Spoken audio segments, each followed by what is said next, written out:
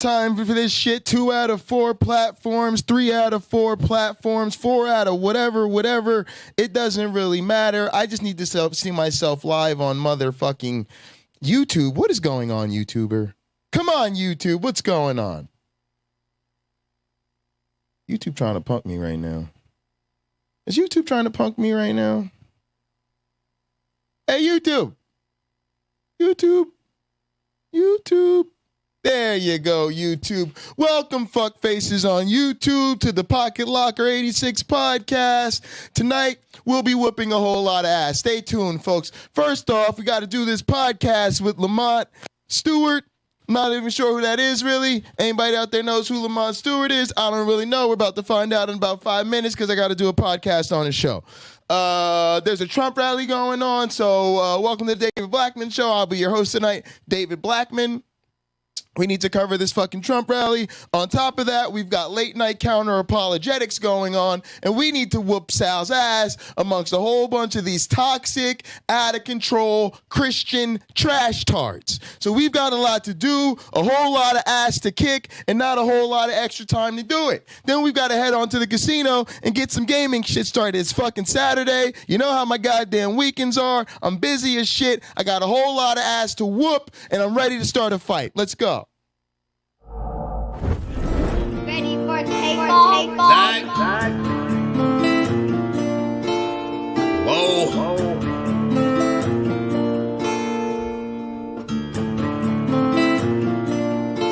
Working hard on my stump, what's the problem? I ain't had shit to show, being modest. Now it's grams of the wax for my conscience. Brian James in LA, you're on college. I've been jumping on them planes like a hobby. Still moving with the pack like my partners.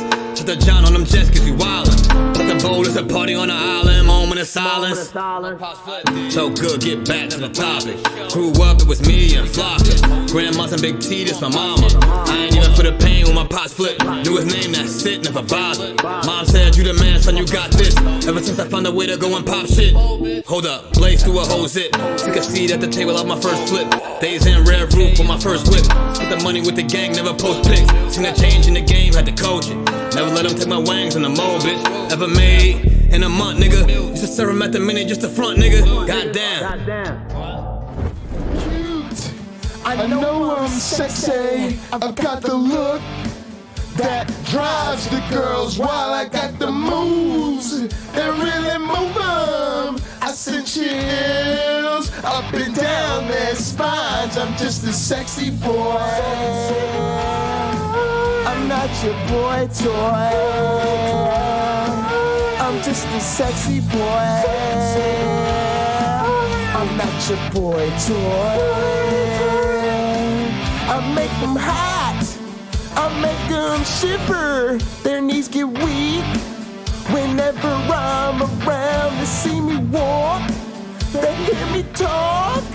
I make them feel like they're on cloud 9. I'm just a sexy boy.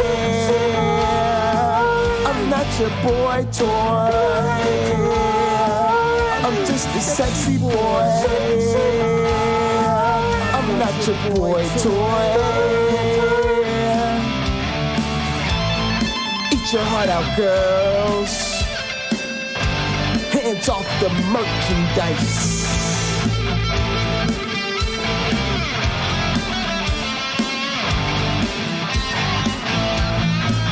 I'm just a sexy boy.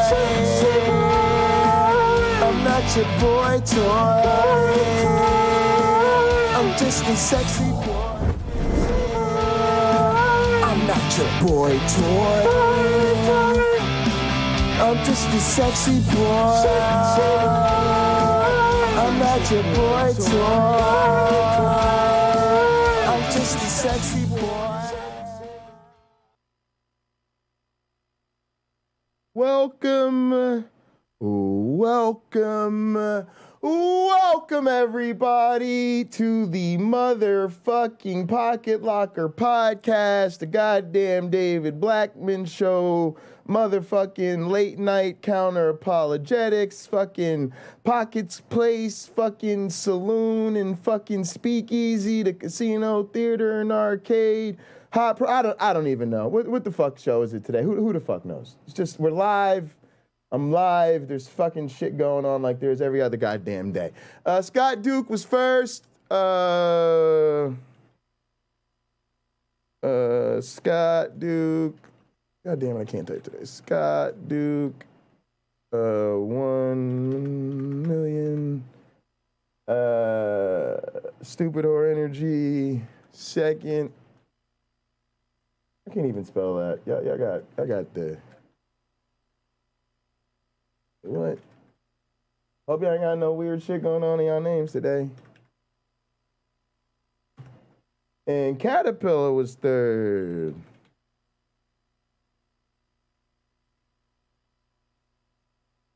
All right, we got to get over to this Lamont interview. Don't switch. I don't know what the hell they talking about.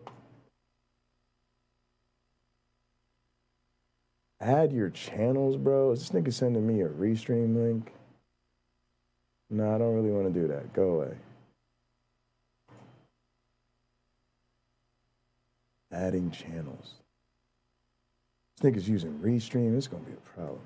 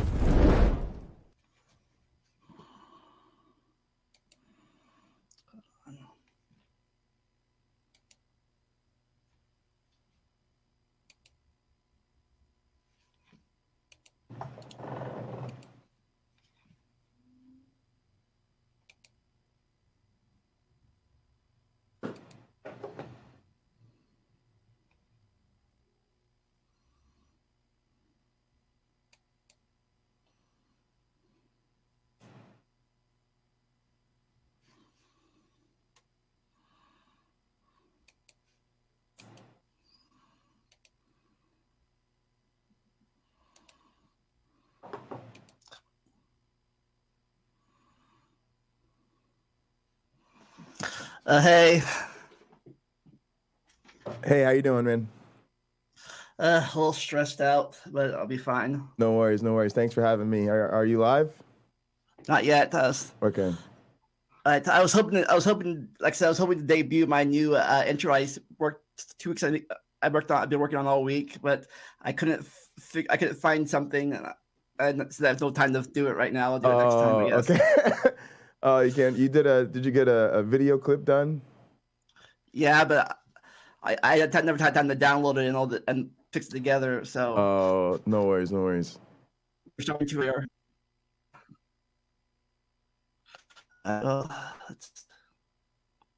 So I think some of my viewers are familiar with your channel, Vandalia 1998. I don't know the. Yeah, Scott Duke said hi and Stupid Whore Energy. Yeah, I'm sure we've got some mutual fans. Oh, yeah, definitely. All right, you ready to go? Yeah, go ahead.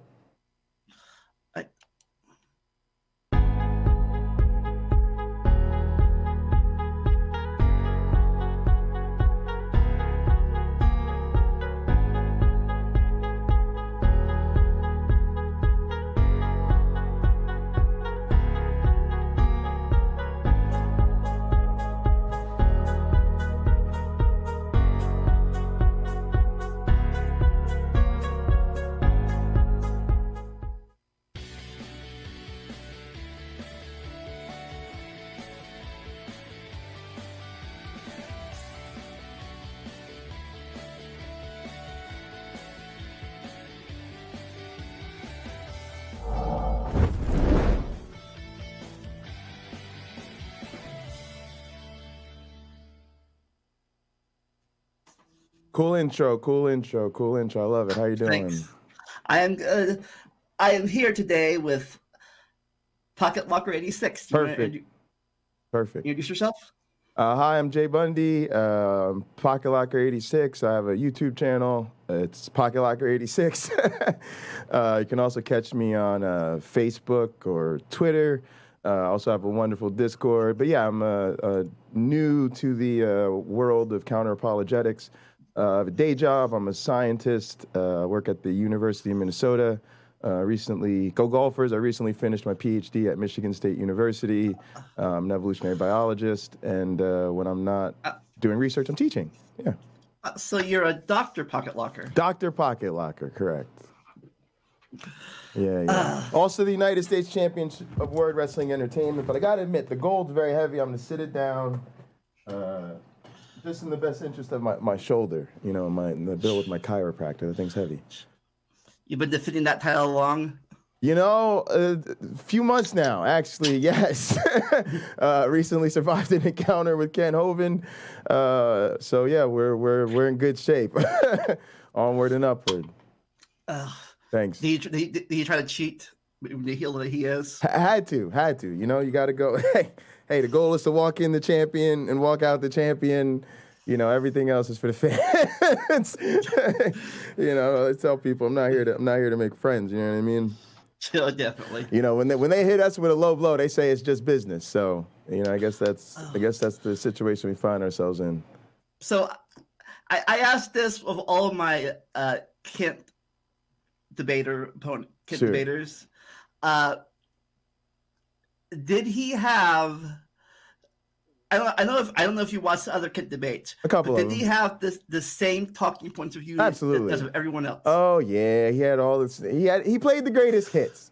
I'm honored. If you had a Ken Hovind match and you're going over it beforehand, if he says he's not going to hit you with the big boot and the leg drop, you're thinking, damn it, give me the Hulk Hogan experience. I want the big boot, the leg drop, the hulking up, the waving, and he did it. He did all of it. He did the card and the only cows ever come from cows, and strawberries only make strawberries, and scientists just draw lines between your favorite animals like you did when you were, getting your Happy Meal at McDonald's. It was great. Yeah, awesome. So when you actually talk with real people, what part of biology do you talk about them? The most, sure. Well, I'm a digital experimental evolutionary biologist. So most biologists have absolutely no clue what I do.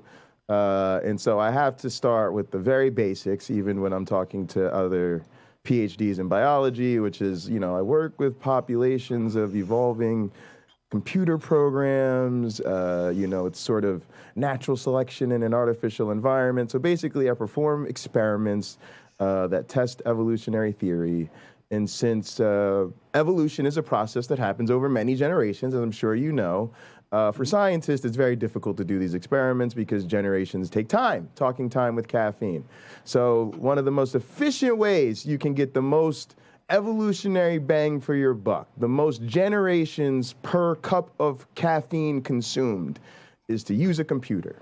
Because, a computer can actually evolve like 1,000 generations literally while you drink a cup of coffee. So that's the way to go. You're new school. You're not I'm about new school. I don't need the flask and the autoclave. That ink pen and the dipping in the thing. I learned all that, and I can tell you it's really, really hard work and very, very repetitive. At least when it comes to doing really, really, really hard work, very, very, very repetitively, that's what computers are designed for.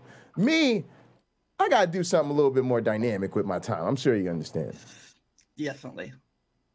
So you said you've written your doctorate thesis. Yes. Is it more, I like to say, is it more informative and entertaining than Kent's doctorate thesis? Now, I don't think so. Yeah.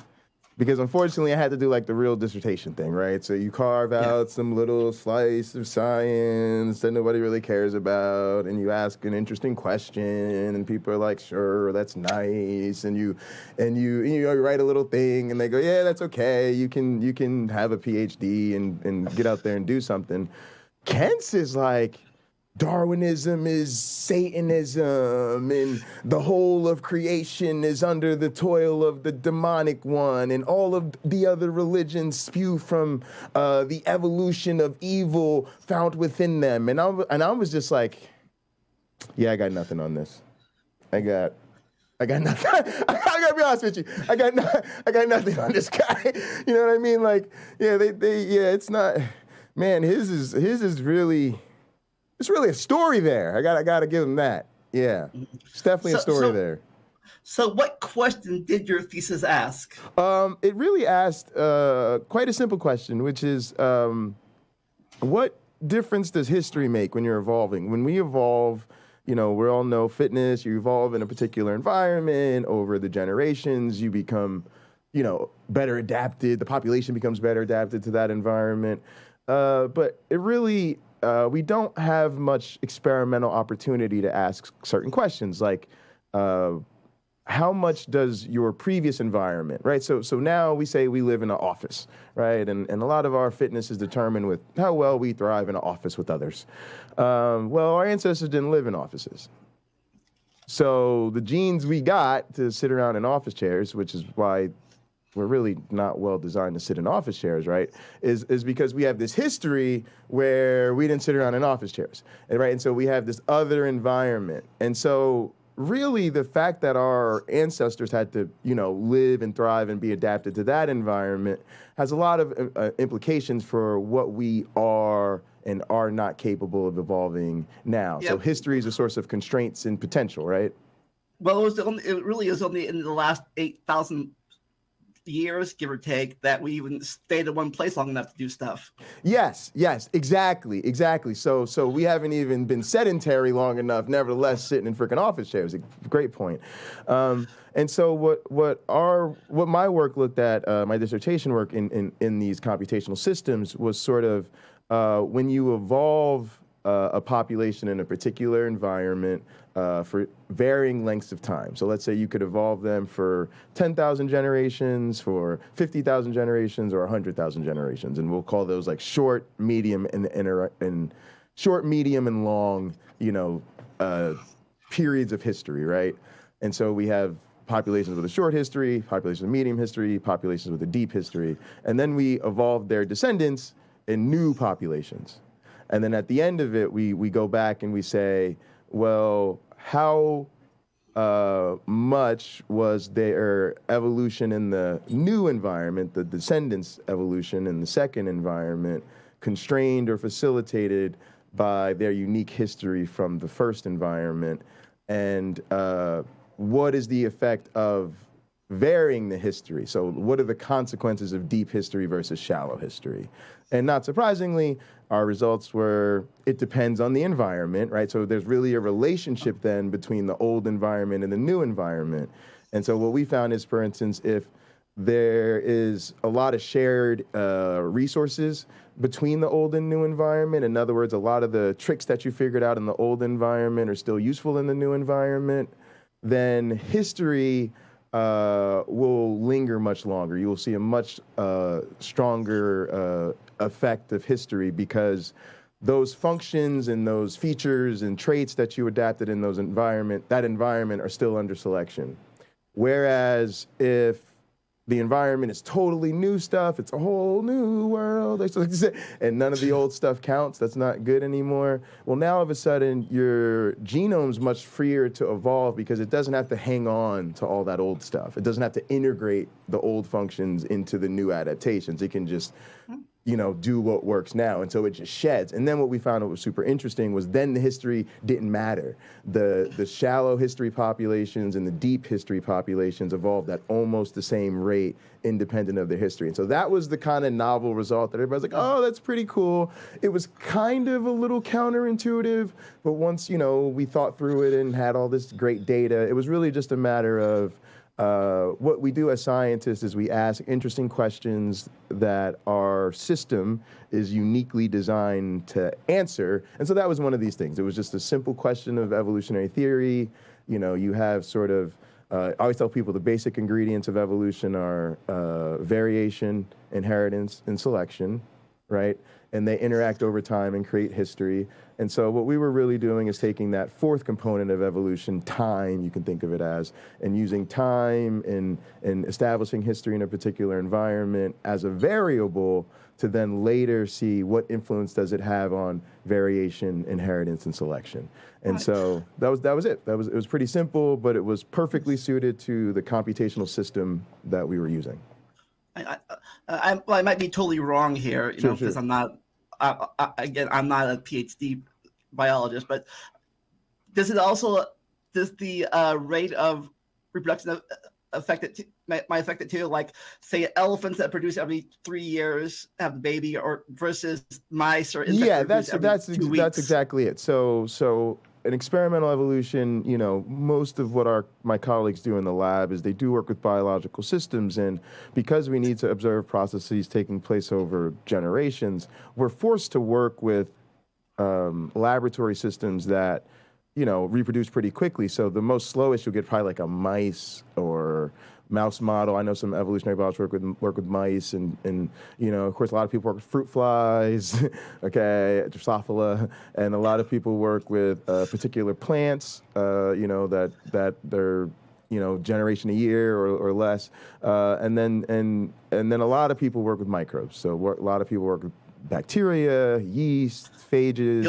Going with the asexual stuff, not yes, and so it gets you, because unfortunately those are the things that reproduce really quickly. This is what we've got, and so that's one of the things I like about digital evolution is that I can actually switch. We actually can make our digital organisms sexual, and so I do some work that is actually related to sexual selection and sexual, the evolution of sex and sex strategies. We think of it as the evolution of mating behaviors and mating strategies.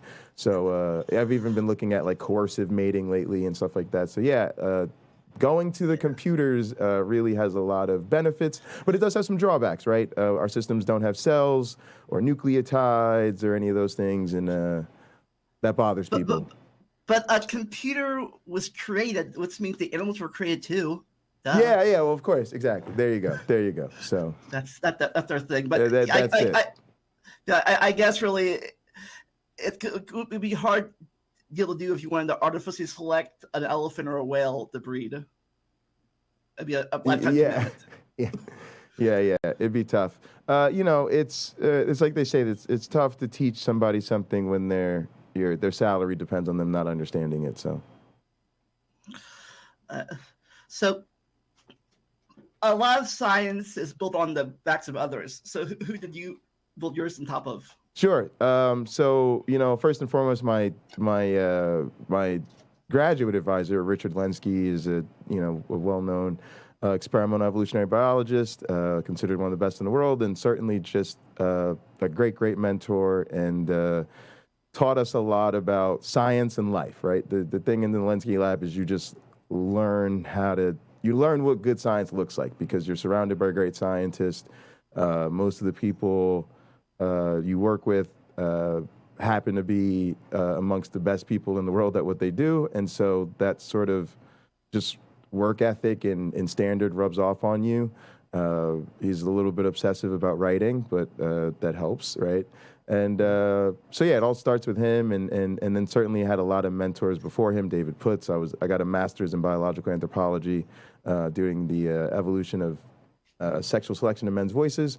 So David Putz was my master's research advisor, and a lot of great professors at Penn State. And then now my current mentor, Mike Travisano, at the University of Minnesota. Actually, my dissertation research was based on his dissertation that he wrote in Rich Lenski's lab himself about 30 years or so before I was there. So it was kind of like when you graduate, most people think you're done, but when you get your PhD, you've got to do this postdoctoral thing, and you're looking for a new home. Go ahead. It never ends. It never ends. And so you're looking for a new home, and I was really fortunate that the person who's my weird research was inspired by their weird research decided that I should come work with them. So got lucky there, or else it was really a tough thing, because you work with Rich and then you like, well, where do I go from here, right? So I was lucky to land in the Travisano lab, and then Robert Pennock, who his claim to fame is the expert witness in the Kitzmiller versus Dover trial. He's the philosopher of science. He's actually my teaching mentor at Michigan State University. I know him. He was the one of the principal investigators where I got my PhD. So now I teach with him. I teach a class called Darwin's Law at Michigan State University. So I'm very honored to work with Rob Pennock. But yeah, I got a whole team. Got a whole team, man. A lot of people. I guess that makes us rivals then. Why you say that? Well, I'm from Ohio, and Michigan and Ohio. Oh yeah, you got to get out of here, man. Just go. You need to move somewhere where there's some terrain. You know, that's the main criticism. Ohio is gray and flat, and Michigan is gray and has the. But you know what? Here's what's funny though. I don't really like Michigan, so I don't really care. I'm fine with Ohio. Matter of fact, I had a good time at Ohio State. I think Michiganders need to start bigging up Ohio a little bit more. That way, Michigan gets a little bit better. The funny thing is, how I rightfully started is over Toledo, which I guess was important back in the 1800s, but not just really what's big about Toledo nowadays. Sure, yeah. Yeah, it's just funny though. Most Michiganders who speak with Michigan with so much pride just sound like they've never been anywhere else to me. But maybe I'm biased. So what about the other way around? You talked about your thing. What about you touched on the future generations? How's that going? Not very well. Not really good. Most of the students, like my students I teach at Michigan State, they're amazing. They're super talented. But they're a lot smarter than I am and a lot more practical. So they all want to go to med school. So, you know, trying to train the next generation of evolutionary biologists is a struggle because most people see science as a means to an end, which it should be, right? They want to go out there and, you know, save lives and cure cancer and stuff like that. I guess knowing how biology and evolution works is good for doctors. I suppose, right? And if you really want to take all that student loan debt and then like actually make money so you can pay it back, I mean, you know, cool. Go ahead, knock yourself out, kid. But it's kind of interesting where I think it's good though. I think that we're training people to, you know, integrate evolution into their toolkit and then take it elsewhere. But I do like to inspire them to think about research because a lot of them are good at it. And the sad part is most of them are already doing it. But it's sort of like they're on their way to med school. Somebody told them to get in the lab and get some research experience. So they're in the lab getting research experience. They're taking all these science classes. Like, yeah, I really love all this science stuff. Yeah, I'm doing this research in this lab over here. Yeah, really, I love it. And you're like, cool. So you're doing research and you love science. So cool. What are you gonna do for I'm gonna go to med school. You're like, okay. All right, well, there goes another one. You know, so be like that one thing. Be like, I think all this evolutionary biology. What do you do? I'm gonna be an accountant. Yeah. I mean, but you know, I can't blame them. So it is fun, but I'm surprised. You know what? It's funny. I think a lot of them, we just want them to get in the classroom, and then we want to get them in the lab. And I think the key transition is they're just trying to do what felt ambitious and good to them, you know, when they were filling out their major and applying to college. And now, you know, our chances. This is like our last chance to get some of them in the lab. Get them really exposed to some research, pay them a few bucks. I think that's the key. Like, it's not teaching them a bunch of stuff. It's getting them in the lab for a summer or two, paying them more than they would have made to flip burgers for the summer, and then have them come out the other side realizing, oh, people do science for money. And then I think that's where you start. That's true. But two things fast. I got to respect people that go all the way because I did college and I did terrible at it. I just sucked at college. I appreciate that. Yeah, it's tough, and I don't think there's enough attention paid to that. I think, unfortunately, we've got a sort of political and economic system that I think is always looking at the academy through a bureaucratic and economic lens. And I think for those of us that really teach, it's I hate to say it, it's kind of a sacred place.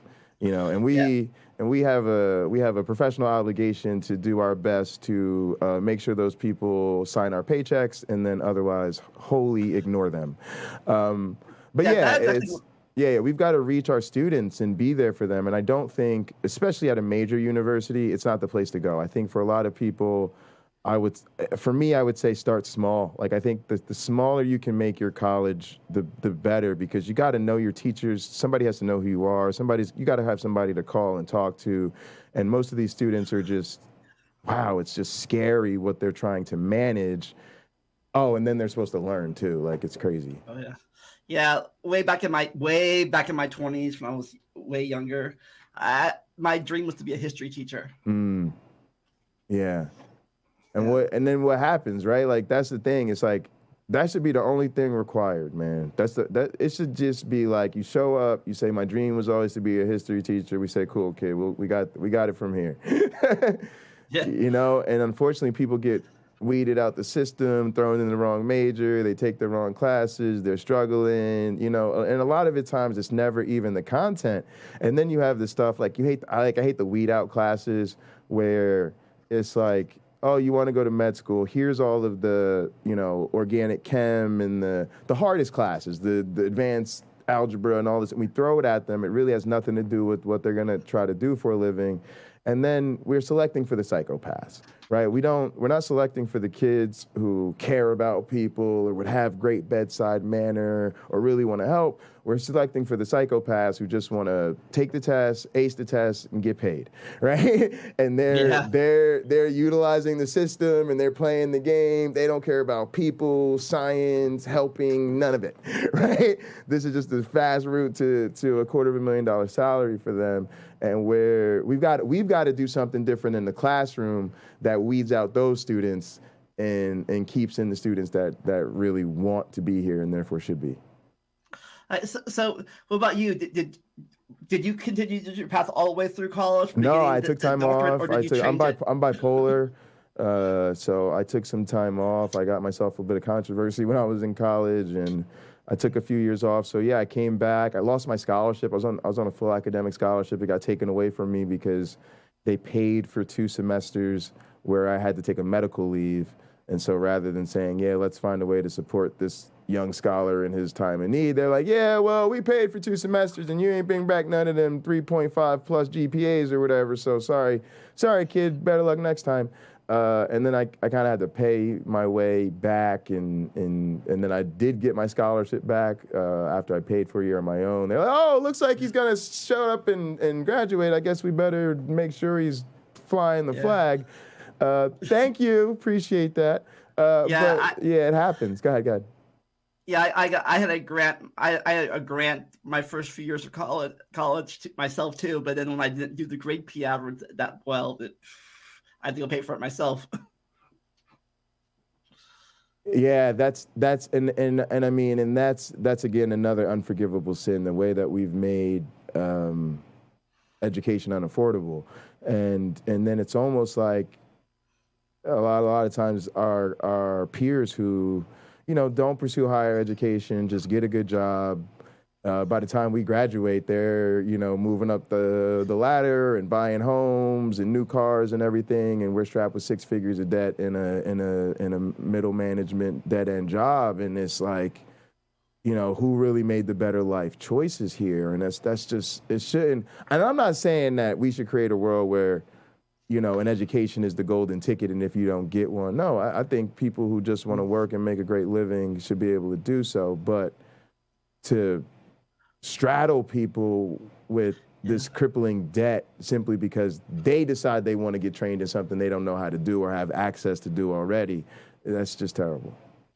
But nowadays, probably wants to be a teacher. So now it's different now than it was 20 years ago when I graduated high school. Now it's because I look at some of our people at least especially in America, and they're like, were we always this dumb? Yeah, I don't know. It's very troubling. Yeah. Like, I know if I don't know if like your biology thing, but did you have problems with people during the pandemic 2 years ago and the vaccines last year? Yeah, and we still do. And matter of fact, I think the universities are complicit in it. I think the universities made it worse. The universities just totally caved. Money makes it easy for the tail to lead the dog. And so, you know, they were like, oh, well, the students don't want to pay full tuition if they're online. So, you know, so then we got to force them back into the classroom. Then we was ignoring the outbreaks. Now it's like there's no protocols in place. And then the students were uncomfortable, so then they forced everybody back into the classroom. So what did the students do? Didn't show up. Duh.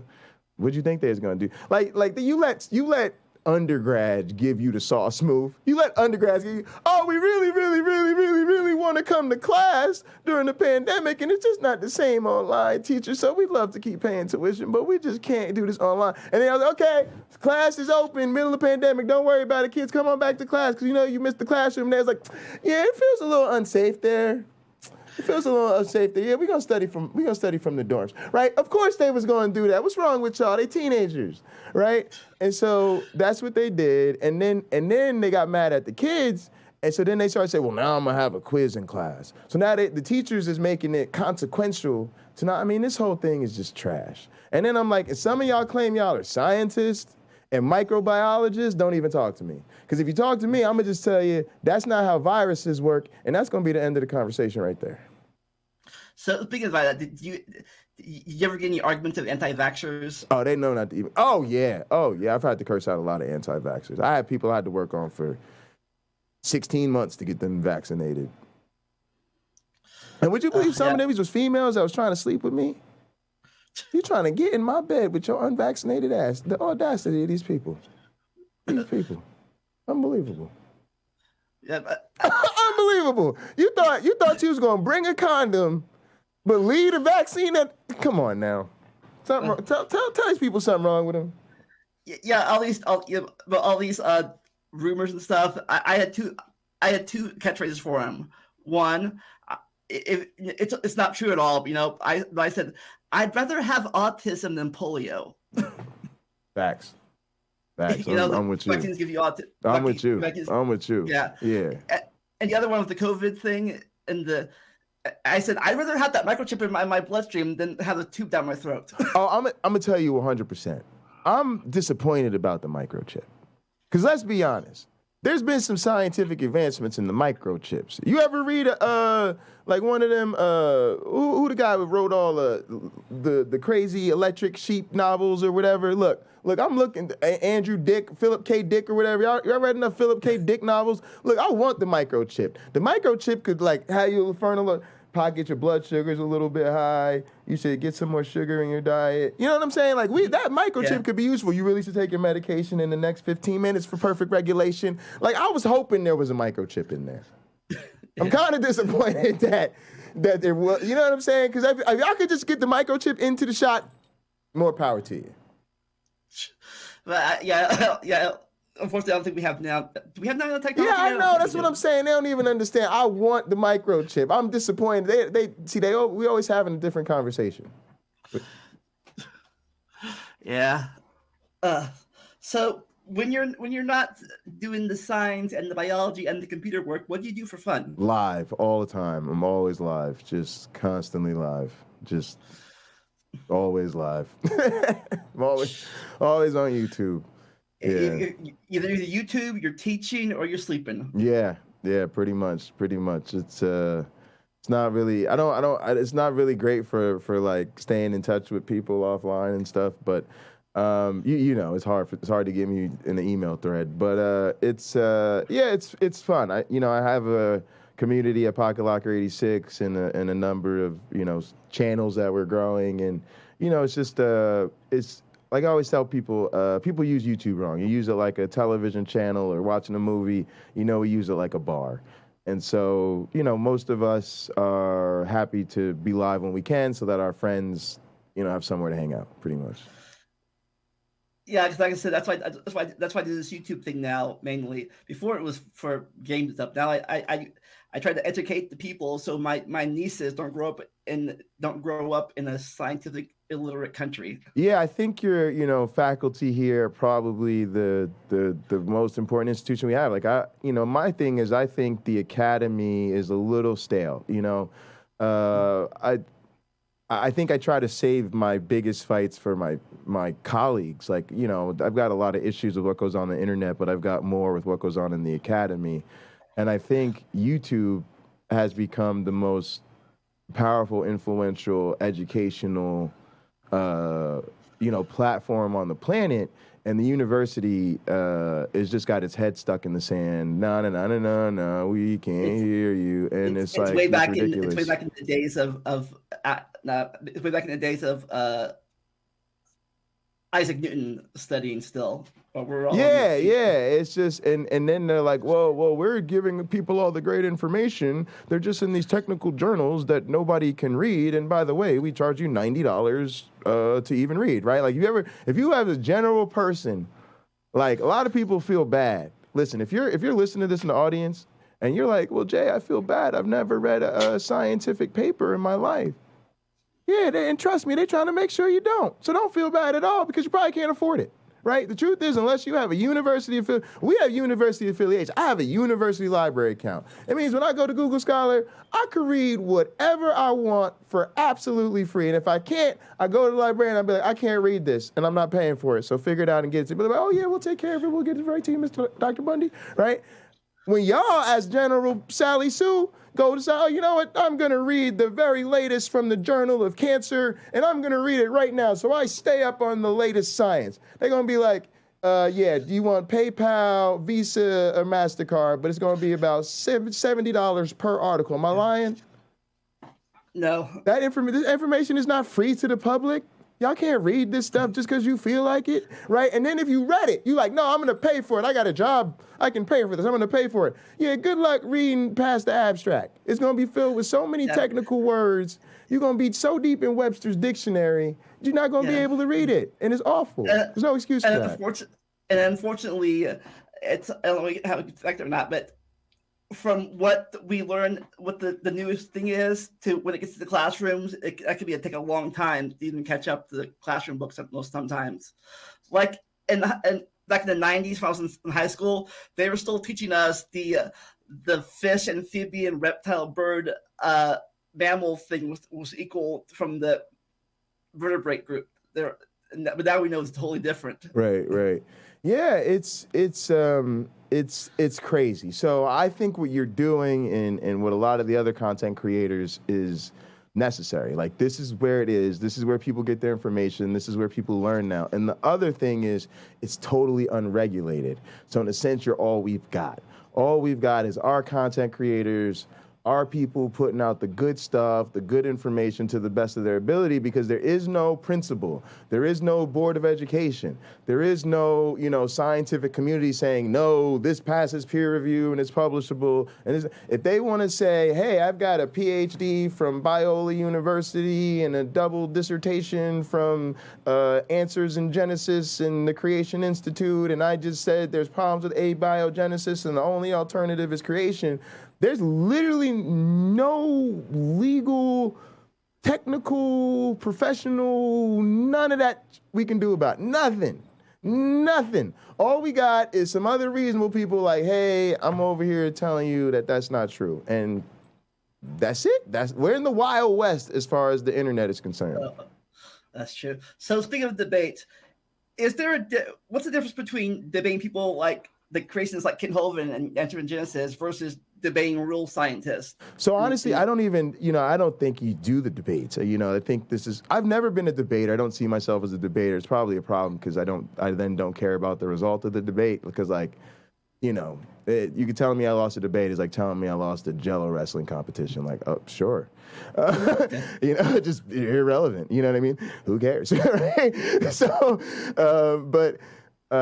I think the issue is this: scientists don't have the debate, and they've decided that there's nothing to debate and therefore nothing worth debating. And I had that same attitude when I was a marijuana law reformer, and I decided that I was wrong about that. Like I sort of stuck my nose up in the air and whatever. And I think that that's the ivory tower nonsense, because the truth is, you might not find Kent Hovind or Ken Ham or Sal Cordova legitimate, but there are millions upon millions upon millions of Christians who do. And if you don't engage them and talk to them and have these conversations with them, somebody else is going to. Yeah. And that person is either going to be, maybe less qualified, maybe just not even have your perspective. It's not even about who's right or wrong, but maybe you're just coming to it from a perspective that needs to be heard. So I think scientists and researchers and scholars are shooting ourselves in the foot by refusing to engage. And I don't think we're doing our academics any favors. We're just failing to meet the moment. Yeah, but like I said, like I said, I would like to see not a debate, an actual debate where well, I don't know which side is right or wrong, because with I guess I'm what's the word thing here. Once if I see a creationist versus evolution debate, I obviously know what the thing is. But like say back in the 80s or thing when they were debating the meteor hypothesis for dinosaurs and other things, Yeah. People that know yet, or when they were debating the if the plate tectonics was real, Right. So I don't see enough of that, and I think that's a really good point. Like I almost think that that's something that our community would do. I almost see, who Derek from Myth Vision is? I've heard Myth Vision podcast. Yeah, well, he's a YouTuber, a great guy. Check out Myth Vision podcast, Derek Lambert. But he interviews a lot of scholars, and he sometimes gets into issues where there really is scholars who have nuanced and well-reasoned positions of disagreement. Now, normally when those type of people engage each other, they're just going to sit down and have a conversation. They're probably not interested in debating each other because as scholars, they're there to learn from each other and hear each other out and whatever. But I do think there would be some sort of, one, I just think entertainment value, but two, maybe sort of old school fun of making some of these things debates and letting each side kind of, just because we used to do these reasoned debates. The other thing I tell people is that debate's happening all the time. It's just unfortunate because, again, the science literature, so much of it is hidden behind a paywall, which is why a lot of us support open science. But I always tell this, if you really get into science, the reason to do so, at least for me, is because you like fighting. We are constantly fighting. Every single paper we write is us trying to tell somebody that they are very, very wrong about something that is very, very important to them. It's just you kind of have to read between the lines, right? Normally, it's the site. Normally, when you read someone's introduction, we're saying, so-and-so says this, and they think that, and there's been this theory, and this research, and that, and then the big turn every science paper makes is, but here's this new data we collected, and boy, we about to slap the taste out they math. And you just got to read the data and the conclusions. So I'm trying to tell people that's what's really going on in science. It's just buried in this very technical, sophisticated, dry lane. But trust me, we are fighting. And when we sit around our meetings, we be talking about it. We be like, so-and-so, I think, yeah, we going to write, yeah, and we going to do, this experiment is just for them. I'm tired of them saying that about this. And we gonna, you know what I mean? Like, that's how we really think, yeah. That's the thing I talk about with other people like Erica and Jackson, is like, the scientists, at least hopefully most of them, can admit that they were wrong if it's not that they are disproven. Like, yeah. Other people like nope, it was like the creationists were like nope, it was that way 10,000 years ago. 10,000 years, no, that's too far for them. Whatever, yeah. 2,000 years ago, it's the same now. It hasn't changed at all. Right. Yeah, that's a tremendous point. And a lot of us, even the motivations that we have are because of where we were wrong. For me, just evolution in general was so humbling to me coming out of that worldview that I think a lot of my motivation to understand it was because, wow, I was really deeply misguided about this. And then even a lot of our questions, like I said, I work with a colleague on some stuff with coercive mating in our systems, and it was because we had this sort of thing where he has theories about, he didn't really buy into sexual conflict theory, to put it simply. And, he had this big thing that people who think that there's this conflict in mating systems between the males and the females are really wrong because there's really this collusion between the high-quality mates and all this stuff. And so we went to this seminar that this woman was giving on coercive mating and stuff, and he went like, Jay, this woman's gonna try to convince me I'm wrong, and I the whole time was like thinking he's kind of missing this one, right? So I'm there for the popcorn. I'm like, oh yeah, I'm gonna go see you in this woman's seminar. So this woman just dazzles everybody. She's like everybody's science hero. She's talking about coercive mating and ducks and all this rape and dolphins. It's wild stuff. And at the end, he's like, holy crap! Like he tells like I was wrong. Like I didn't really buy into sexual conflict, but after what you've shown me here today, like I was wrong. And then he said to her, I just had this idea because I always thought of it like this. And so she was kind of going to him, that's actually a really good idea. So my point is to reinforce what you're saying. It's like a big part of our research now is that we picked a fight with somebody. We kind of got our butts handed. I'm saying my colleague kind of got his ass handed to him. And I was there because I've been like, yo, I've been trying to tell you this, but I'm glad you're on board now. And so now we trying to join forces with her because she convinced us she was right. And so now we trying to reinforce her stuff because now we want other people to now try to tell us collectively that we're wrong. Now we on her side. So now we trying to fight with everybody else with her on our side. You see what I'm saying? So it's just always continue. And that's what makes it fun, right? And so when people go, well, what's the settled science and have you proved this? We like, as soon as something is proven and settled and everybody knows it and there's no argument about it, it's no longer an active area of research. It's no longer something you could get funding for. Nobody cares. And so most active science don't talk about that stuff because our jobs are in the fights and in the edge and in the what's unknown, right? Oh yeah, it's that like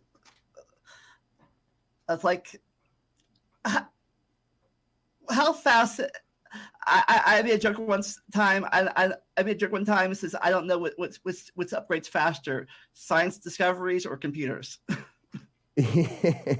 yeah, it's crazy. So tell me a little bit more about what you do here. Like, what's your channel like? And I'm sure some of my community's you're new to some of us. So you're new to me. So yeah. Tell me about your journey out here. Well, I started out as a photography. My first of all, I started as a photography for a band. I was going to do videos for the band. Then the band broke fantastic! Up. I just got a camera. I'm trying to learn photography. I'm terrible. Yeah. I got something with a very good auto mode. But I used to be great at photography because, like in high school, I was shy. I don't want to be in front of the camera, so I got behind the camera. Yeah, it's a smart move. And then I was gonna do puppet shows for my church when I still went there. I do Christian puppet shows, and then I kind of dropped out of church. Oh, okay, but that's cool, dude. That's awesome. That's awesome. Were you making the puppets or doing the voices or what was it? What was that idea? Just doing the behind the scenes, like, hi, I'm Joshua and doing this and that, blah blah blah. Yeah. Okay, then. Oh, that's great. But then I got angry. I did some rant videos, and my anger trumped my shyness, so I got from the camera again. Oh, yeah, same here. Yeah, I think my anger trumped my shyness. That's a really good one. I need to rock with that. Then I did some gaming videos for a while. Of course. But to do those, kind of need nowadays you kind of need good editing skills. So I'm still learning, so I kind of dropped by the wayside for a while. Yeah, sure. And then I started talking with other people on this podcast at different topics, and here I am. Yeah, I think that's. I think you spoke about it from a production aspect, right? The gaming has gotten really intensive, and all those guys are trying to separate themselves. So there's a lot of highlights, or you've got to be super competitive, or just really creative. And then, like you said, it's a lot of production to make the spectacle videos that they make. And we found this weird niche where, podcasting. It's just super easy, no editing, no nothing. Yeah. If you look at the older school YouTube videos of Let's Players, something, a lot of them have their cameras right up to their TV still, in the old school versions. Yes. And now it's capture cards, Premiere Pro, all this. Yes, absolutely. It's gotten the sophistication has gotten a lot more, which I kind of like then, because I think for people like us then it helps us be a different aesthetic by not doing all of that. Like we're almost like the old school. It's like we're a throwback. You know what I mean? Because my dad, worked on cable television my whole life, and he still does. And his show was always really good TV. But you had to be a little bit older. It wasn't like an entertaining show. He just interviews, because he interviews local politicians. But at the end of the day, it's just two, grown people sitting in front of a camera, talking, asking good questions, and having a good conversation. And I think we're bringing that to the internet. Yeah, but now, because that thing's changing. 10 years ago, even cable was still important. Now, even though cable's still a thing, we have all these Hulu, Netflix, Disney Plus, HBO Plus. Like, who needs cable anymore? That's where they're going. They're all going to streaming services, and I think the streaming services thing is kind of just I don't want to say it's like it's sort of overdone already, but in the same sense, it's just starting. So I think there'll be some major moves and acquisitions and a bunch of stuff coming down the line. But yeah, I agree. Yeah. And also remember, like years ago too, the big bundle thing. You get your cable, your phone, and your internet all bundled together. Now, like TV's on the internet now, and phone. Everyone has cell phones now. Yes, exactly. And I would even like to get rid of that, right? Because I sort of think some of these things should be public. Like there should be a public smartphone program or tablet program or something. Because I almost feel like being in a household without internet access is meaningful internet access is almost like being in a house without running water at this point. Yeah. So were you alive back in the dark ages of the dial-up? I was. I went through all the phases. Pre-internet, dial-up, DSL, cable modems, all of that. Yeah, I remember back in the... And I'm back on LAN. If you got Wi-Fi, don't even talk to me. If you on Wi-Fi, you can't game with me if you on Wi-Fi. Don't. I have the landline. Yeah, you better hook that in. When I was downloading, I used to play FF11 on dial-up. Oh my goodness! I had to download patches. It took all night, so I turned the computer on, left on all night. I remember stuff like that. Yeah. And don't talk about all the music we ripped, man. You just set up a whole bunch of music, go to sleep, and wake up in the morning with all your favorite records. But then I went to my friend's house to download a new patch of a game. He let me use cable thing. I'm like, 45 minutes later, it was done. I'm like, 45 minutes? Done? Yes. And do you remember paying 10 cents a minute to be on the phone? Man, I had some phone bills, y'all. I had some phone bills we couldn't even talk about. I had some phone bills. I was like, half y'all rent payment. I ain't even gonna lie to you. My mother used to freak out about my phone bill. 10 cents a minute, y'all. Phone calls used to be very expensive. Oh yeah. That phone. I remember when we had to get the same type of phone with our friends and family, so we could use the unlimited minutes. Yes. Oh, good times. Oh, and also, you download something on the computer. Don't pick up the phone. Yes. Also, remember when caller ID was a revolution, and all of a sudden you didn't have to pick up the scam. Y'all don't remember life before caller ID?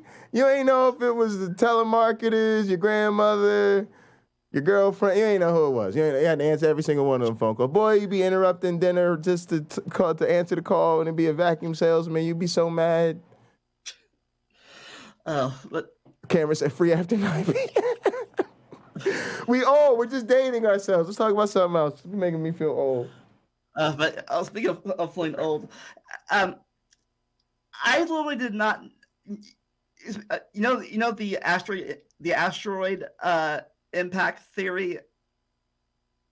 Like you mean? Do you mean the KT boundary thing? Yeah. I really did not. I always thought that was a thing. I did not know for the first 10 years of my life that was a thing yet. It wasn't discovered until the 90s. I've been thinking it's always been that way. But in the 80s, when I was growing up as a kid, that wasn't even a thing yet. Oh yeah. My brain's like that's always been a thing. What was the? Well, I don't even. Yeah, I guess I don't remember what the narrative was before then. I think it was cold wet. I think it was like sickness, or the mammals ate the eggs and stuff like that, and the dinosaurs were slow and all that stuff. Oh, yeah. I mean, it isn't. Yeah, it has been in our lifetimes. That's a very good. Yeah, I remember reading books back in. I still remember reading books in the 80s or early 90s. They're still talking about the brachiosauruses stay in the water, being in the water. For something they had to be in the water all the time because they're too heavy for land. Now it's like, really?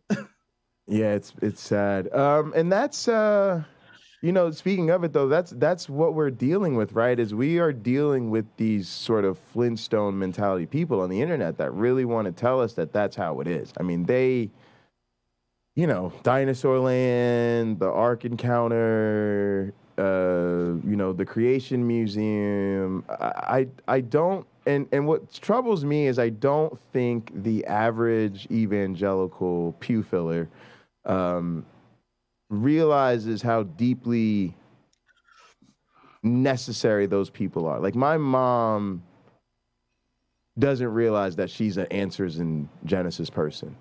But as an evolutionary biologist, she did ask me, "Oh, you ever heard of the Creation Museum?" And I'm just like, it's such a heartbreaking conversation I have to explain to your mother, who's desperate for this shred of scientific connection with her faith, right? To say, well, now we have to have the conversation about not only why that's not true, but why that's not a museum, why that person should probably be in jail for fraud, and it's a heartbreaking conversation to have with your mother, who really is just trying to justify her faith, but needs to realize that every time she goes to, she's got to reach for one of these sort of shady charlatans, because there is no legitimate way to hold up this house of cards, right?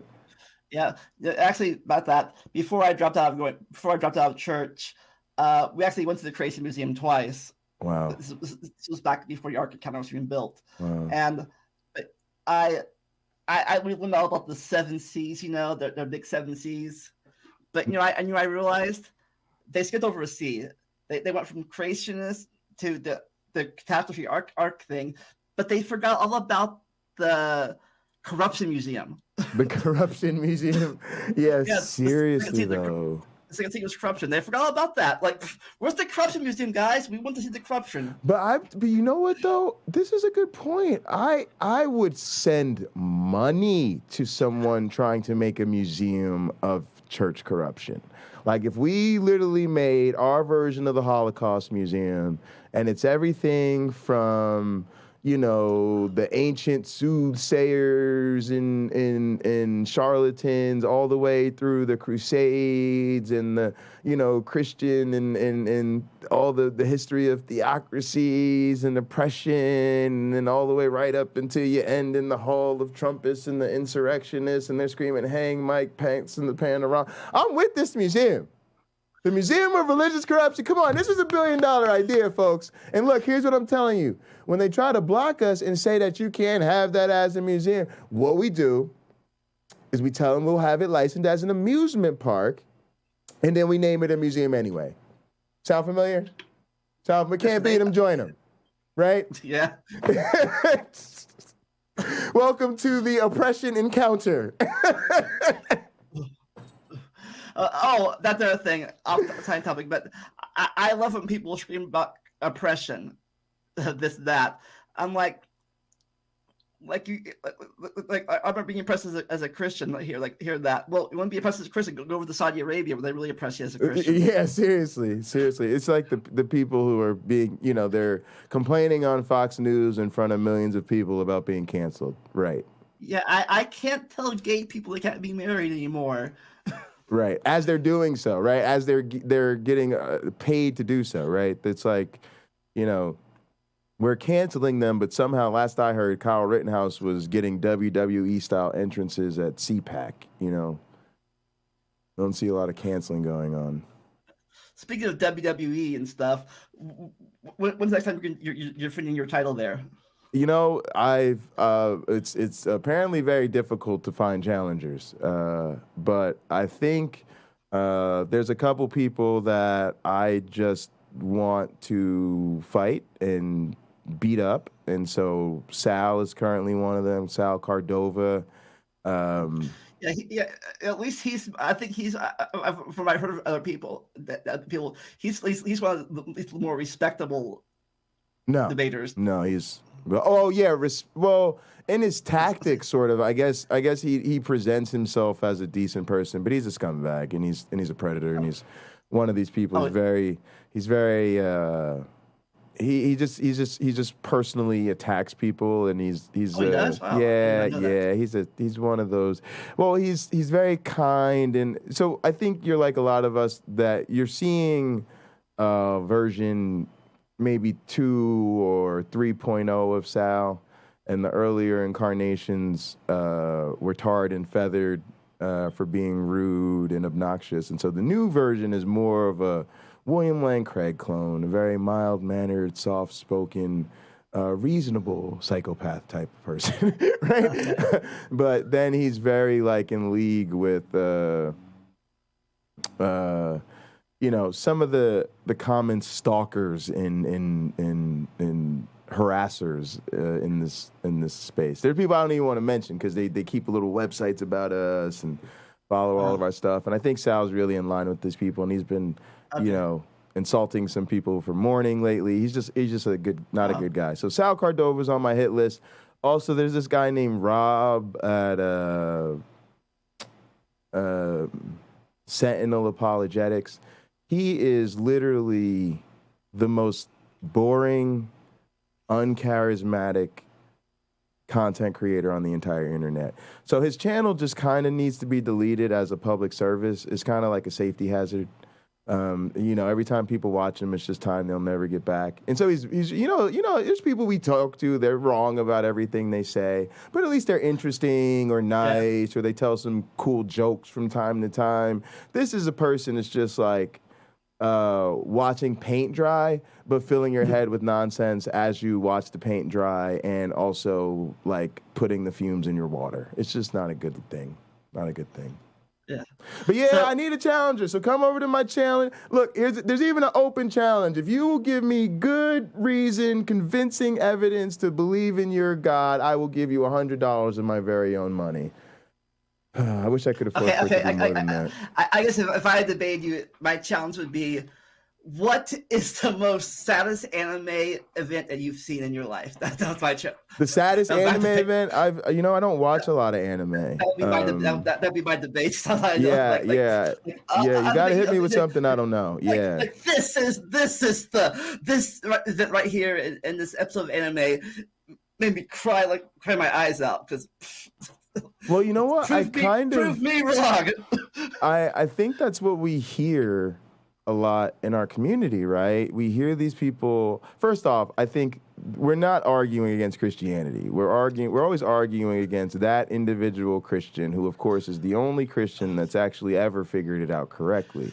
And it is their particular. Now, listen, when I say Linguardium Levioso, I don't literally mean that you're going to burn in hell forever because you deserve that because you breathe air. What I mean is that after you die and enter the nothingness, you will be eternally separated from God, which will feel like, and I'm just like. Yeah. But what I hate about that, not even that. What's your favorite Fortnite skin? You know what I mean? Like. Yeah, it's their black and white mentality. You're either a Christian creationist or you're an you're atheist evolutionist. There's no middle ground there. Right. You're one or the other. Yes. I also don't like the term evolutionist. I know people that are on YouTube don't mind being called. I don't like being called evolutionist. I find it's insulting. I'm an evolutionary biologist. I have a job. Like, you don't call an engineer. You're an engineerism. You're like, no, I'm an engineer. You can just.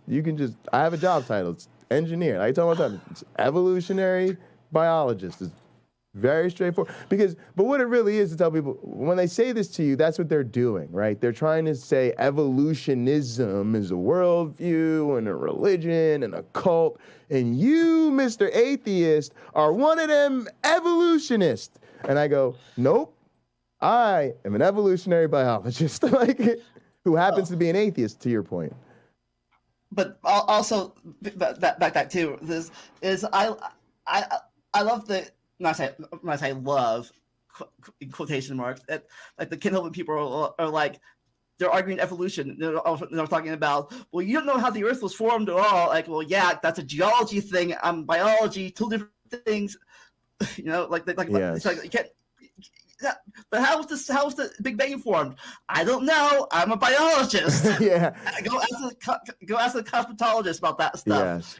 I recently heard an exchange between Matt Powell and Donnie from Standing for Truth, and Matt Powell's he's one of Kent Hovind's proteges. He has his new adopted son. Yeah. So they were basically saying that, though. They were basically sort of giving instruction to their Christian audiences, the believers in the audience. Hey, you guys should really be generalists. You guys should really know a little bit about everything. You should know a little bit of cosmology and biology and zoology and genetics and history and all of this and philosophy and all of these things. And they use that, and then they turn around and said, well, isn't that the problem with these scientists and these quote-unquote experts? Every time you ask them about evidence for here, they say, well, that's not my field. Then you ask them about evidence over here, and they say, that's not my field. And so this is deeply embedded in their narrative, that they should be a jack of all trades by not reading the one book. And then experts who, spend their life, cultivating knowledge about one particular area are the real losers, because anytime you ask them about anything else, all they're going to do is tell you that isn't their area of expertise. How useless is that? So it's a really, really, unfortunately, big part of their whole spin on things. Yeah. Yeah. So, do you like to play games, or did you like to play games? I before you do. got too busy? Yeah, I like to play games. I don't think I'm too busy to play games. I think I'm too busy to be good at them. Yeah, aren't we all? Yeah. It's not like when we were kids and we're like, ooh. Yeah, a couple hours in, I think I got this. Yeah, it's not like that anymore. So I consider myself a casual gamer, and I like to be in community with gamers, and I find that being a broadcaster sort of gives you an avenue to do commentary about games or commentary about high-level gaming events, or to just have fun gaming with friends, and people are there to just kind of hang out with you and have some fun, and they don't expect you to be an esports champion anytime soon. So yeah. So what type of games do you like? Wrestling games and sports games. I've recently gotten into fighting games. And then I'm into simulators like American Truck Simulator and flight simulators. The sort of, I'm tired. I've had a long day of work. Let me go home and pretend to do somebody else's job. I haven't done any wrestling games in a while, but I haven't bought the new WWK 22 thing. Sure. Yeah, but I've always been into RPGs. Like the Final Fantasies and stuff. Oh, yes. Okay, yeah. Those are like the real games. The great stories, the great lore, the deep characters. Yeah. I love story games. Of course, playing it sometimes the thing is good, but I always love the story. Yeah. Even though I can't beat the game sometimes. But for streaming, I think that's great too, right? Because you get a lot of nice cutscenes and conversational pieces. There's a lot to talk about. And yeah, I love FIFA. Everybody loves FIFA. I think you should always have FIFA. Oh yeah, I learned a long time ago. There's difference between finishing a game and 100%ing the game. Yes, and being finished with the game, because sometimes the other two things just aren't going to happen. So you got to accept that sometimes. I'm not going to beat this game, and I'm definitely not going to 100% the game. So, hey, it was fun. These first 5 levels I could get through. But if there's 2 game series you should definitely check out if you get time. One, the Kingdom Hearts series is an awesome series. Oh, I've heard this. Okay. The other one, it's a bit of a more rabbit hole, the Danganronpa series. All right, it says for Kingdom Hearts I've heard. And what's the other one? I have it in the chat. Oh, man.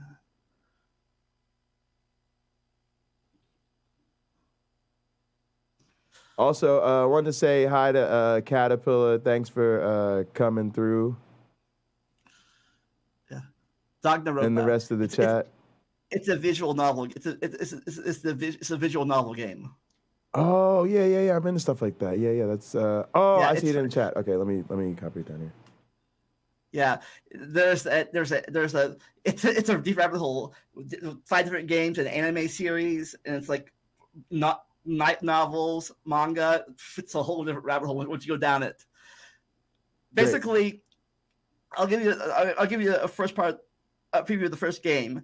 There's different game thing, but the first game, 15 kids are locked up into a high school, controlled by a teddy bear, and to get out, then they kill each other to get out. Oh crap! All right, I like that. but if you're like me and you get attached to characters and stuff, and they kill them, it really, especially certain characters, it just drains you emotionally. Right. If you're too attached to people, you get to know these characters like, oh my god. Yeah, they've been playing this. I've been playing this horror game, man, and it's the terror. The terror is taxing. Yeah. Yeah, that's the thing. If you're mostly attached to people, characters and stuff, don't play this game because you will get drained. I think that's fun though. I think the fact that it's almost like I like spicy foods and I like roller coasters. There's something to having fun with a game, and then the game isn't fun, but the fun is the game not being fun. You know what I mean? I'm like, why is it fun? Why do y'all think it's fun to see me be terrified and crapping my pants on live stream? I don't know why that's entertaining, but I guess it's just where we're at as a species right now. Yeah. Oh yeah. I have never been good with bloody games or bloody movies that well. But I've always had a weak stomach for that. I always think that stuff is kind of the religious upbringing coming out. I think it made me revulsed by that stuff. So it's hard even. I think sometimes you shed the religion, but not the programming.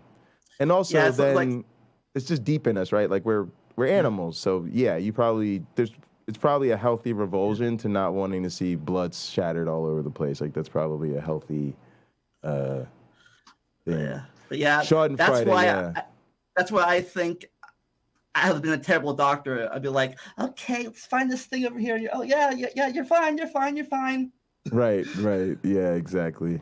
Yeah, looking the other way for sure. All right, I do have a couple other things to do tonight, but I want to make sure I give you a chance to ask me any other questions or anything, and then we'll set this up. I'd love to have you come on my channel awesome. and set up an interview, and I'll come back anytime you want. Yeah. Two things. Okay, sure. Two things before we go. What was the saddest fictional event you ever saw? The saddest fictional event I've ever seen? Yeah. Oh wow, that's a good thing. It's so weird. I don't know. There's a lot of wrestling moments that come to mind, but probably I think the weird one for me is I cried at the end of The Secret Garden, which I don't know why that was such an emotional movie for me, but I still remember that, probably because all my classmates were making fun of me. And then I'm one of those cheesy people, like pay it forward. So it's like the positive, cheesy type of emotional, inspirational stuff that gets me. Well, for me right now, my 2000 events fiction was one. It was Danganronpa 3 anime, the Despair arc, episode 10. I cannot watch the episode anymore because it just drained me. When this one character died, oh my goodness, too much. It just hurt me so much. I cannot watch the episode anymore. It was so bad. The other one was the ending of No Way Home, Spider-Man No Way Home. Really? Yes. Have you seen that yet? No, I've only seen the Miles one, the Everybody Spider-Man. Yeah, this is the Tom Holland series. The ending of that, when he just so sad, in my opinion. What he did was this. You should watch the. Tom Holland I will say series. this: I think we're living in the middle of Don't Look Up. So that movie was hilarious, but I do think we're living in the middle of it. So that was kind of tragic. When Tony Stark dies, I was in shambles. Something wrong with y'all. Look, man, this was super fun. Let's stay in touch on Discord. That's the easiest way to do it. So what do you have planned? What's your coming up on your channel? Sure, I think there's a Trump rally going on tonight. I think we got to cover. I do a show called Late Night Counter-Apologetics. We'll be tearing into SAL Cordova. I do a show 3:30 p.m. Eastern every Sunday called Hot Program. That's on a channel you can look up on YouTube called Hot Program. But yeah, I stream daily on Pocket Locker 86, and then I have a channel called the Casino Theater and Arcade where I stream overnight, and that's where we do all the gaming and fun arcade stuff. Yeah, for me, I don't know when it's going to be in the future, but the Enable here will be back on my channels a month or two to keep talking about the English royal family history. Oh, that's awesome. That's awesome. I'll check that out because I don't know much about them, and I actually do think that history is interesting, especially if it's handled in sort of a non-patronizing way. You have a catchphrase that you say at the end of your show? Champions have championship responsibilities. Yeah, nice. As I always say, never stop learning and enjoy the randomness. We'll see you next time. Bye. Peace out. Oh, it was fun.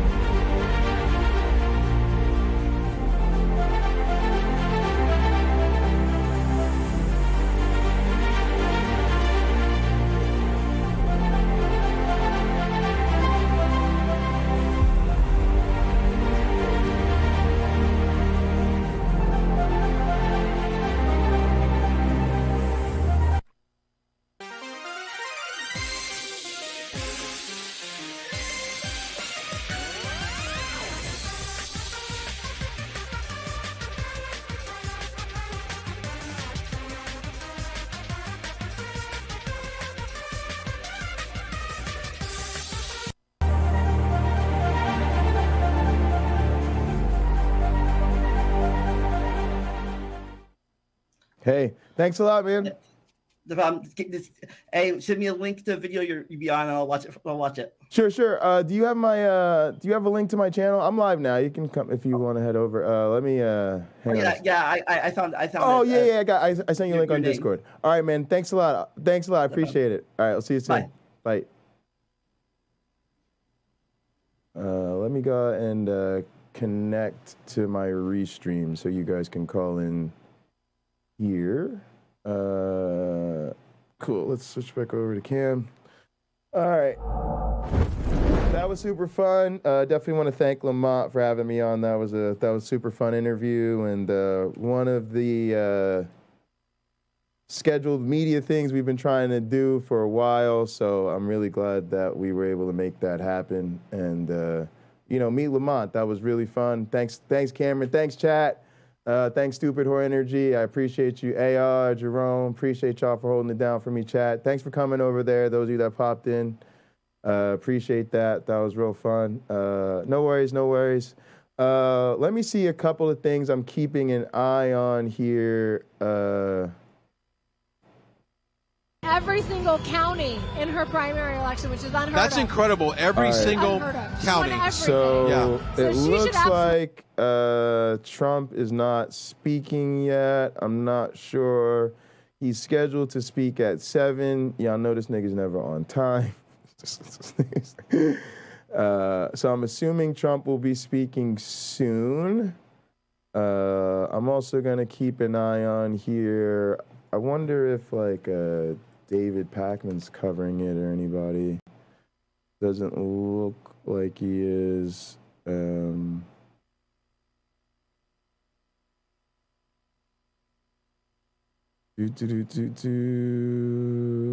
also has another channel, David Pakman Live.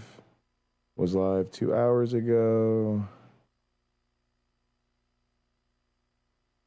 Yep. All right. So I don't know who else is covering the Trump rally. We might have to watch it on Rumble because I don't think there's a lot of YouTubers covering it.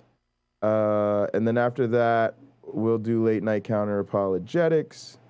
But I do want to grab something to eat. I'm quite hungry, actually. And so I want to make sure I eat before hungry turns to hangry. And so I will probably have us hop into some Uncle Bobby real quick, and we'll do that for a little bit here while I grab something to eat. And we'll take it from there, guys. We're keeping an eye on the Trump rally. He's not speaking yet. I'm gonna grab some food. We'll listen to Uncle Bobby and keep an eye on things. Thanks again to Lamont. Please go ahead and check out his channel. That was really fun interview. If he comes through, I'll ask him to drop the link. I don't actually have a link to his channel. But some of y'all know who he is, so please go ahead and drop the link. I'd appreciate that, actually. All right, gang, hang on a sec. All right, gang, let's jump into this shit. Still in the void. Oh, Vandalia, thanks for having me on, man. Hang on a sec. Let me drop this permit code here.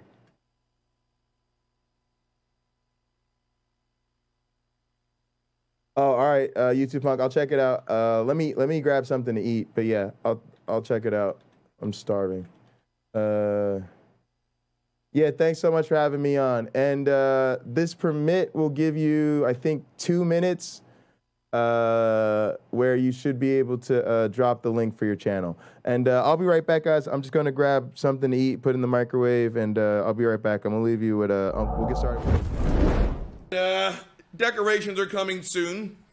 Uncle Bobby's making some leeway in his house here. And of course, the AC just turned off. I'm going to start sweating like a runaway slave. Got a back room that I'm cleaning out. Look, if you're not going to fucking sleep, at least be fucking productive, right? Let's get this fucking fan. But, you know, a little bit at a time. So, decorations will be here. I don't know if they're going to be. But I'm sitting in this fucking house by myself. So, it's going to be terrible, right? Some stereotypes are funny because they're funny. The other are funny because they're true. This man can't decorate for shit. So I don't know. It's probably going to be some fucking fraternity shit. I don't know. But we're going to get shit going. But gang, let's jump into today's show. Today is going to be just another one of those patented Uncle Bobby casserole dish of hate kind of days. A little bit of this, a little bit of that, with a little bit of Uncle Bobby flair. You guys know how it works. Now, gang, the first one up on this fucked up ass hit list is Kimberly Guilford. I don't know how to say her last name, and I really don't care. But it's this discussion. What do I need? Hold on, gang. Am I about to belch? False alarm. Now, why don't we use the Holy Bible for this, gang? Y'all thought I was bullshit when I told you.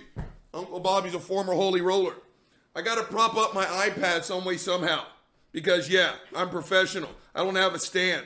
There we go. Now I can see things. Robert, you go fuck yourself. Back on topic. Gang, this new Republican outrage over student debt forgiveness. I mean, have I done a shit ton of research on it? No. Do I know scientifically why it's student loans and not mortgage payments or credit card payments or anything like? No. Do I ultimately care? No. Do I care about the reason? No. Uncle Bobby's all about the come up, all about the hookup. And if people with student debt are getting a little bit of help, great. Again, what seems to be the problem? I did not go to school in the conventional fashion. I did not open up, nor did my parents open up their checkbook a single time for my education. I entered into a contract. We will use your body. We will pay for your education. It's like fair trade. Let's go. So again, I can't tell you why it is the way it is. All I know is bravo. And who knows? Maybe mortgage payments. I don't know. But this Republican outrage on people getting the come up, it's like, go fuck yourselves. Right? Rich people have been getting the breaks since fucking forever. Right? This bullshit about trickle down and all this other. Shut the fuck up. Right? And again, and you sit here and you think, especially like nowadays, the fuck faces who have something critical. Again, it's $10,000 off. And that doesn't count the Pell Grant that gets 20 grand. It's $10,000 off the top of your student loan, which is a small fraction, right? It's not all gone, right? $10,000 off of an $80,000 loan, you're still paying a shit ton of money, right? But you sit and you think about some of the slap nuts who are complaining, right? Again, it's like you are so out of touch. It'd be like me writing a book on labor pains. I'm a cisgendered man.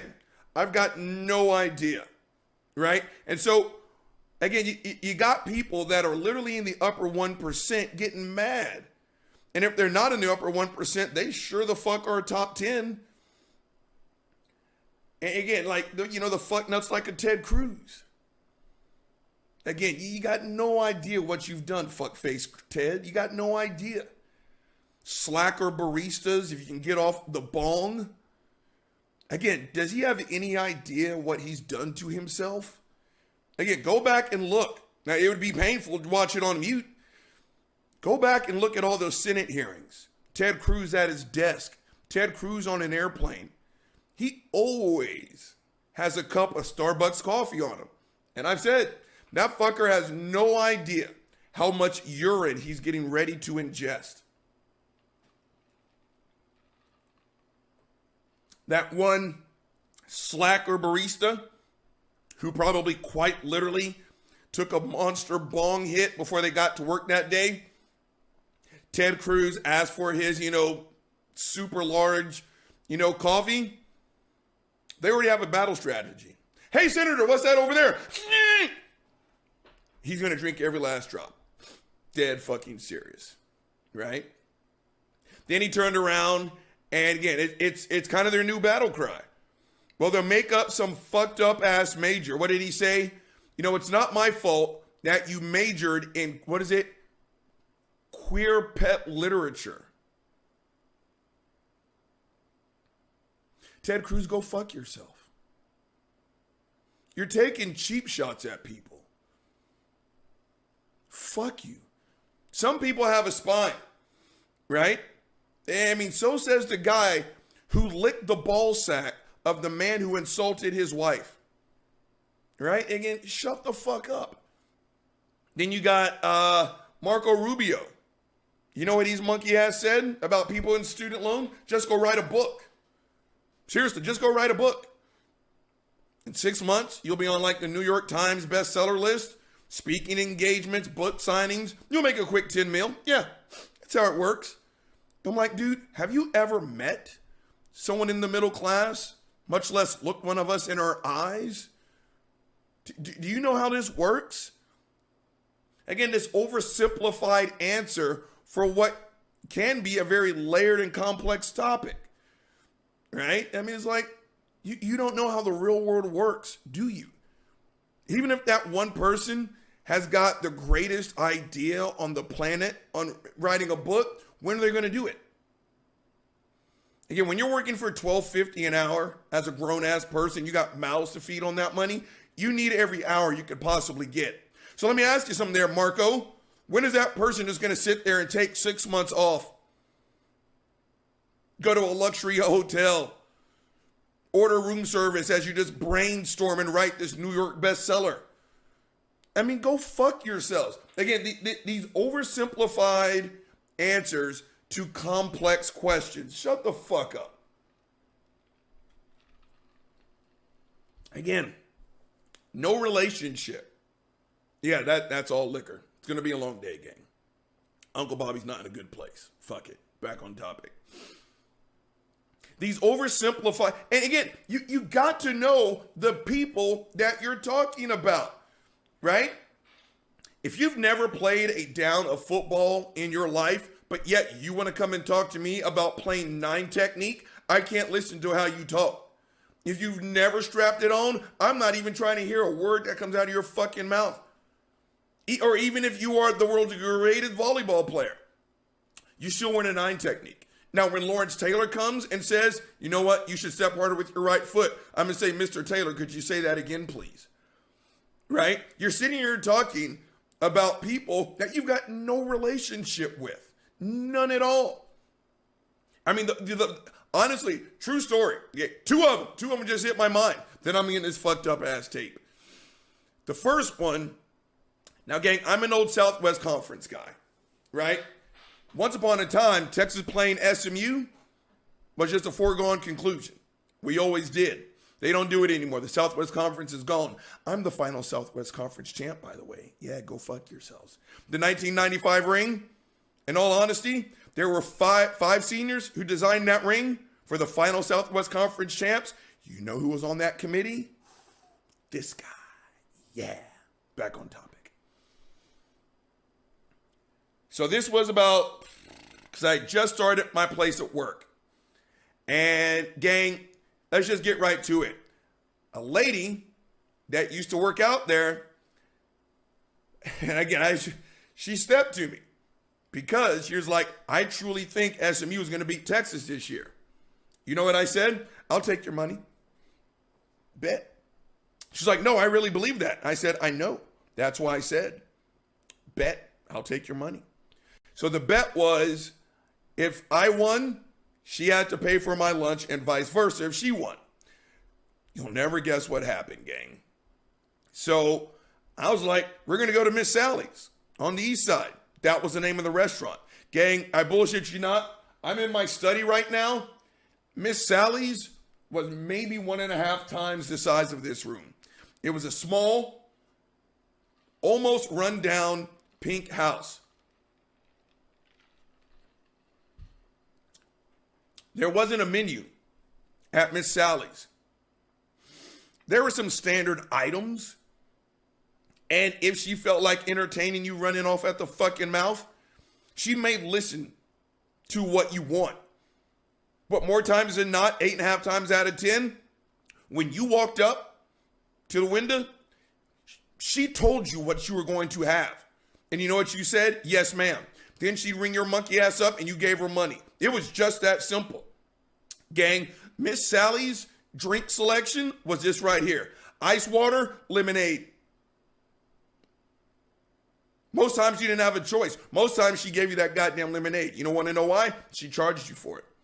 Now, gang, that was a formula that was never duplicated. I don't know what was in it, but I can promise you the foundation was Jesus' sweat and tears. Angels made it. Gang, it was the most delicious fuck. And here's the thing, shut the fuck up. Whatever age you were, when you went up to that window, when you ordered at Miss Sally's, you pretty much said, fuck making the next decade. You just shut the, oh, how many carbs are in there? Are there GMOs? Shut the fuck up. That woman put love and soul on your plate. And you said, thank you. The shit was delicious. So, of course, Texas won. And, again, Karen McSlapnuts was the whitest white woman that has ever whited.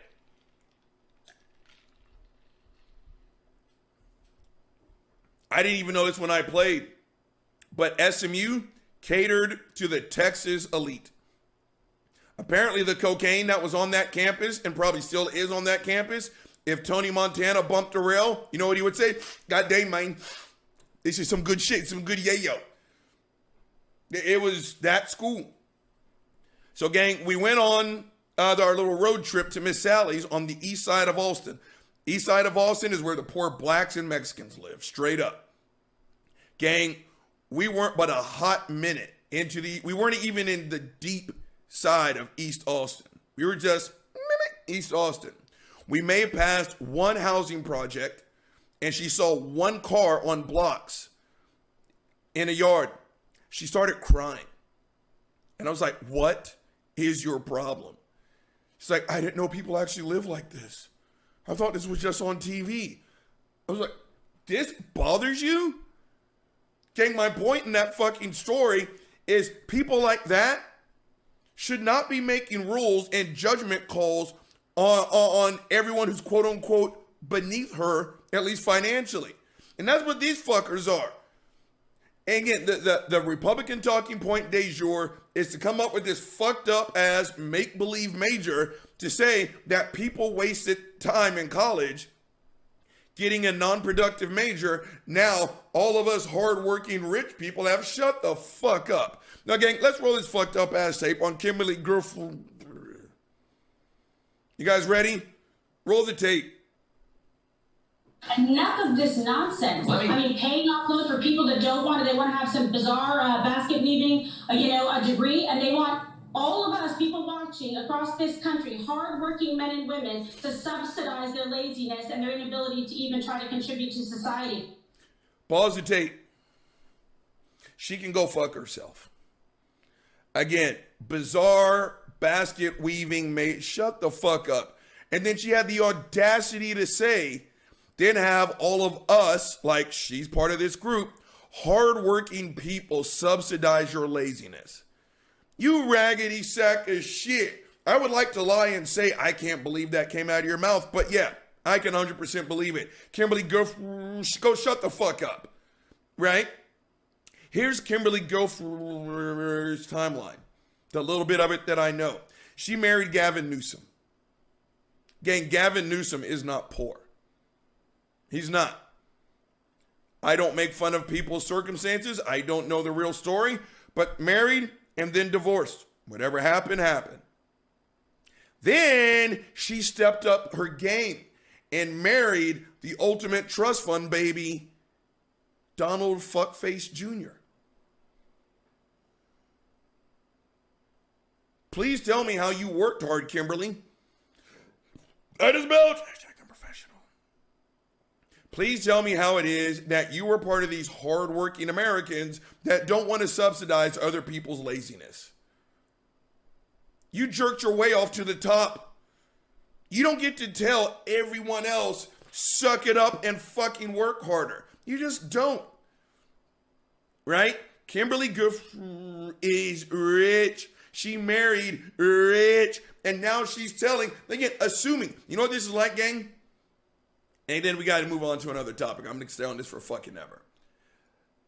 It's like the fitness industry. Again, I told you, I tell incoming trainers this all the time. It doesn't matter how great your workout program is. Go over there and tell that heavy person that they're fat. Just go ahead and say it. Boy, you are, woo, what, you eat a fucking zebra? You're fat as shit. You lost them. You lost them. Congratulations. Now you're an asshole. Right? Now I'm going to work to get you fired. Strip you of your credentials.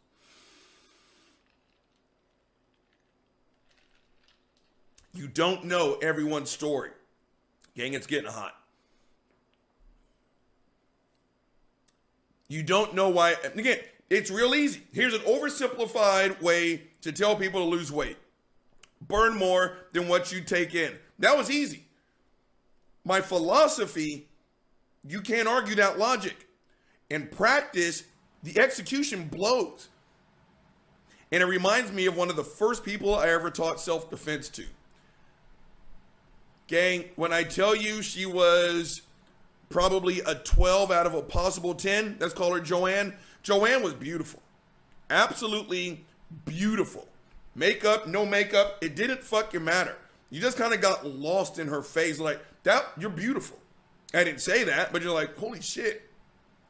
I trained her sister-in-law. And she said, Joanne, you guys went to school at the same time. You didn't know her. She's a former Budweiser girl. You guys know what that is? Look it up. Joanne was a she showed me. It's like, drop dead fucking gorgeous, gang. Joanne was at minimum 50 pounds heavier than the picture I saw. Do you guys want to know why she was 50 pounds heavier? She was raped in college. She was. And you know what her mindset was?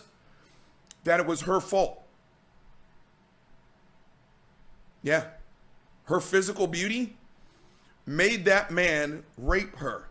So her self-defense against that kind of attention was to become overweight. Right? So my point in bringing that fucked up ass story is, again, my words are right. Joanne, just stop eating as much as you burn. That's just real simple. But until you address that underlying topic, she's going to gain 5 more pounds next week. Same thing here. The student loan issue, it isn't, again, You hardworking Americans just don't want you to shut the fuck up. Again, there are stories behind every person who has debt because of student loans. And again, that is a whole nother fucking topic. So for this raggedy sack of shit to sit here, someone who literally fucked her way to the top, right? To sit here and say us hardworking Americans, you're an insurrectionist sack of shit, Kimberly. Go for. You married the son of a corrupt New York businessman. And now you're going to talk about yourself as one of the hardworking Americans that don't want to subsidize other people's laziness? Again, she shouldn't have opened up her mouth on that topic. I'm sorry. I'm not even close to sorry. Married one rich guy, married another rich guy. And now wants to tell middle-class people, you just got to step your game up. Now, I'm not listening to that. Not out of the likes of Kimberly Again, the student loan discussion, it's a little bit deeper than we hardworking people just don't want to subsidize your laziness, right? Until you walk a mile in someone else's shoes, you don't get to say shit about their situation. Okay, let's move on to another fucking topic. This one should have hurt. I should have started out with this one, because this one is guaranteed to give me a stroke.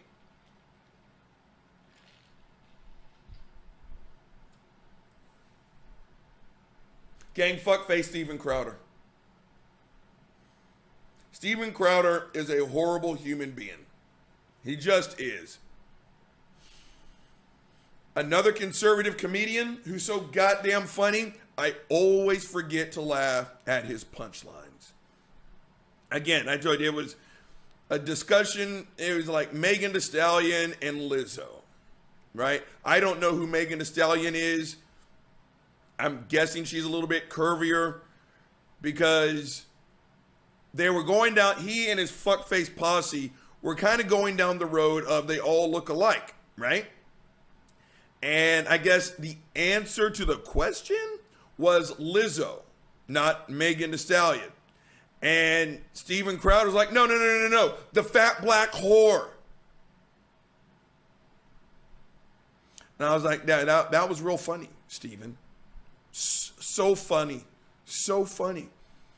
And of course, this was the asshole who sat there and quote unquote recreated the scenario where George Floyd was brutally executed in broad daylight. That got his channel taken down temporarily, if I'm not mistaken. So that's just kind of the caliber of fuckface we're talking about here. Gang, Buddy's tongue is out while he's asleep, and he's drooling on my left arm. That's why I can't move my hands right now. Back on topic. I saw the title, and I was like, yeah, we're gonna hit on this. It's fuckface Steven Crowder. They won't teach you this about slavery. Now, this is some asshole who also does the whole, no one has it harder in this country than white men, blah, blah, blah, blah, blah, blah. Gang, this one is guaranteed to hurt.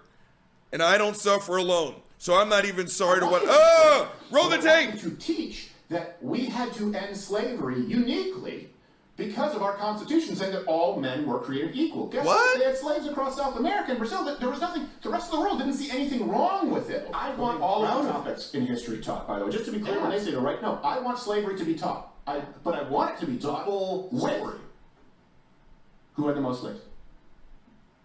Where were the most amount of slaves? What?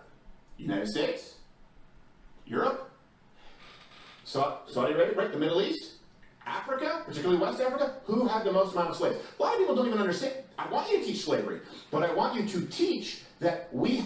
Okay, first and foremost, pause the tape. Even if this is an act, I have to address this. He can go fuck himself. Here's another paper tiger. Here's another fake tough guy. Why the fuck are you wearing gun holsters? Why?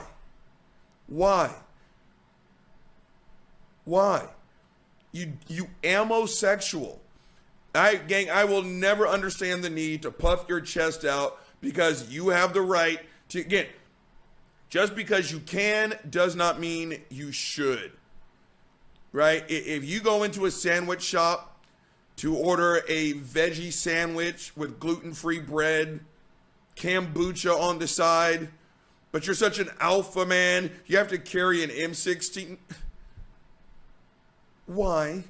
And where is he going with this? Who had the most amount of slaves? One slave is exactly 50 trillion too many. So where's he going with this? Roll the tape. Had to end slavery uniquely because of our Constitution saying that all men were created equal. Guess what? They had slaves across South America and Brazil. There was nothing. The rest of the world didn't see anything wrong. Okay, pause the tape, you high-pitched little bastard. Holy shit, gang. Hold on. What is that? Gang, is that a fucking bee in my house? No, it's just a very large fly. Gang, Uncle Bobby is actually EpiPen allergic to bees. How did this fucker get inside my house? Gang, it's killing time. Hold on. Yep, that's a fly.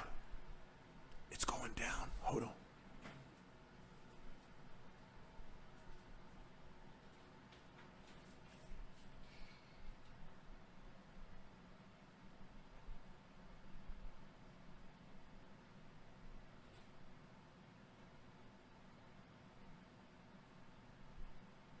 All right, guys, I'll be right back. I'm going to let Sam out real quick while Uncle Bobby keeps us entertained. I'll be back in a few minutes, and we'll check on the Trump rally. Where did it go? Where did it go? Yeah, gang, Uncle Bobby's got a bottle of disinfectant. Oh, I'm going to get his monkey ass. We're back on topic. So, gang, this whole... Again, who had the most amount of slaves? I think that's where he was trying to go with this. Okay, let's say that what he said, what he's, I guess, getting at is 100% accurate. That the United States had the least amount of slaves of all the first world or whatever nations that had slaves. Guess what? Shut the fuck up. Gang, that is like... Got him. Yeah, get on some of that disinfectant, bitch. Yeah, you don't like that, do you? Yeah. Gang, I'm turning the fucking bottle sideways like it's a Glock 9. It's like, yeah, motherfucker, yeah. I got him. Now my room smells like I'm gonna choke. God damn it. That was not smart at all. God damn. I told you, Uncle Bobby may not be the smartest fuck face you've ever met, but that fly's not gonna live to see tomorrow. Back on topic. Shit. Gang, bragging that you had the least amount of slaves is like a room full of rapists saying, I only got 12. You had 29. That makes me better. No, absolutely not. I said, if you own one fucking slave as a country, you own 77 trillion too many. And I told you, save it. I don't care. I do not care. I do not care about that fucked up ass talking point that you cannot measure today's morality by yesterday's standards. Yes, you can. People who say that, you're looking at it through the wrong lenses. No one liked being a slave. No one liked being a slave in 1800. No one liked being a slave in 2000. So again, if that's where he's going with that, he can go fuck himself. Now, to sit here and say that slavery was ended because of the Constitution, that's just factually in error. Did I just belch? That's just factually in error. All men are created equal. That's what the Constitution reads. The only problem was slaves weren't men. We were property. We were no different than an object, period, in the story. So to sit here and say that we need to jerk America off because we ended slavery uniquely because of our Constitution, that's just wrong. That is just wrong. Roll this fucked up. We're not making it through. Roll the tape. Wrong with it. Yeah. So there is more of a history of racism in the United States. It is true, of course, that slavery here, obviously, if you look at the Civil War, of course it was predicated on racism. But That's not why we had slaves in the first place. It's how people in the South who wanted to keep slaves, like the rest of the world, found justification in the face of the unjustifiable. We didn't bring them here under the guise of racism. They were sold. They were traded. They existed everywhere else. And then when we said, you know what, no more slaves in the United States. Pause the tape. He can go fuck himself. Gang, again, I don't care. I just don't care. All this fancy talk, it wasn't about, racism, Robert. It's about economics, blah, blah, blah, blah, blah. Shut the fuck up. The bottom line is still the same. I don't care. I do not care. I don't care. Because I've had people make this argument. Well, Robert, it wasn't about race. It was about economics. Did they own that black person? Well, of course. Then fuck you. Fuck you, fuck you, fuck you, and fuck you. Did I say fuck you? Because I meant to say fuck you. I don't care. I do not care. I speak for every descendant of a fucking slave. I don't care your motivation. The bottom line didn't fucking change. So again, you're just trying to be a kinder, gentler, softer asshole, but you're still an asshole. Roll this fucked up ass tape. There were some Southerners who said, blacks are inferior. It was to justify a practice that already existed. It's not why slavery was created, because it existed before and it still exists today. I want that taught if you're teaching slavery. And I want you to teach long division, not what Elizabeth Warren demands you teach that day.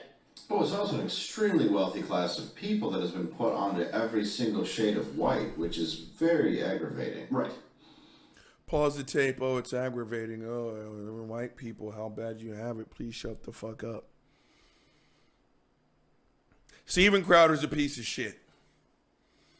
If the best thing you could say about slavery was, hey, at least we weren't the only ones to own niggers, shut the fuck up. Again, I don't care your motivation. I'm too much like my dad on this one. Gang, how many fucking scam calls can I get?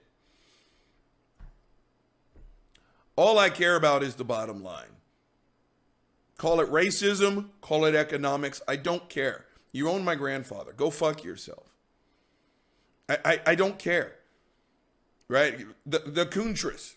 Fuck this tape. Pause that tape in the tape. Saying things like, well, America was the first ones to end slavery. Even if that's true, it isn't. Shut the fuck up. Again, I'm the first man on this block that stopped beating up his wife. Okay, even if that's true, shut the fuck up. So again, all this bullshit to make slavery sound just a little bit less brutal. No. Again, I will never allow anyone to speak with a soft tone about the topic of fucking slavery. You can officially go fuck yourself. Okay, let's move on to something else. What's another one of these fucked up ass? Okay. Gang, let's just hit this one real fast. No, there's no video. I just got to say it because fuck him. Gang, fuck face Ted Cruz. Now, I saw a video of someone who fronted on Ted just the other day on an airplane. Again, what you do with your free time is what you do with your free time. But it's just a really bad look that Ted Cruz has all this time to tweet and do podcasting and YouTubing. This man is paid, I think, a base of $176,000. He has too much free time on his hands. But this tweet just really caught my eye. And it's from fuckface Ted Cruz. Now, I did a show yesterday. Where's Buddy? Come here, dude. He's been a needy little fucker lately. On how fucked up I thought it was, that I know it is, that Texas and Florida and other fuckfaces are using Mexicans as political pawn pieces. Objects. 2, 3, 4 sneezes out of Buddy. Back on topic.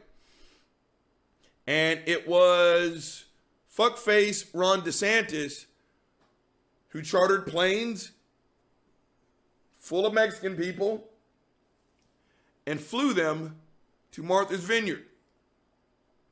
Gang, the picture, think back, and it's when the AO to the motherfucking C. And again, how rich How rich is it that fuckface Ted Cruz is picking on AOC? Because when Texas froze its fucking nuts off, Ted Cruz hopped a plane and deserted us. Again, like I said yesterday, there's just no consequences for bad actions. How is that? I know it's only for the military, so I'm kind of watering down the term. How is that not desertion? How is that not AWOL? How is that not 100% dereliction of duty? You got caught rolling out when we needed you the most. And if you did nothing but sit here in solidarity and suffered with us, that's a way better look than finding your ass on a plane to go to Mexico, right? It was the AO to the motherfucking C that did exactly. Well, Robert, what was he supposed to do? Shut the fuck up. You leverage relationships. That's exactly what you do in a situation like this. And you know what the AO to the motherfucking C did? She leveraged those motherfucking relationships. In the time it took Discount Rack Wolverine to come back and do 3 interviews, she had already raised several $1 million for Texas. She's from New York, right? But when the AOC went to the Texas border to look at the children's being separated from families, put in those cages and everything else, she cried. You want to know why? She's human. And you know what? One of you right now just said, well, Barack Obama did the same. And you know what? Fuck that. I don't care. I told you, I'm an independent. An independent does not mean I can vote for anyone. It means I will bash everyone. I don't like people being in cages, right? AOC cried. And you guys remember that famous picture? She's in all white. Her head is down. She's breaking down because it's an emotional thing to see. Kids being ripped out of their parents' arms, right?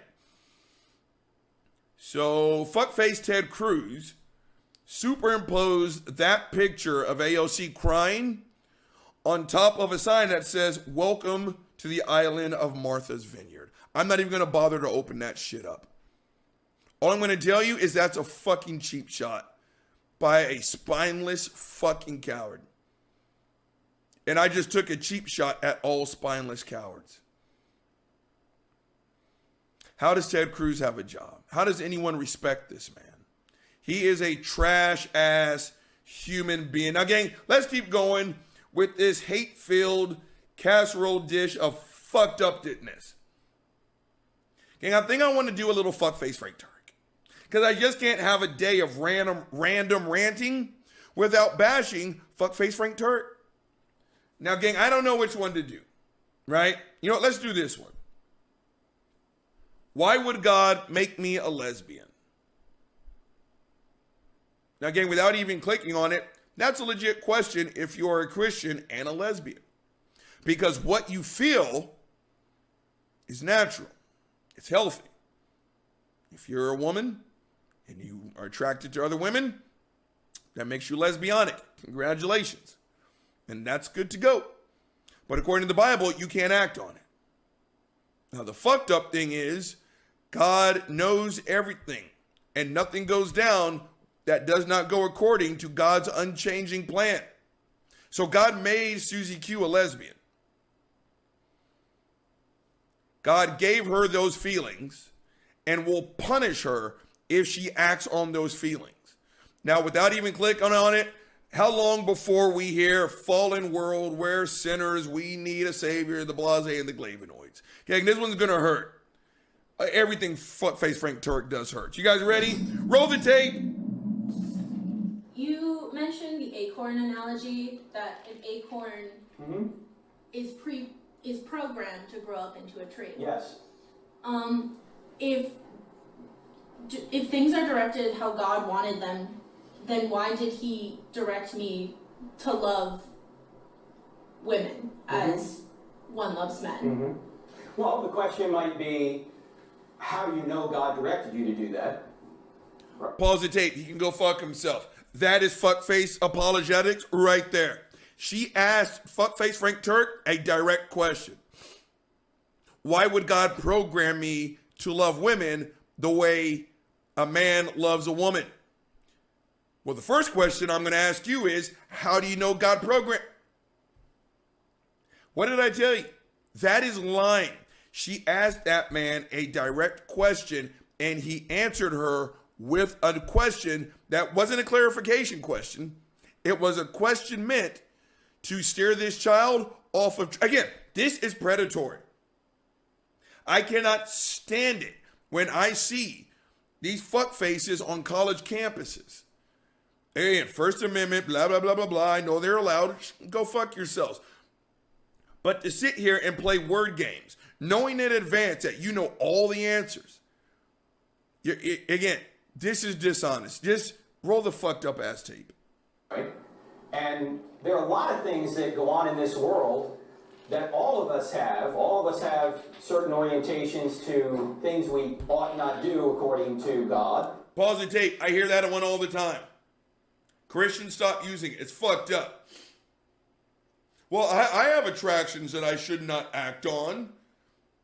So what? Well, I'm married and I want to fuck people, not my wife. So that makes me a sinner and I'm a bad person. Yeah, one, there's no such thing as sin. Grow the fuck up. But more importantly, fuck nuts, we don't make laws that make men who lust after women that they're not married to, we don't turn them into second-class citizens. So again, I hear that all the time. Well, I have attractions that I shouldn't act on. Go fuck yourself. Roll the tape. But yet we still do that. That's why we live in a fallen nature, right? All of us have a fallen nature. Pause the tape. Took 46 seconds. What did I tell you? How long before he pulled the whole it's a fallen world bullshit? Shut the fuck up. Roll the tape. Should we expect that in this fallen world that God would give us a nature that wasn't fallen? No. No. So we're all struggling with sin. That's why we need a Savior. Because everyone, you and me and... Pause the tape. What the fuck did I tell you? Gang, I haven't been a Christian for over a decade, and I still know all the standard excuses, right? Again, but that's fucked up. I don't care. This is just acrobatics at this stage, as far as I'm concerned. Again, God gave us a fallen nature. God gave us free will, but will punish us if we use that free will in a way that does not please him. But everything that we say, do, and think goes according to God's unchanging plan. So if this young lady has sex with a woman, if I jerk off, whatever the fuck, she cannot, if she leaves that auditorium and has sex with a woman that night, she cannot not do that. You want to know why? Because God programmed her to do that.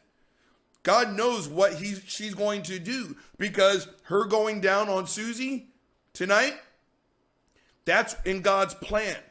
And now God is going to punish her for doing exactly what God programmed her to do. How fucked up is that?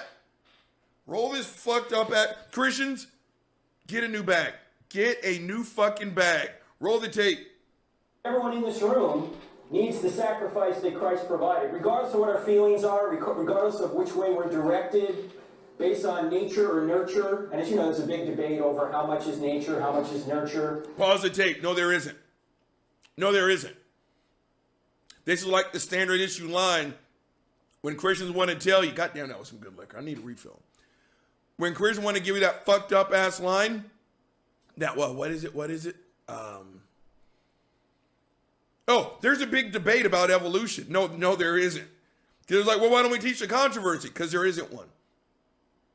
There's a robust scientific theory that right now gives the best current explanation for biodiversification of life on this planet. Then there's some bullshit that says some white guy, on it, like monkey, ape, cat, dog, dolphin, whale, humans, fish, sharks, worms, snakes, June bugs, roaches. Shut the fuck up. There's no controversy, numbnuts, just like here, right? Well, there's a big debate on how much is nature. No, there actually isn't. You were born gay, period, in the story. Fuck face, right? So again, This video is not from 19,000 years ago. He's just kicking bullshit. Roll the tape. For all of our sexual orientations. But are my feelings inherently wrong to have? Are feelings inherently wrong to have? I don't think there's a way you can be blamed for having feelings. Look, I have feelings all day that I ought not act on. And sometimes I fail. But it's not the feelings that are the issue, it's the action that flows from them. Actually, though, if you look at what Jesus said, when you look at Matthew chapter 5, Jesus actually ratchets up the standard. Pause the tape, the Beatitudes. Jesus can go fuck himself. Dead serious. He who looketh upon a woman to lust after her has already committed adultery in his heart. Shut the fuck up. I told you. If you can't be safe in your own mind, then you can't be safe. If you're going to tell me that your God is going to hurt me because I saw someone who's hot, then in my mind's like, I'm going to fuck this shit up. Don't you let me catch. Bend over. Go ahead. No, seriously. I'll make you famous. Yeah, bend over. Spread the booty. Yeah. If that's what's in my head,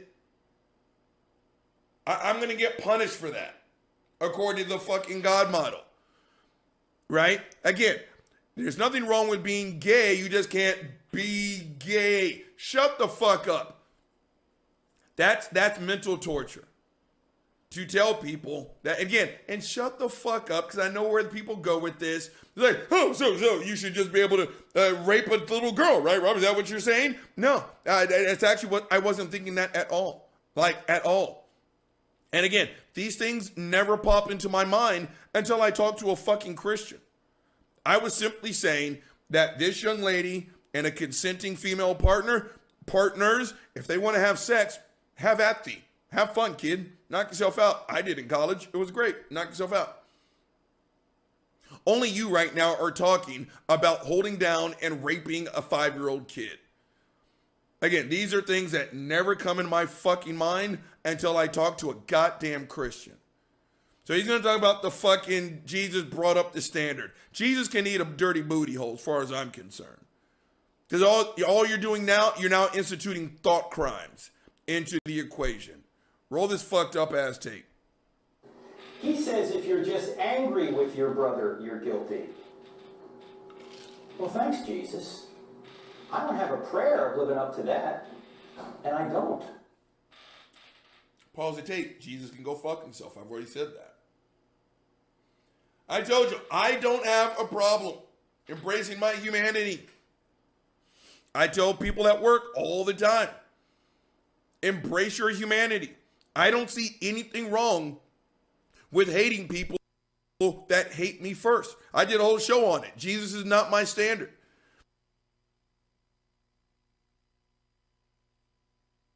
All right, let's keep the hate train moving along. It's time for the hater in chief. I'm sorry I missed the beginning of, I'm sure what's on 2019, speech. Except we did so well. Except we did so well. Them up. There was no way. And then I put some of those beautiful tariffs on steel to save your steel mill and factory. We took in hundreds of billions of dollars. Hundreds of billions of dollars. Has taken in 10 cents for China. Now, I rebuilt our military, including our nuclear capability and the creation of Space Force, not since Air Force as that happened 78 years ago. They surrendered our I'm sure he's probably watching this hate Afghanistan feast. into the greatest humiliation our country has ever seen. I believe it was the most humiliating time in the history of our country, JD. And I think that's why Russia went in, because, number one, if I'm not there, I'll tell you, they figured, this is the time. This is the time. But when they saw the humiliation, when they saw taking out our soldiers first, let's take out our soldiers first. What kind of thinking is it? And I'm the one that got it down to 2,000. I wanted to get out of there better. They were there 21 years. I wanted to get it. I had it all set, but we were going to get out with dignity and with strength. And we were taking our soldiers out last, and we were taking our equipment out and our American citizens out. And we would have done it in a similar time frame. A great humiliation. And by the way, we brought hundreds of thousands of people in from that part of the world, And you're going to be paying a big price for that because some of those people, many of those people, do not. All right, guys, is there audio for Stupid Whore Energy stream? I have it pulled up in the Discord. I could just have my Discord is muted though. I don't know. Is there just video or is it just me? Am I the only one in here not getting video audio?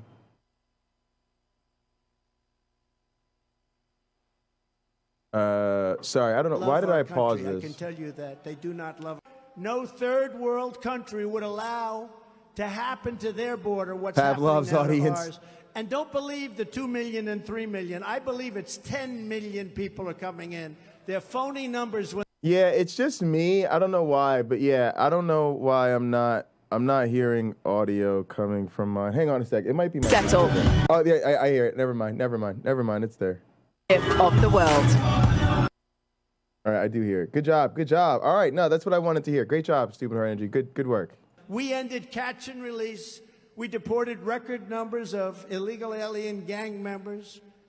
We just, I'll tell you, I have watched MS-13. I might do the commentary for the main event or something. I call them soldiers. Because normally we can pipe in the audio. ICE. They don't get mad. ICE. They would go into these gangs on Long Island. But this is dope because normally I just watch these fights. I just stream them illegally and then I just watch them offline. But this is the way we should be doing this. This is the way we should be doing this. The old school fight night pay-per-view parties. It's going to be a lot of great fights. But Canelo versus Triple G3, man. This is actually like it, y'all. This is like one of the, this will definitely be the biggest fight of the year.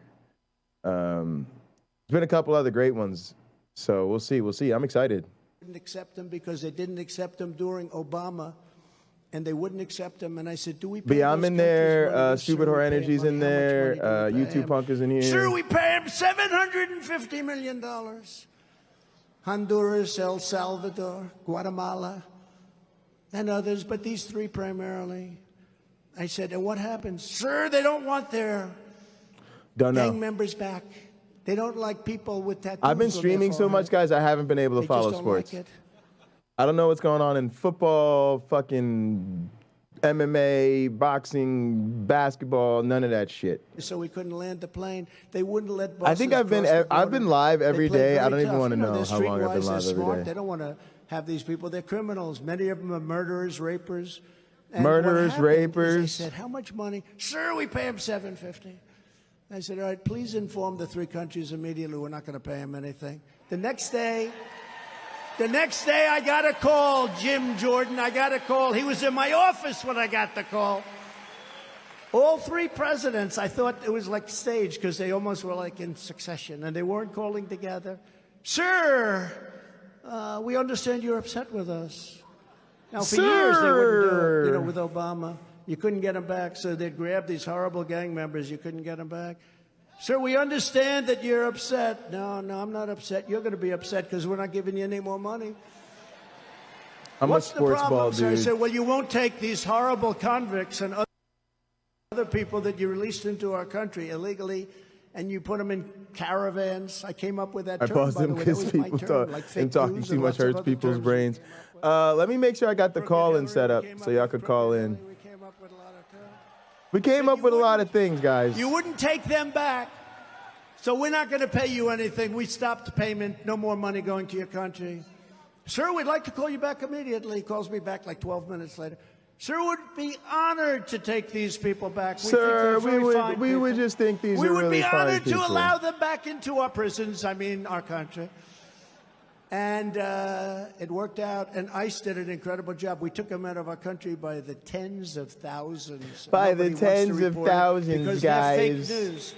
They're very dishonest people. They're very dishonest people. Very dishonest people. Very dishonest people. And we built hundreds of miles of border wall. And we built hundreds of miles of border wall that nobody's seen and also can be scaled in 10 minutes by an amateur wall climber. Wall plan. It was all done, and then we said, let's add 200. And then those pesky mountaineers started climbing over it just to make TikTok videos. In 3 weeks, it would have been finished, and they said, we're not totally going to un-American. finish it. And that's when I realized there's something wrong when they didn't want to finish the border wall, Jim, you know, when they didn't want to finish it. To all Trumpists, I have a message for you from America. Did you realize that there is Canelo versus Triple G tonight? And instead, you are listening to the fat, lazy orange man ramble about how the election was stolen from him, even though it wasn't. You could be watching two of the most high-skilled combatants of all time bash each other in the face. But instead, you're at an anti-Nancy Pelosi rally. Woo! I love America! Think about it. America is the best country on earth. It's the best ever, but make it great again. It's not great right now. It needs to be made great. It needs to be saved. Save America. America's perfect. It's the best. Save America. This all makes sense. The first time. It all makes sense, guys. It all makes sense. But I was told if we get 63 million. You don't think it makes sense? You don't make sense. There's no way you can lose, sir. The biggest pollster said that. Well, we got 12 million more and we lost. We didn't. Trump, how big were their polls? Trump, how big were their polls? And we're leading the Trumps Biden now in all the polls. We're leading also all Republicans by record Trump's taking all the Republicans polls. are not doing too well. He's taking all of the polls. And now, after what happened and watching our country go to hell, and we may our have to do it again. Woo!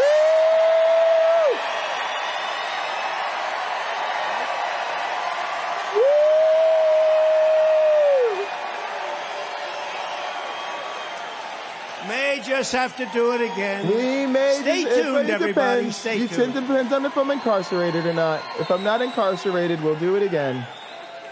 If I'm not locked up, we'll do it again, guys. And we're up. We're way up in this great state. We're way up. But first, we have to win a historic victory for the Republican Party this November. We have to do it. We have to swamp them. We got to swamp them. Because they cheat like hell. We got to swamp the swamp, Among our highest priorities must be to end the nightmare Joe Biden and congressional Democrats have done, deliberately creating chaos on an open border. I thought they were, I don't know, can that be good politics when you look and you see millions of people just walking You said into Trump's our country? riding a bulge instead of policy? Yeah, Trump's a bulge rider. Well, first of all, He's I'm a doing bulge, so well with a the bulge Hispanic rider. vote. I think most of those people are going to vote for me and a lot of Republicans. I think you're right, Trump. Wouldn't that be funny? We Wouldn't that agree. be nice? I think most Americans will vote for you. They let in You're millions absolutely and right. millions of people, and they vote for Trump. Thank you very Guys, much. for those of you that are terrified of the Trump administration, you're sitting on some bullshit, okay? Because you haven't even asked the right question, y'all. Are you terrified of the last Trump administration or the next Trump administration? I'm still highly concerned about both. And an outstanding warrant for attempted rape was arrested in Virginia after sexually assaulting and victimizing nearly 24 women on a local walk. I'll spare you guys the political analysis, but whether or not Trump becomes president or goes to jail is probably irrelevant at this point. Sometimes people don't realize when reality sets in. Sometimes the constraints in the system ain't really doing all that much constraining. If Trump goes to jail, he'll just come out a martyr, as you said. If Trump is barred from office, he'll just become a powerful political party boss. What you will see with Trump is the grand equivalent of what you've seen with Marjorie Trader Greene. What up, Lena?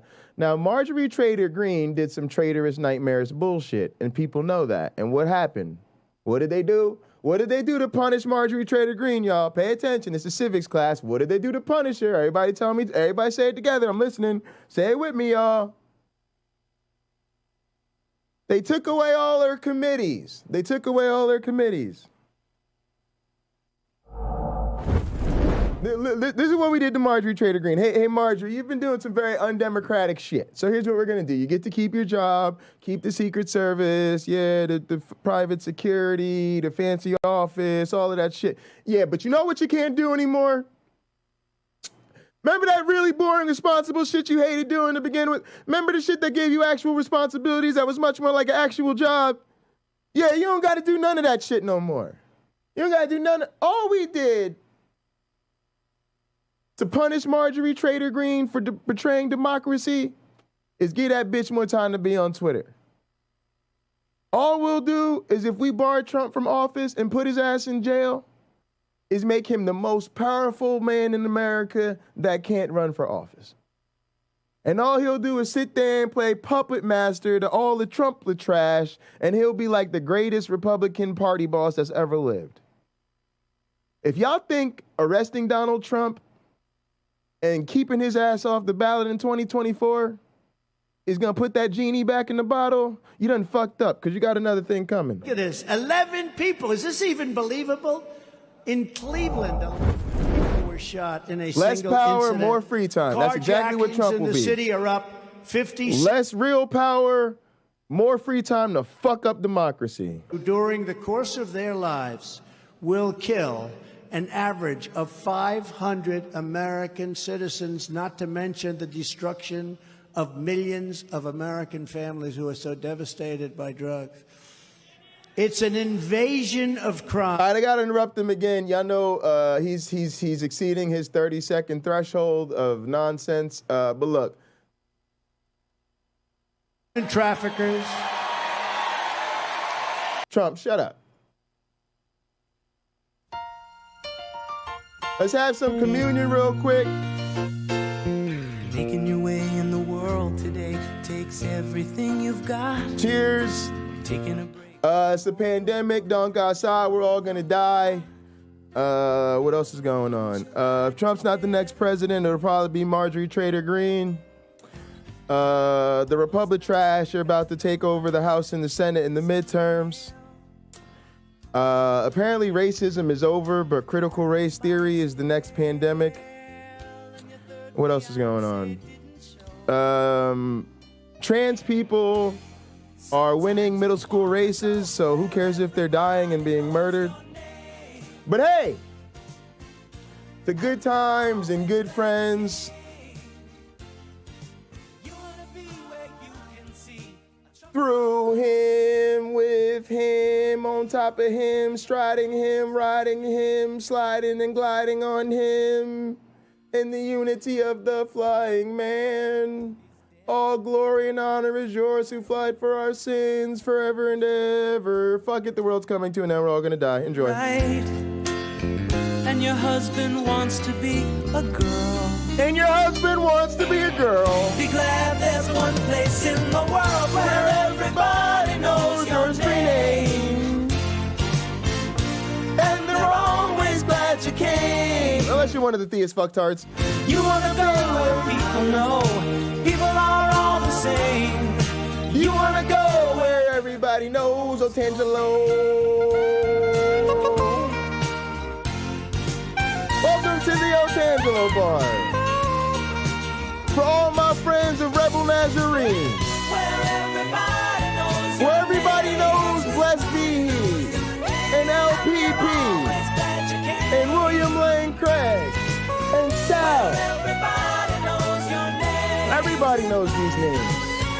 Everybody knows their names. Spartan Theology. They're all in the crazy bag together. Richard Madsen. All your religious nut jobs. We all know their names. Yes. Hope you guys enjoyed Richard Madsen's appearance on James Apperson's show. I had to get the hell out of there before it became Star Trek time. Y'all know that sci-fi Jesus thing just, it's not really my speed.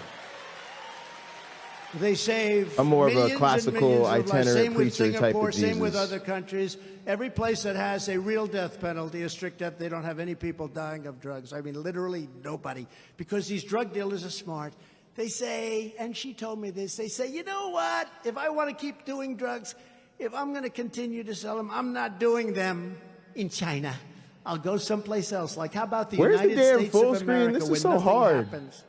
Why is this so hard? We would reduce crime in our country by much more than 75% in 1 hour. In 1 hour.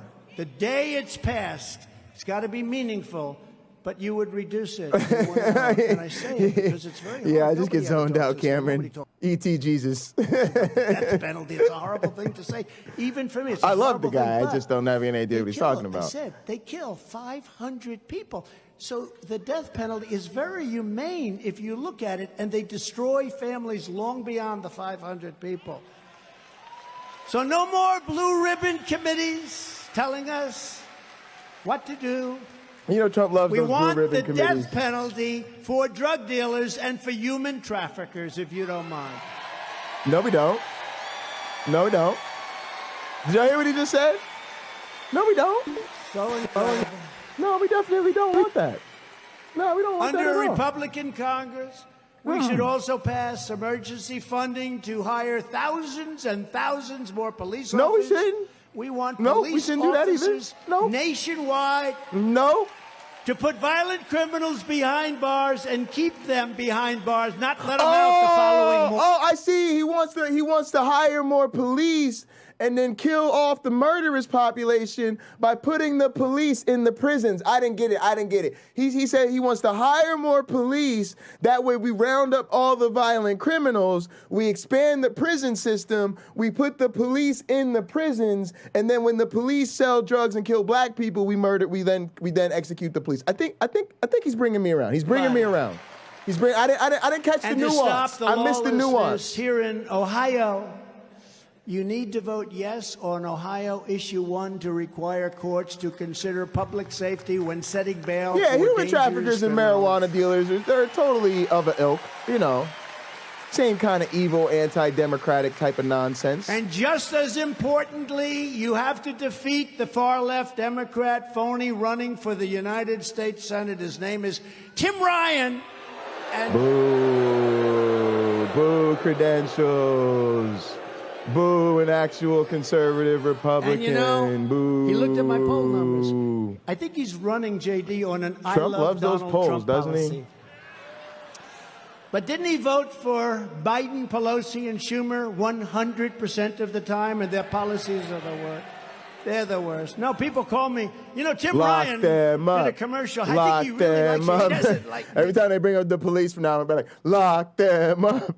Lock them up. I back the blue. Back the blue for prison. You know, I'm about a little blue-orange remix. You know what I'm talking about? Pelosi pretending to be a moderate so he can get elected and betraying everything that you believe in. He is not a moderate. He is radical left. 100% voted for these Biden disaster policies. Tim Ryan pretends to be They're for gonna Trump. be wrong bigly. But when I was president, he only voted with us 16% of the time. And these are great policies Trump for does Ohio. math.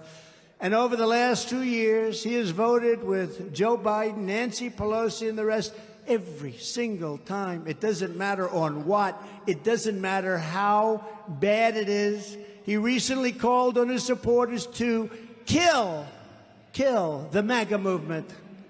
Then he said, "Oh, that's not playing well in Ohio." I'm gonna be honest with you right now. My naked eye is doing a lot of what I call intelligence profiling, IQ profiling. I'm not sensing a lot of high IQ people here. You know, maybe some average IQ people here who are kind of just zoned out. You know, zoned out people of average intelligence. Maybe this guy over here will make something of himself one day. You know, she's probably a decent lady once in a while. This guy's probably wants to get home and watch the fight. Probably worried about his gum losing flavor. But most of these people look pretty stupid to me. To endure this. This is just the phase, I know I'm just basing it on they looks. that they're in. But I think these people I'm being nice to these people. You say I'm being mean because I say they look like morons. But you're not giving me credit. You're not listening to me charitable. I'm being nice to these people. I think these people are a lot dumber than they look. I'm being graceful right now. I said I was they looking look for low another IQ. word because every time I do it, They I get probably killed, stupid as fuck. Let's all be Even honest. our great first lady, she'll say, "You shouldn't have used the word bullshit." But there is no. Y'all know I'm telling the truth, though. I can't think of. I have. Y'all know they look dumb vocabulary. as shit. I can't think of a word. And if you that actually fits it talk to better. them motherfuckers, Look at Germany. Germany. You realize you was being way decided to too go nice. windmills all over. You know, kill all their birds. Windmills. They decided to go solar. Solar. I like solar, but it's very limited in its capacity. It can't fire their big, massive plants. And You know, I took a lot of heat. I made a speech at the United Nations, and I criticized Germany for making a deal on the Nord Stream 2 pipeline. Nobody ever heard of Nord Stream 2 until I came along. They had the thing almost built, and I said, what the hell is this? They're supplying Europe with oil and gas. And I said, that's not going to happen. And I told Angela Merkel, I'm sending her the flag, the white flag of surrender. I sent her the flag. But Donald, why do you send me this flag? I said, because if you look at the history of Germany and Russia, there's bad things happen. Again, in the middle of this international crisis bullshit, he is bragging about sending the female head of state of Germany a white flag of surrender. He thinks this shit is cute. He not only thinks this shit is funny and appropriate, he's bragging about it. He thinks it's a type of thing you should be discussing in a swing state in the middle of a midterm election, y'all. There's something fucked up with this country. Why didn't you send the bitch a bloody tampon in a fucking horse's head? Like they do in the fucking Scarface or whatever the fuck?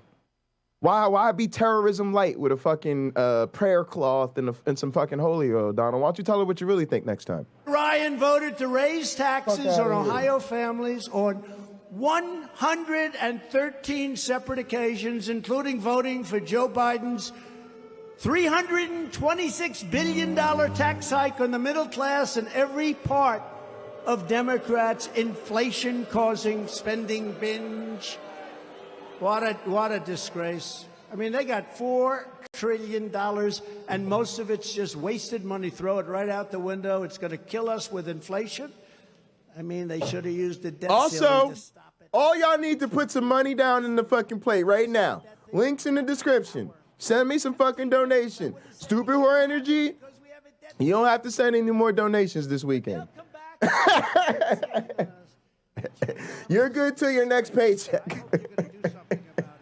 The rest of y'all owe me some money because I'm covering this Donald Trump shit. I should be watching boxing, jerking off, watching porn. And on top of that, I'm educating your ass. Y'all been sitting here for years talking about these motherfuckers ain't got no policies. It's all a culture war. They don't care about the legislation. Nope. Nope, I'm educating you. You're wrong. That is the policy. This is the platform. Policy? You don't talk about legislation to motherfuckers that don't read. There's no need to go over the fine print details with these ignoramuses. This is the platform. This is the policy. Okay? So you're welcome. Be informed. It's a very, very powerful policy position he's articulating. Very simple. Debt ceiling. Sorry, we can't Fuck do it. He civilization. Been nice it's pretty clear to me. Sorry, we can't do it. We have a debt ceiling. We can't do it. Sorry, can't do it. What a shame. What a shame. They've used it on us, and this guy didn't want to do it. I don't know what his problem is. He is the worst leader, and you got to get him out of there. He's the worst leader, and you got to get him out of there. Is an anti-energy extremist who publicly stated that, quote, I support the Green New Deal made up by a young lady that I don't think she ever even studied anything about the AOC. I don't think she ever even studied it at Boston College, right? Boston University. She was a poor student. What's the difference? And she didn't take courses in the environment. Other than that, she knows a lot about I'm kidding. I almost went to Boston crap, University. MLK cheated on his dissertation at Boston they're all University. Afraid of these people. You know, Israel used to have the strongest lobby. It was so powerful. You couldn't say a bad thing about Israel 12 years, 15 years ago, right? Today, it's like Israel is like these people are just trying to take over Congress. It's terrible. Ryan called for completely abolishing gas-powered automobiles from the road. That's Congress. Wow. A suicide plan that would obliterate the Ohio... A suicide plan. This is going to destroy Come on, your industry. y'all. Where's James Apperson to talk about gaslighting? James... Bankrupt Ohio energy industry, send electricity prices soaring. We can't even... James has bigger fish to fry. He saves his best stuff for Stephanie Maguire, you know? He can't talk about Trump. You know, Trump is small potatoes. Somebody's got to take on the Stephanie Maguires of the world. I feel you, James. Priorities and shit. I don't want to repeat myself, so I'll say it in a second. and trigger rolling blackouts all across your state like they're having in California. California now is a disaster area. Every day they're issuing, please turn off all air conditioners. Please turn off your televisions immediately. We don't have any power. It's a good observation, you two, Buck. He is actually trying. Wind. Remember when I used to kid, but I wasn't Very kidding. different tone than Darling, I want to watch the president this time tonight last year. on television. This president. I want to Believe watch it or not, Trump is getting but we won't sharper. be able He's to getting because more the wind serious. is not blowing, darling. I know I'm cracking a lot of jokes, but underneath it all, my shrewd analysis of this is Trump is getting better at this. I'm not saying it's what I want to be the case. I'm saying Trump has legitimately shed his celebrity apprentice billionaire past. He's given up all hope of being a real estate tycoon. He's no longer a celebrity peddling in politics. Okay, he is fully committed. His now survival depends on potentially staying at least in some sort of honorific capacity the figurehead of the Republican Party. And he is now deeply committed to that role in this party, and he is taking the party responsibilities more seriously than ever before. I don't want to give him credit where it is not due, but I won't lie to you.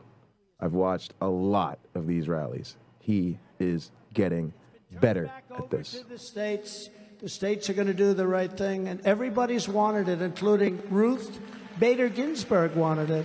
Most Trump rallies, he would have the crowd and the gone. Republicans have they'd to all get be smart half with that asleep, issue. and they'd have shuffled the people behind him. I'm a person like two Ronald or three Reagan. times already. The three Trump used to lose exceptions. his audience 20 minutes in, ramble for another 20 minutes, and call it a day. Trump now keeps them enthralled for 40 to 45 minutes. He'll then drone on for another 30 minutes and close with a solid 15. I mean, he's stepping his game up. It's turned over to the states. He's in workhorse mode. I'll give him that. It's working out in He a lot does of not places phone very in well. rallies. The places where it's not working out, it will work out. Perhaps worst of all, Tim Ryan has pledged I know James that is listening. I'm if fucking he's with him. elected, he will provide the tie-breaking 50th vote to abolish the filibuster. He wants to do it so badly, meaning Democrats will quickly ban voter ID, gut election integrity, pack the Supreme Court, grant mass amnesty to millions of illegal aliens, and bankrupt our country. Remember, I used to say, our country, if they win, will become Venezuela on steroids.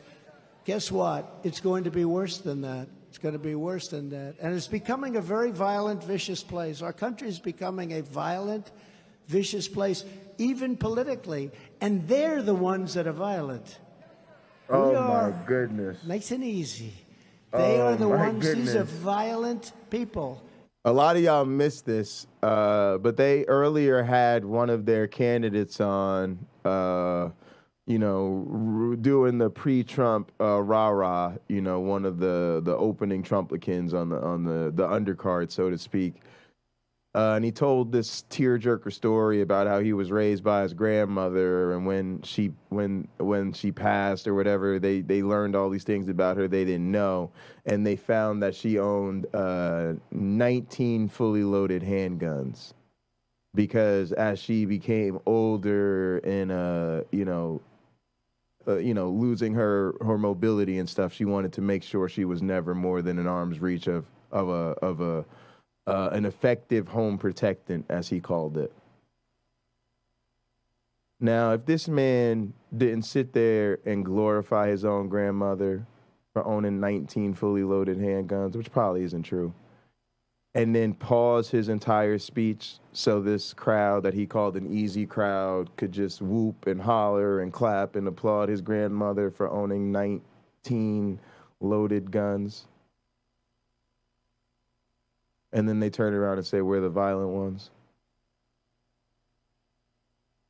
I mean, if you ain't gaslit, then you ain't listening. Each and every day, and he's doing it right now. I mean, I see what's going on. I'm very close to this state. And yes, that's right. I was doing a casino theater arcade.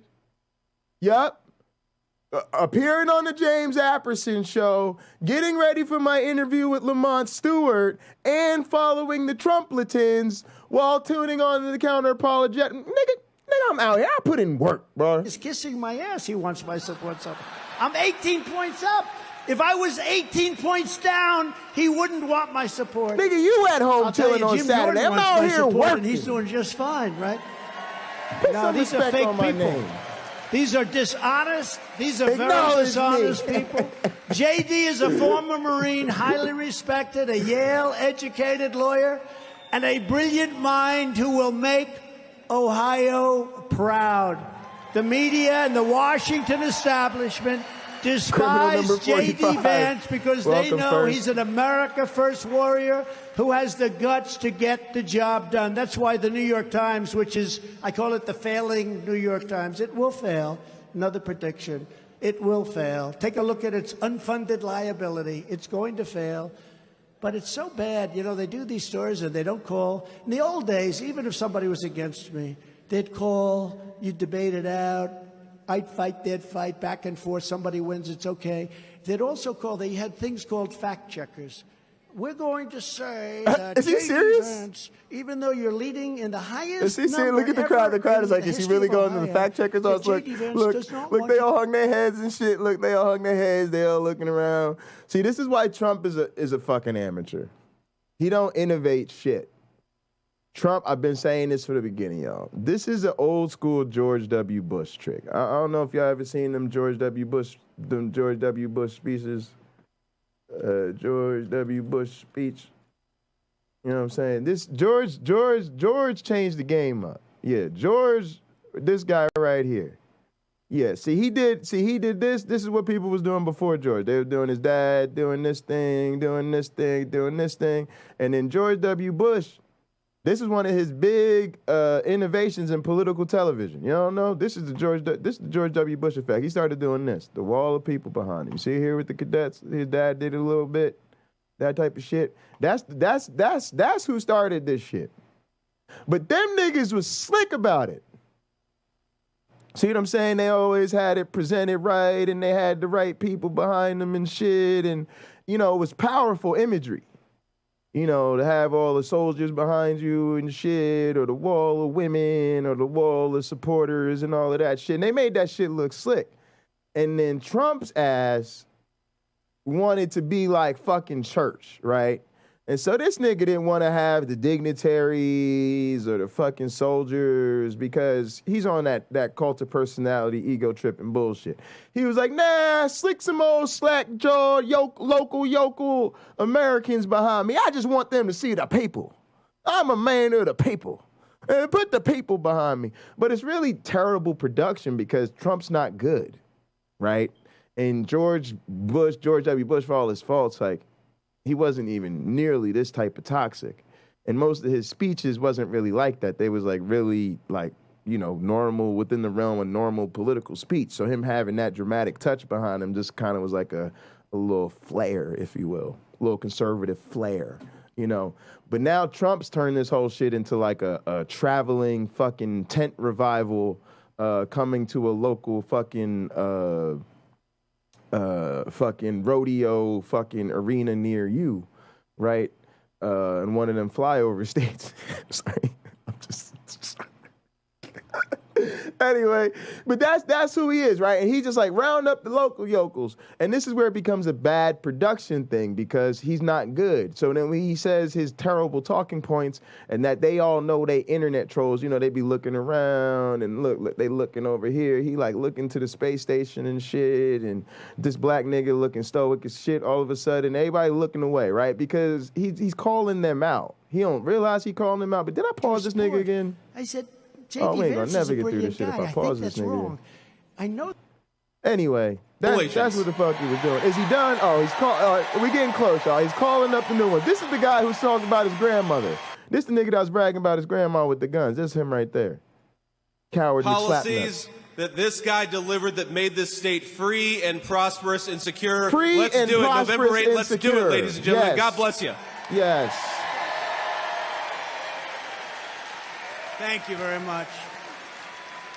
Seriously. Go out and vote for. Dog, if 9/11 happened under Trump's regime, nigga, the White House man, please.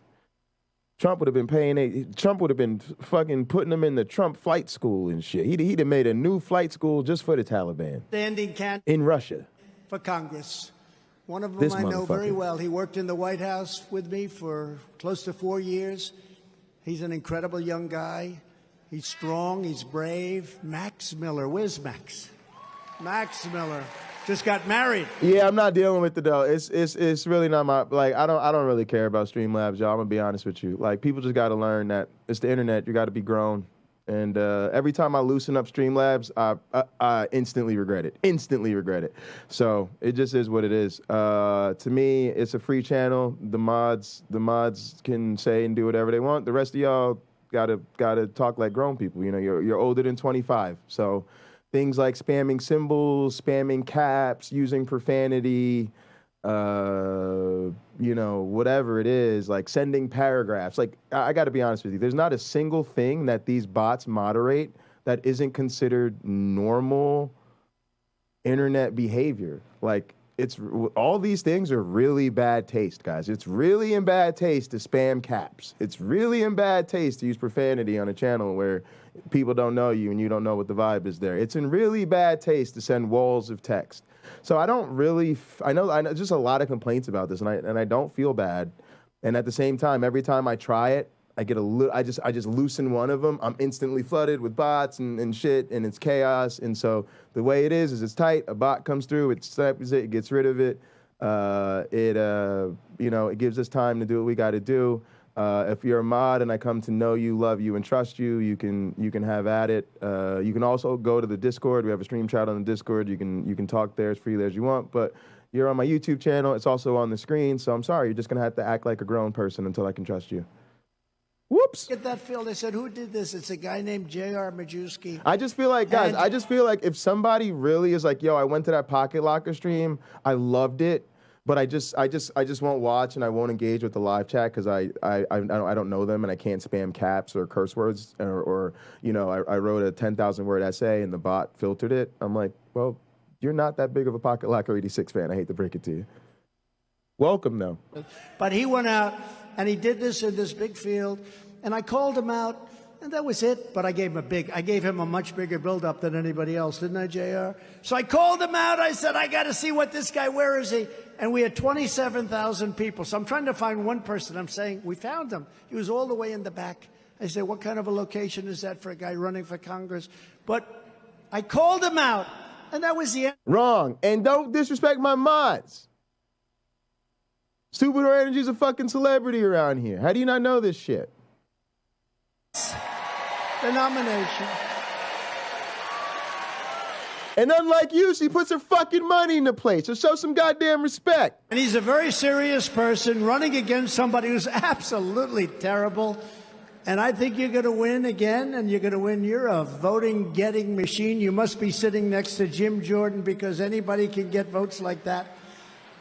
You have to be. Jim Jordan, NCAA wrestling champion. You don't know about Jim. Welcome back, James. Jim won against everybody just about. He would beat the hell. I'm never going to fight him. I'm a little larger than him, but I'm never going to fight him, I promise you. But Jim Jordan is very special to me because from day one, he was against Impeachment Hooks 1, Impeachment Hooks 2, the Mueller scam. Remember the Mueller report that ended up in no collusion. By the way, the FBI colluded with Russia. It was the exact opposite. Did you see last week? James, the room's open if you want a front row seat to the gaslighting. We were trying to tag you in to talk about gaslighting here because Trump said that we're the violent ones. So I was saying they're the ones that were earlier in this rally here bragging about having a grandmother with 19 loaded guns or whatever. Special man to stand up. Please, Jim. NCAA champion. It's a big deal. You know, his son, his beautiful son, both of them are great wrestlers. But I spoke to one. I said, how good are you? Well, I'm good. How good are you? Well, I'm an All-American. That's pretty good, you know. So I said, so let me ask you a question. Actually, he's a big guy. He's at a slightly higher weight class than you, right? He's a big, strong guy. I said, so you're All-American, good. So how would you say, proportionally, how would you say you are compared to your father? He said, honestly, sir, I'm nowhere near my father. My father was much better than me. How about that? Isn't that nice? He's an all-American wrestler. But Jim was the best. The best. So great, Jim. Great to be with you. Also with us, Bill Johnson, a man that's been my friend for a long time. With all right, guys, pay attention to the formula here. He always tells the person, then he gives a personal anecdote about them, and then tells them what office to vote for the person. Quiet, very shy. Pay attention. It's very important shit. You can come into my house. You can break my doors. Yes, you can come in my house. You can break my doors. She spins it around like Annie Oakley, who, by the way, came from Ohio. She spins it around and spins it around and puts it back. Look at that. Like that by anybody. Marjorie But we're Taylor violent. Greene. We're violent. And notice that we are in Ohio, and Marjorie Taylor Greene has been introduced with him in every state. Pay attention. Pay But you may not attention. get out. You may not get out. Her house, everybody leaves her house alone, right? Why is Marjorie Taylor Greene in Ohio? The Ohio Good question, Secretary y'all. of State, Frank LaRose. Thank you, Frank. Thank you. Great job. Now, for those of you who don't understand why this is so important, Americans are stupid. They don't care who runs for dog catcher. They don't know what it means to be the representative of the 13th district versus the 15th district versus the comptroller versus the motherfucking House versus the Senate. Are you a U.S. representative or a state representative? These people don't know. They don't give a fuck. They want to know who are the Republican candidates, who has Trump's endorsement. So what they need is the name, which is already going to be clear because in most of the cases, it's just going to be the Republican nominee on the ballot. And then they remember this anecdote story. Oh, Trump said that person was the best gunslinger, and so-and-so said Jim Jordan was the best wrestler, but he was humble enough to say that his dad was better. And this other person bakes the best apple pie, but she'll judo chop you in the face. And this other person runs every morning, and boy, he just runs, so he runs like the wind. I was trying to keep up with him on my bicycle, but I just couldn't. Right? He wants you to feel like you know the person, like they're relatable, and that more importantly, Trump has gotten to know them.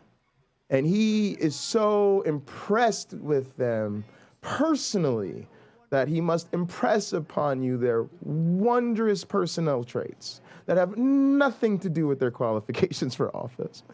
But that's the whole thing. I got you to know, I need you to know who you're voting for. Why you're voting for them, nobody gives a fuck. But I just want to make sure you feel good about voting for them. This is very important. This isn't amateurish. It isn't petty. It isn't stupid. It is the number one reason he is here. He is the star of the show, and now it's when he takes all of that star power, all of that celebrity, and he hoists it on the ticket. This is what the leader of the party must do, and he is taking it seriously as a fucking heart attack. Max Miller. He is doing this finally, like his life and his freedom depends on it. You do, Bernie. I'm telling you, I know this guy under stress, and he was cool as a cucumber. He's a winner. And also a really incredible friend of mine and his wife, Janet, JJ and Janet Cafaro, a rich guy, got nothing but cash. Nothing but cash. Where is he? Stand up. This guy's central casting. Thank you very much. This guy's central casting. With the help of everyone here today, over 4 incredible years, we achieved more for the hardworking people of Ohio than any administration in history.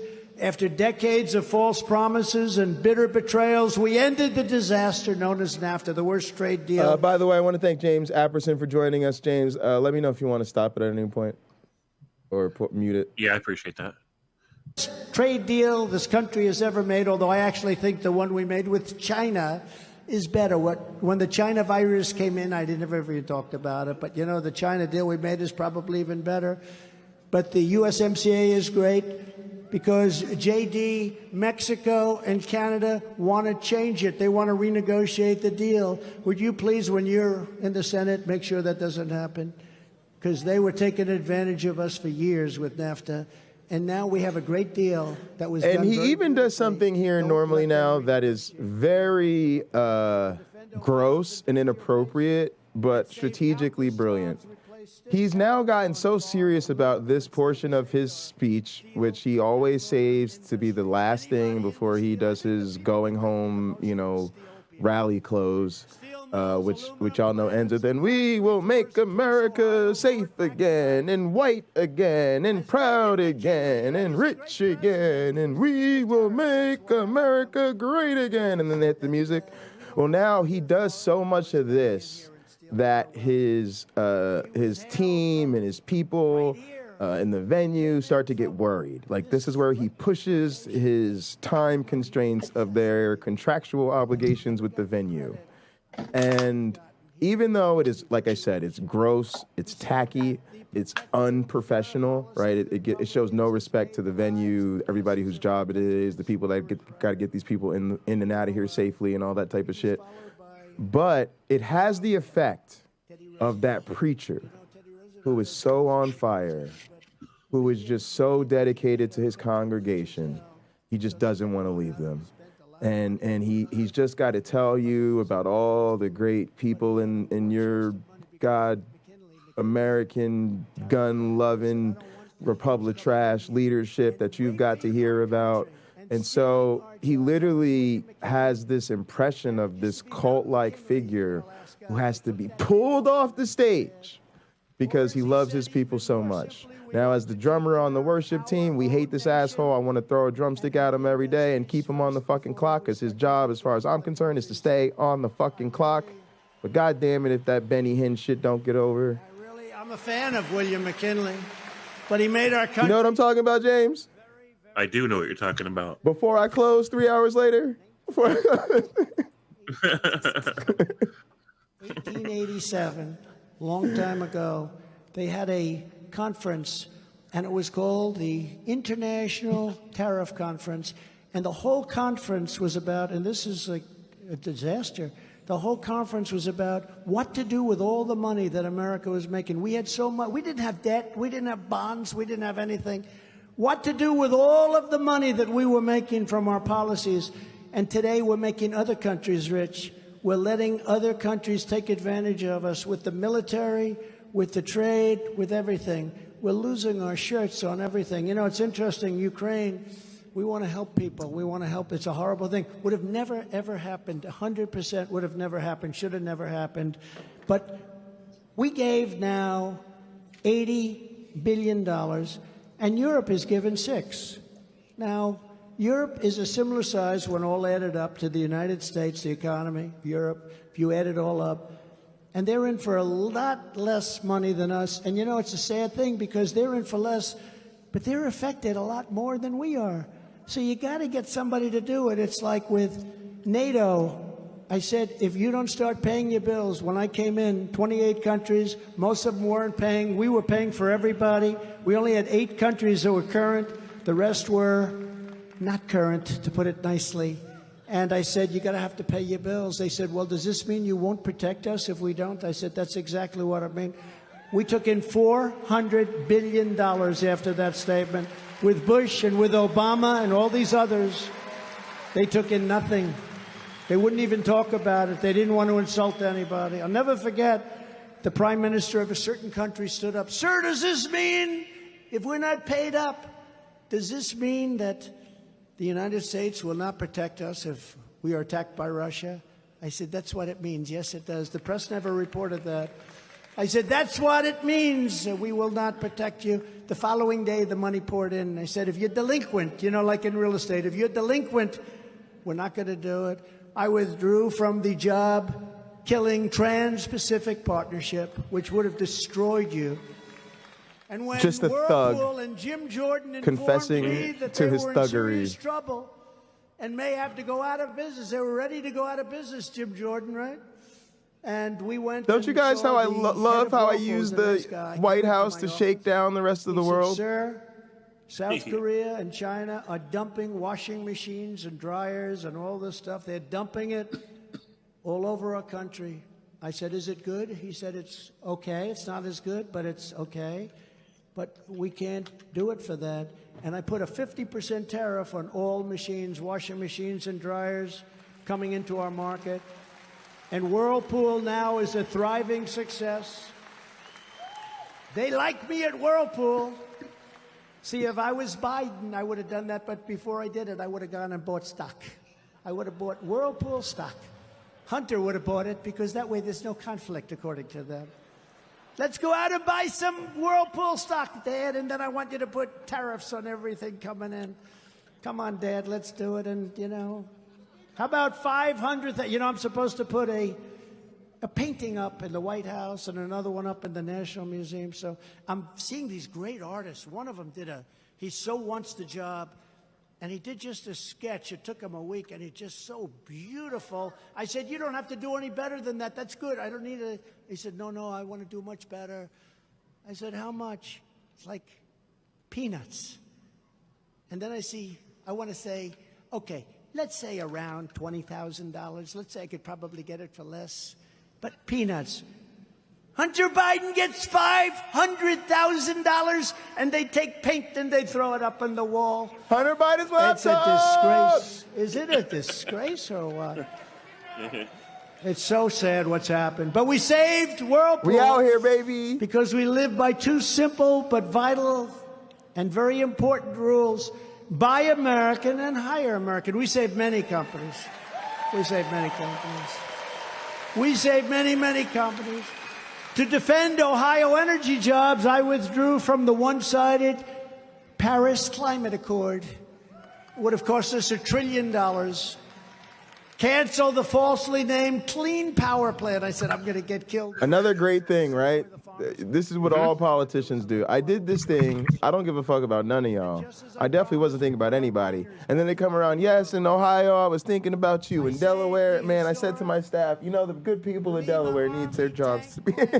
Like, nigga probably couldn't, nigga probably still can't, he probably can't spell Ohio right now. You know, when I came here. I bet you're not.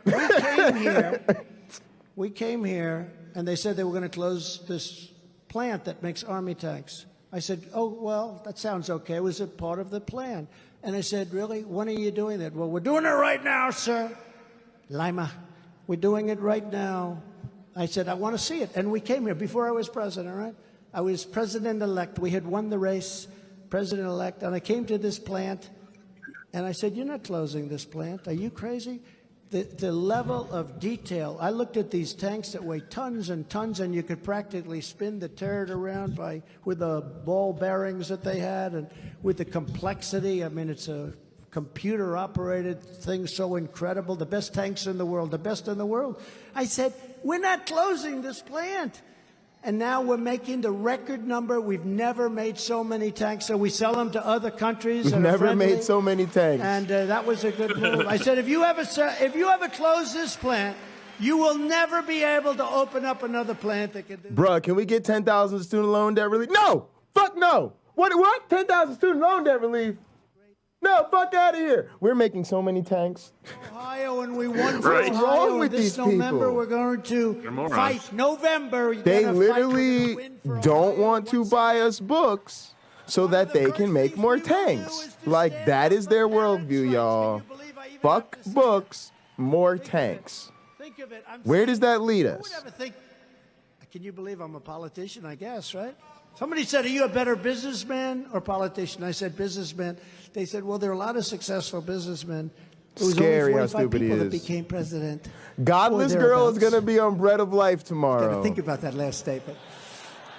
Somebody about to get baptized But on a it's Sunday time morning. to finally and completely break the radical. Look, I'm going to be having a hot program at 3:30 with my one black friend. Y'all better not be watching that goddamn Bread of Life stream and not watching hot program. Y'all know I will stop hot program just to come look for y'all asses, calling people names out on hot youngest possible Tune in at 3:30 p.m. Eastern on hot program. We be calling out every single one of y'all motherfuckers that's watching somebody else's stream. Who did this to me? At long last, every parent in America must be empowered to opt out of the indoctrination and send their child to the public, private, charter, religious, or homeschool of their choice. In addition, we will get critical race theory out of our schools, out of our military, and out of every part of the federal, state, and local government. We will also keep men out of women's sports, so politically. Such a big deal right now, guys. There's so many men in women's sports, so many. No, it's so sad when you look at what's happening. God. Men going into women's Somebody sports, tell and LeBron you see James the to stop. records are being Leave the broken at levels that WNBA alone, nobody ever dreamed LeBron. possible. I tell the story of the swimmer. Do you want to hear me? Do you want to hear? Do you want to hear? Does anybody want to hear? You know, I heard Tom Brady just came out of retirement to win another Super Bowl in women's football. Keep these goddamn men out of women's sports. Because they're not politically correct. I know it's So not the what politically happens correct thing to is say, this y'all, young but lady who's a beautiful person and a great swimmer, and she was going There it to is. break the record by There it is. 1/8 of a Oh, second. no. She worked so hard. She worked all her life for this chance. Oh, no. And she looked to her left during the meet, and she saw young ladies that she was against for years since they were young. And she looked to her right, and she saw young ladies that she was against for years, but right next to her was this giant person. She looked up. He had a wingspan somewhat the size of Wilt the Stilt Chamberlain. Do you know what? Do we know Wilt? Wilt the yeah, I Stilt. don't know, Spider. I don't get it. I don't And get she it. said, he's big. Anyway, she went out and she swum her heart out. She swum, but she suffered greatly. You know I have what my happened? She got suspicions, windburned from the but guy going I'm so literally fast afraid to by be her. right. He burned her up because the wind was just brutal. And she didn't quite make it. My suspicion is you need power. And I'm realizing that it may be higher on the hierarchy of needs than I previously estimated. It might literally be above food, water, and sex. It might be the type of situation where people are convinced that if you don't have power, you can't really get food, water, clothing, and sex. So if it turns out that you have one route to power, then that's just it. This is your one route to power. And then that becomes really scary because then what you see is how far people are willing to go to stay committed to that one route. And I hate to be the one to break it to you, but I genuinely believe these people are willing to die for this shit. Because these are the type of people who have been conditioned their whole lives that it is a good thing to be willing to die for what you believe in. I think he broke the record by like 100. These some scary ass niggas, y'all. This is the craziest thing I've ever heard. Straight up. And you know, it's very demeaning to women, honestly. They're dumb, it's very demeaning. So weaponized, I think it's crazy. And willing to It's go. crazy. So I don't know. I never spoke to JD about this. I assume we're all together. I can tell you, Jim Jordan, Jim is not going to be wrestling anybody. That It is a self-hate. It's all wants to self-hate. wrestle males. How do you think you do against a female conversion? I don't know, Jim. I'm worried about you. Which is true, too, right? Because I think there is, like, all of us do have that. We play with gender roles. We want to cross-dress. We're tomboy or had a tomboy phase. Or, you know, you're a young lady. You wanted to run around with your shirt off, but the boys could, and you couldn't. And you're a dude, and you never got to be pretty. And then then there's people who this is, you know, for us, that's just thoughts and shit. But they play on that just so we can hate and destroy people who, like, this is a serious issue in their lives, right? And it's like it's like they play on, you know, your own self-affections if you stick up for people of the same, same sex. If you stick up for gay people. So it's all self-hate. I think that sounds like a slightly Russian name. Making you hate a part of yourself you don't want to look at. Fabricated some of the most ridiculous smears and lies in the phony Steele dossier. It was all phony. They want you to hate How'd black like to be people me so you and go don't home and realize explain that everybody's one to my African, wife? dumbass. Darling, it wasn't true. I swear it wasn't. Remember that one with the hookers from Russia? Darling, I'd like to explain this to you. It was all phony. It was all a phony, made-up, corrupt thing by the Democrats working with a paid informant of the FBI. Remember, we were supposed to be working with Russia. It was the FBI and the Democrats that were working with Russia, and now it's all coming out. And I hope they make a big deal out of this, not sweep it under the They come in carpet, for everybody, because I think it's man. one of the biggest stories in 50 years. If that were a Republican instead of a Democrat, it'd be the biggest story. And I do mean everybody. In other words, the if we left them to their own devices and they got rid of all of us, they just devour each other. Take down the president of the United States. This was while I was president. James, should we even have counter-apologetic channels anymore? We should just all start our channels tomorrow let's all just be Christian channels, right? Yeah. And then from now on, we just have open panel discussions, Christians only, and then we just bring in Christians from different perspectives, and we just keep bringing up issues and let them talk to each other. That'll probably do more work than this atheist versus Christianity thing anyway, right?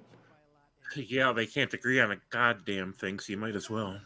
Yeah, except for hating us. Historic reforms to tell the deep state, you're fired. You remember The Apprentice?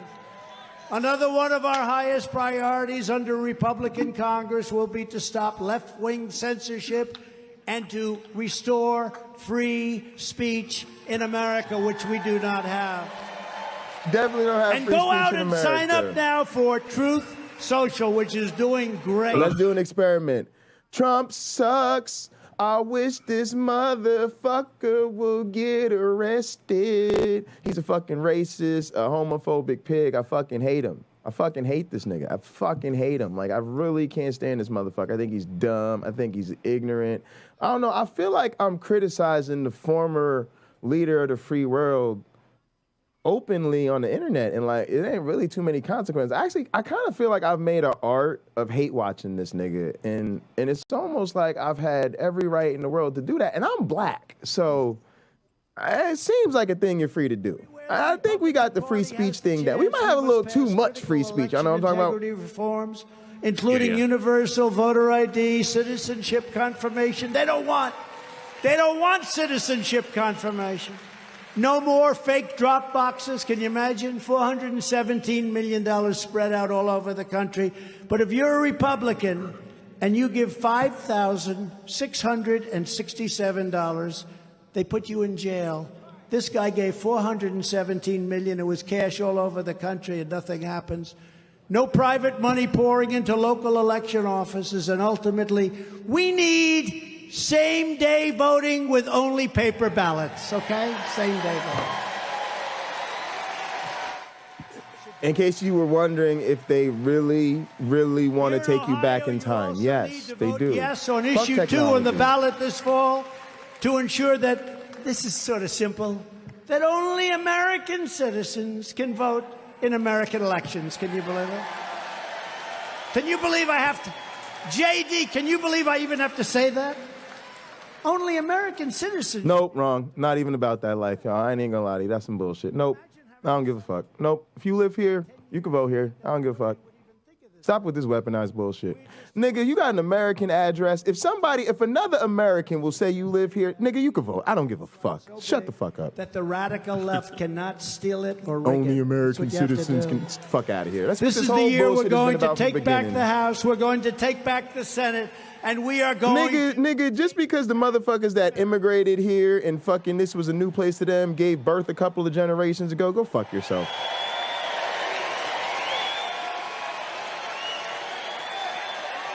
Matter of fact, if you got a job, if you work in America, you can vote in America. You don't even really need to live here. If you just work here or your nigga, I'm with James. Turn this country over. Make the world, from now on, the world gets to vote. Americans no longer can vote. Right, James? Let's flip it on up. No American citizens can vote in American elections. Only non-Americans can vote in American elections. That'd probably go better anyways. That's what I'm saying, James. We got to get creative in this bitch. Fight for more jobs for Ohio families, fair trade for Ohio workers, and more Ohio factories, forging more products stamped with that beautiful phrase, made in the USA. Very beautiful. We will shut down Biden's border disaster. This American flag reinstitute our strong brought to you by Remain China. in Mexico policy. Not easy to get it. I got it. Remain in Mexico. Strengthen the patriots of ICE and Border Patrol. These are incredible. James, I just thought of another great solution. From now on, people can come into America freely. It is the black people and all other people. We're going to call it the Exodus Act, okay? For every American that comes in, for every Mexican that comes in, a black person or somebody else similarly oppressed gets to leave. See, so I'm with this. It don't have to be a space issue, y'all, and none of that. I'll give up my spot for a Mexican. You know what I'm saying, James? You can volunteer. You can say, I'll give up my spot for a Mexican. You know what I'm saying? We will take our ass voluntarily to Mexico or Canada or wherever the fuck niggas is coming in from, and we can exchange like a fucking student exchange program up in this bitch. Yeah. Like, I will enlist my ass tomorrow. I mean, I've said before, I'm in a big house. Like, I got room for more people. I got rooms nobody's using, and it's like, find me somebody that needs to be here, right? Some decent human beings. They ain't got no place else to go. I'm like, send them over here. Send them over here. Yeah, like, seriously. I can make out a trade. They can, like, do my cooking for me or something. They get to live here rent-free. Everybody wins. Yeah. Shit. You know, I'm from Newark. You know what you do, bro? When you can't find a contractor, right? And you don't know how to fix shit, do you know what you do, James? What do you do? You drive over to Home Depot. You hire them essays standing out in front of it to come and fix your shit. It's the whole economy, right? They be sitting right there, and all you got to do is hook them up with a few dollars and a sandwich. They will go into that Home Depot, come out with every goddamn thing need to fix you a new kitchen floor or whatever the fuck. There you go. And $50 later, a ham sandwich and a grape soda, you will have you a spotless new floor up in your kitchen. And that is how niggas have been retiling their shit for generations. Hell yeah, man. Hell yeah. He better go to the hood and get a clue. Forces, entrenched interests, and vicious. And Home Depot, no, they wouldn't sell shit without them people. So they ain't saying a goddamn thing to nobody. That's real America right there, right? Sinister and evil people from within our country, and you people deal with them all the time. They are sick people. There's something wrong with them. But no matter, awful. I love you too very much. Oh my goodness. Like the pastor. We love you, pastor, that raped that girl. Oh, you're the best. You're going to get through this, pastor. Don't let her tears distract you, pastor. Where's the guy that just yelled? Would you stop crying? These people are the worst, y'all. Are you the one that did it? Congratulations. What a beautiful voice you have. What a beautiful voice. Thank you. 66, you don't look a day over 65. No, you don't. You look great. Okay, he got that. Thank you, darling. But no matter how big or powerful the corrupt radical left Democrats that we are fighting against may be, you must never forget this nation does not belong to them. This nation belongs to you at 66. Nation belongs Give a shit about nobody. This is your home, this is your heritage, and our American liberty is your God-given right. Your God-given right. They want to take that away from you. From Akron to Toledo, from Cleveland to Columbus, and from Dayton to right here in Youngstown, Ohio. You inherit the legacy of generations of Americans who risked everything they had for their beloved country. Ohio is the state that gave us American heroes, icons, and legends. He can be funny for with sure. With names like Neil Armstrong, Annie Oakley, and the great General and President Ulysses S. Grant. He's really come back a long way over the last 10 years, hasn't he? And this is the state that gave us legions of farmers and soldiers and steel workers. I have to admit, based on what YouTube Punk is saying here, I have to admit I'm the type of shithead that thinks I'd have more fun at a party with Trump than Joe Biden. Like, I went to Penn State. I'm gonna just keep it 100 with you. We weren't hanging with the Joe Bidens of the world. We Trump fits right in. We know exactly what time it is when Trump's around. Let's get drunk, grab them by the pussy, then lock them up. Right on point. Let's go state, nigga. Pushed into uncharted frontiers. True story. True and they story. made America into the greatest nation in the history of the world.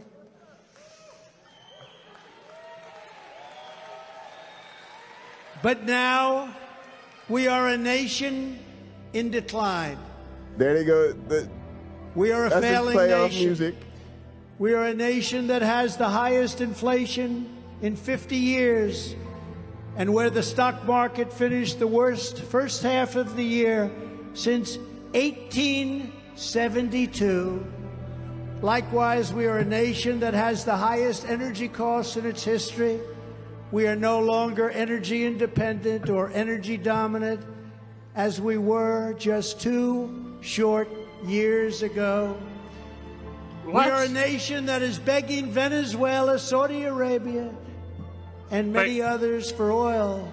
Please, please, Go ahead, please James, help we hear us, you. Joe Biden. We were 2 years ago. We were energy independent. Like, in what freaking universe is he even talking about that? Like, the Trump cinematic universe that he's currently creating before us. he just says random shit. People like believe him. He could just like make up stuff about like, and when the aliens came down in their spaceship,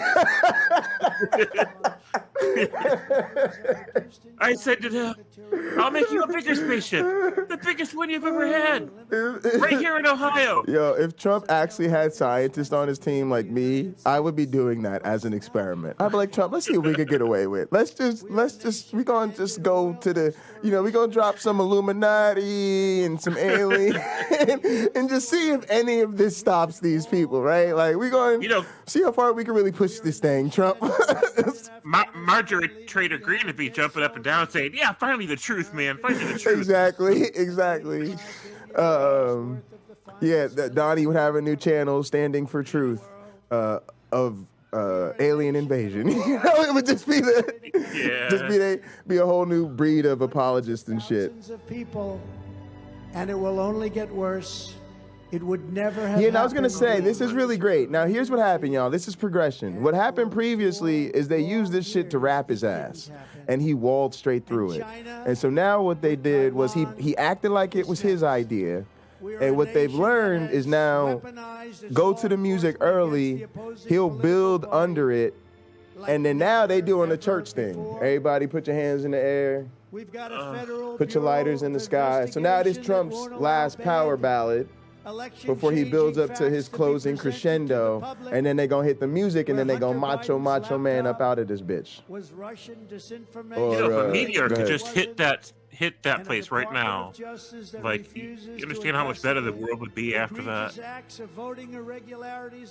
If the media could hit this place? Oh, I wish it would. Just like a meteor, like an actual meteor.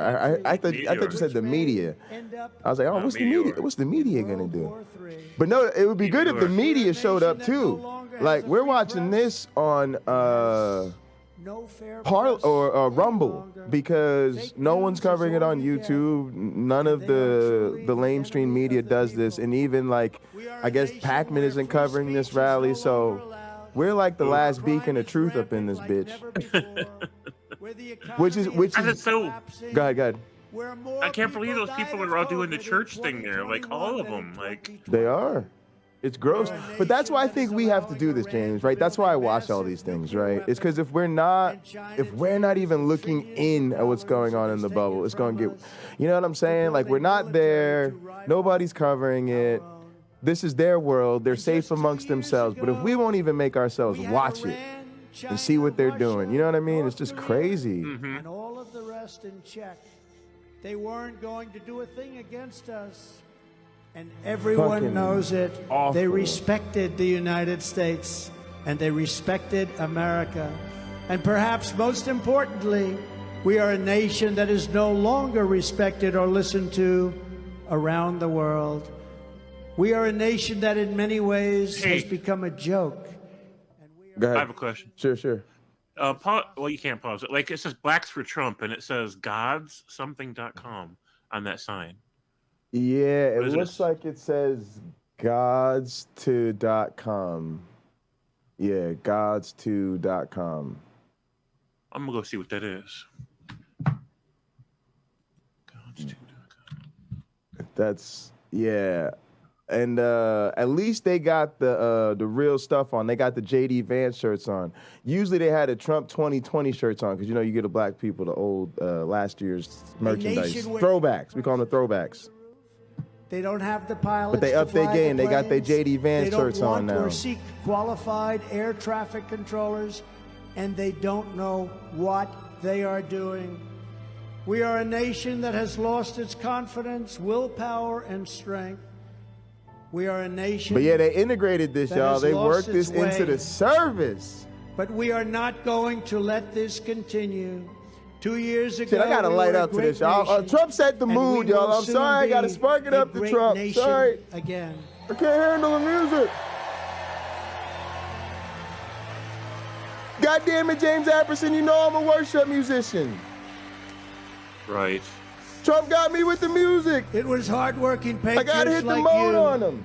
who built this country, and it is hardworking patriots like Oh, shit, you Pastor Trump who got are me going wanting to to light save up, our yo. country. We will stand up to the radical left lunatics and rhinos, and we will fight for America like no one has ever fought before. Come on, y'all, stand up with There me. is no mountain we cannot climb. Let's fight the radical There is left no together, summit y'all. we I'm in cannot on reach. it. There is no challenge we The cannot music meet. got me, y'all. There is no victory we cannot have. We will not bend. We will not break. God damn it, I'm the We will United not States yield. champion. We will not We will bend. never give not in. We will yield. never give up. We We'll will never never, give up. ever, ever, ever back down. We'll never back As down. long as we are confident and united, As long as the I'm the tyrants United we are States fighting champion. do not stand even a small Hey, chance I'ma always of victory. keep fighting. Because we are Americans, and Americans God damn it, kneel we're to God Americans. and to God alone. And I yield to Myron and the Myron alone.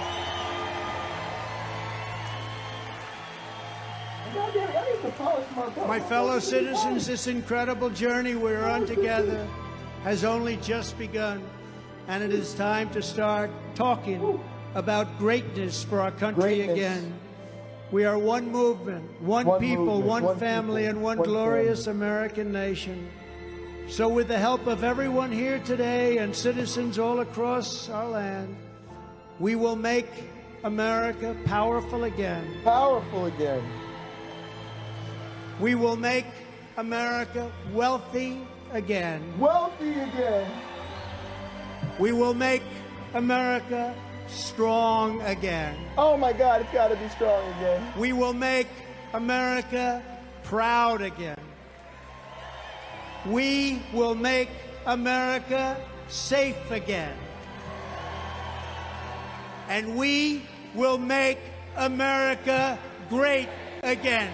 Thank you, Ohio. Hit the God music. bless you. Thank you, Ohio. Hit the music. Yes. Let's do it, America. Yes, it's a party. That's how you get down. Tell Joe Biden and the radical left to take that. That's how you put on a show. That's how you do a rally. That's how you deliver for the people. Hold on. I'm coming. Hold on. Woo, I'm feeling like a champion there. We gotta fight, America. We gotta be strong again. Proud again. Happy again. Safe again. Woo, we gonna make America great again. Yeah. Oh, that's how you do it, right? Oh, Nancy Pelosi, what you got? Nancy Pelosi, take that, Nancy. Oh, he did the fist pump? Oh, that's very presidential.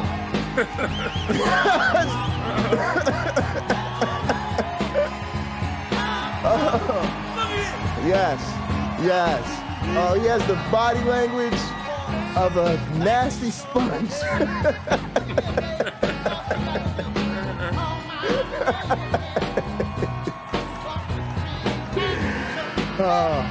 Oh, look at the patriotic entranceway. Oh, that's a touch right there. That's showmanship. Look at the shot. Look at the ending shot. Look at the last shot. Oh, that's how you. Oh, what a curtain close. From open to close. That's showmanship, folks. Oh wow. I ain't gonna lie. That looks pretty presidential. I ain't even gonna lie. There you go. Just another very Ohio is inspirational Trump country. speech by our president, Bet you it is. President Donald J. Trump. I'm going to bring in Vanessa Broussard. Christina, Bob, come on in as we wrap up these scary another ass successful grifter rally. And, trifters. you know, all right, here we go. Let's, that's certainly enough of that. All right. Well, I need a palate cleanser. I know. I need a rape shower. I mean, anybody got a shotgun?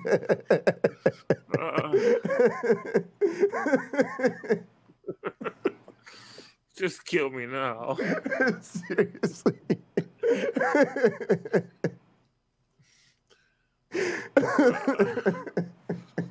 Sorry.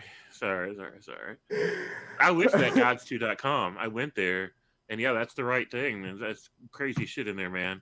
Is it really? It's pretty crazy. I'll have to check it out deeper and like make a report on it tomorrow. But like the first thing is President Trump is King Cyrus, so they're like drawing parallels to like. Whoa! Yeah. Really? Yeah, a lot of crazy shit in there. What was it? Gods2.com. Yeah, gods2.com, and then you got to click on it, and it directs you to another site. Limitlesstruth.com. Yeah, limitlesstruth.com. Click here to enter. If the link above doesn't work, hang on. Let me share the screen back there. If it doesn't work, click here. If it doesn't work, click here. If it doesn't work, click here. If it doesn't work, click here. So they got their cancel chain ready. Yeah. Okay, so President Trump is King Cyrus.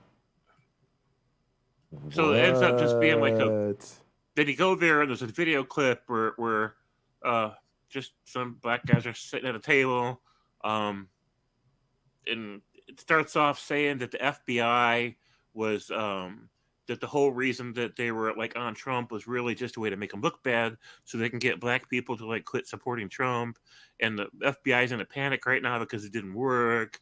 And then they said that the whole thing, and then they admitted it was like legit. They turn around and admit it's legit by saying that what really happened is there was a snitch, and you know, us black people don't like snitches. And then they started talking about how, you know, you gotta like crack skulls open when you got a snitch and stuff like that. And I'm like, man, you can't sit there in one sentence say the whole thing was like fake, like that there was no crime committed and the FBI was just making stuff up, and then turn right around and say there was a snitch that reported him for his crimes, and that that somebody should commit violence against the snitch. I'm like, man, you can't have it both ways. You can't have a snitch when there wasn't a crime. So that's as far as I got in that video. It's just like, and I just looked it up, man. It's deep, and then they're like the conspiracy against black property. I mean, I didn't know it was like that. I thought it was just some grifty niggas trying to get on the Trump train. But this is like, they real deep. But look, that's what I'm saying. Now,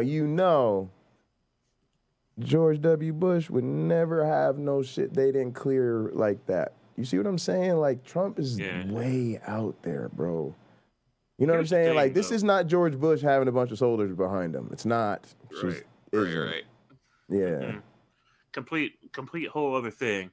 History is going to be studying this whole era for like the next 100 years. That's why I'm trying to watch, so I don't even have to. I'm be like, nope, sorry, I lived it and watched it. Thank you very much. Not reliving it now that y'all want to pay attention. Sorry, I paid attention, then not doing it again. Not reliving it. Right. This is so crazy. Now, none of us knew that the president could get away with that much. All the former presidents, they all limited themselves based on what they thought they could get away with. Oh, they was mad as hell. They was the most mad. They was, what? I had no idea. What? Yeah, I never knew I could get away with that. Imagine Clinton. Clinton was like, you know how charismatic I was, goddammit. Trump, you see how much shit I got over a blowjob? What? Right. You know, Bill Clinton was in there trying to come out of retirement and shit. Wait, hold on. Let me get. Did I really have 2 terms? Hey, no, I need some of the social media era pussy.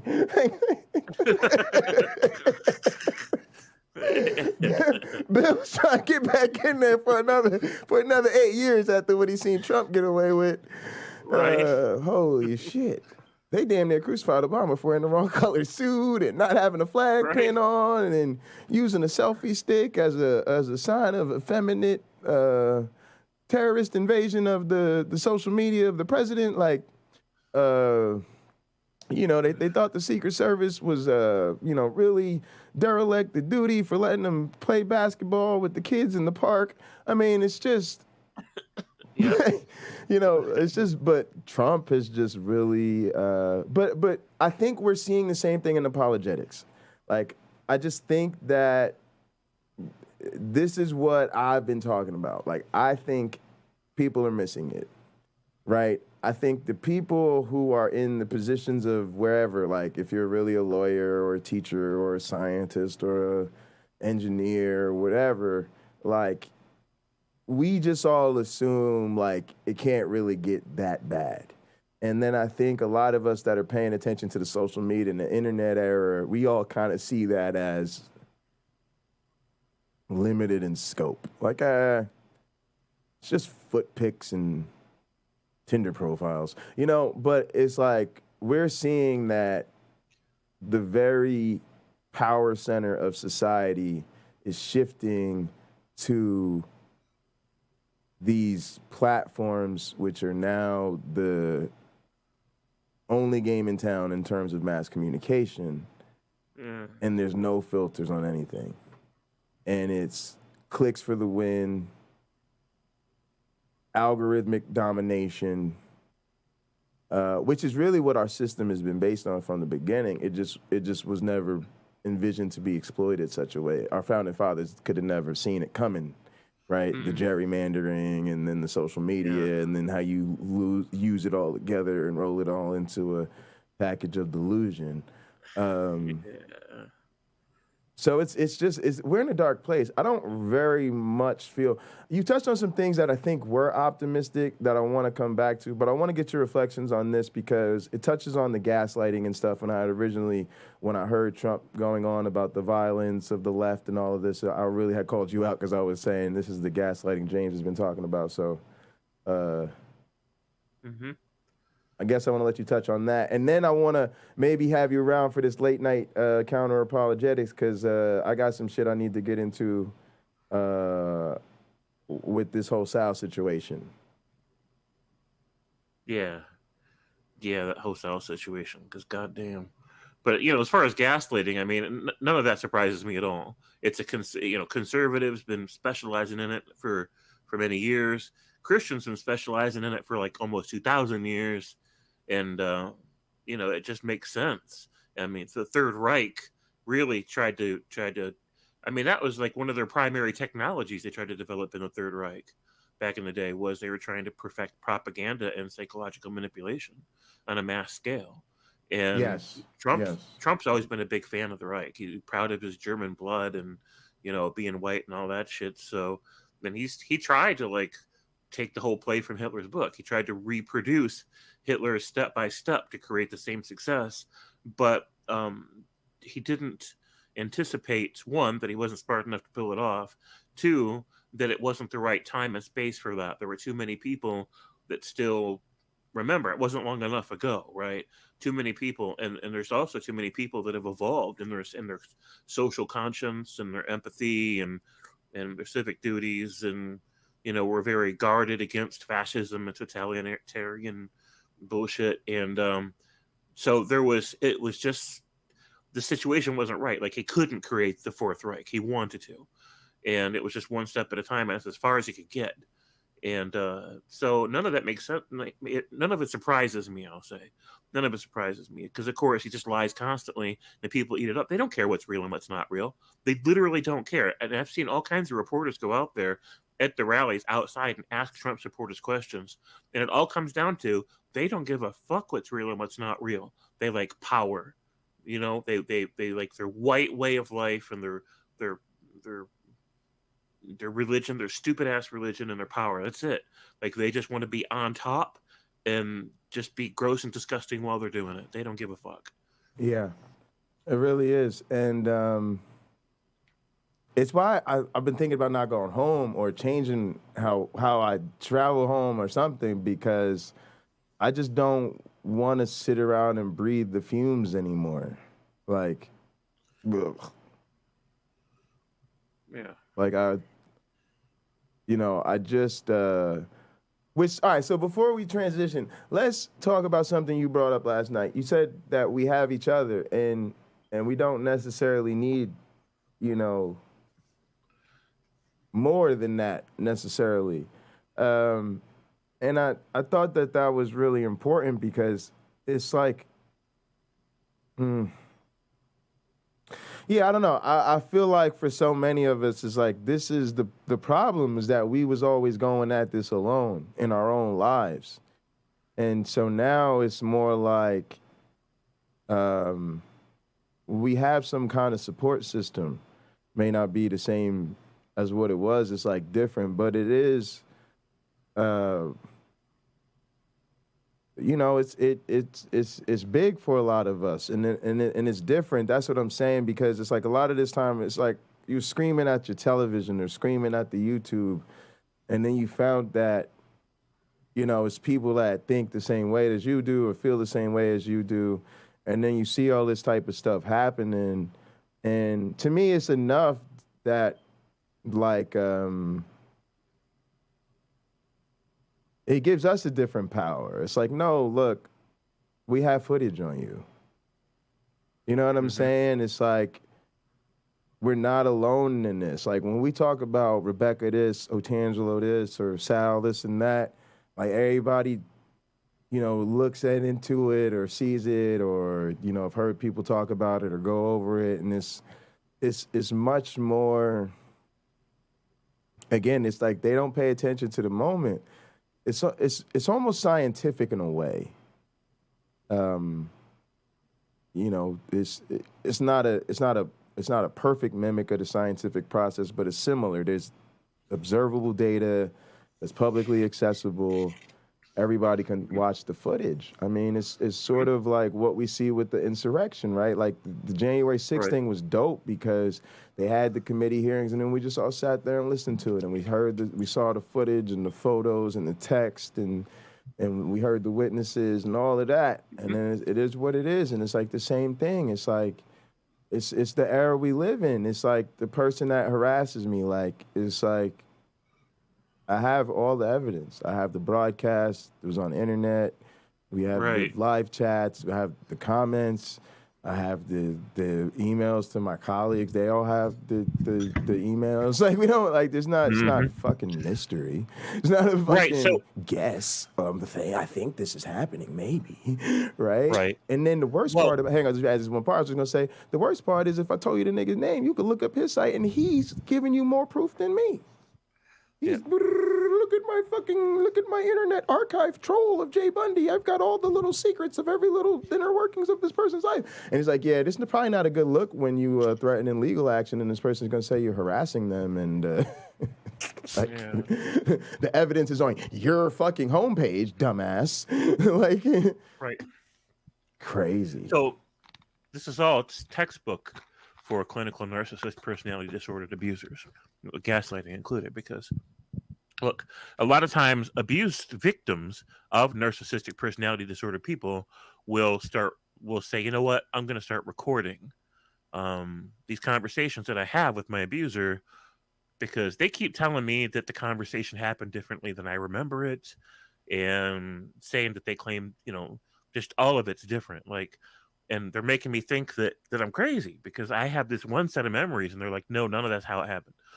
And they're like, I got to record this shit just so I can reassure myself. And they're like, if I find out that they're right, that I keep remembering things wrong, then I'll know there's something wrong with me and I can get help for it. Maybe I've got some kind of like brain disorder or something, but they're like, I got to know. And that's a very common thing for people in those abusive relationships where they doubt their reality so much and need to know for sure if they're crazy.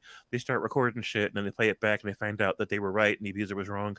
But if you bring that stuff to the abuser, they don't have the same awakening that you were prepared for.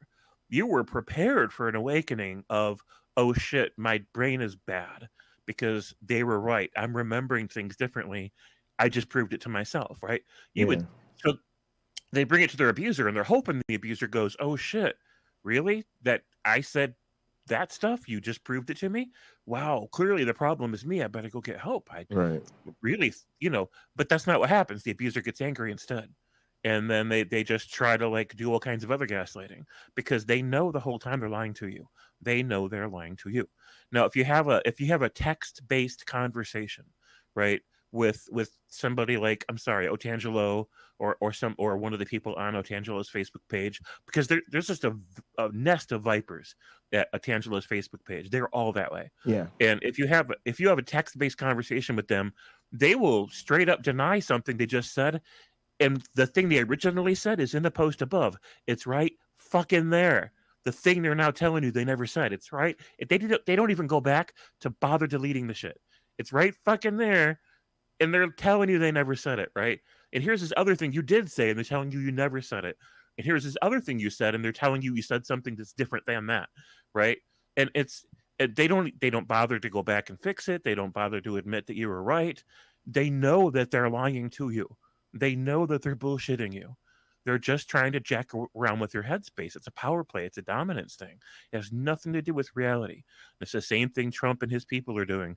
You can go and prove all kinds of things. You can put together a big comprehensive video that shows piece by piece. Here's a video clip of Trump saying this and Marjorie Taylor Greene saying that and anything else.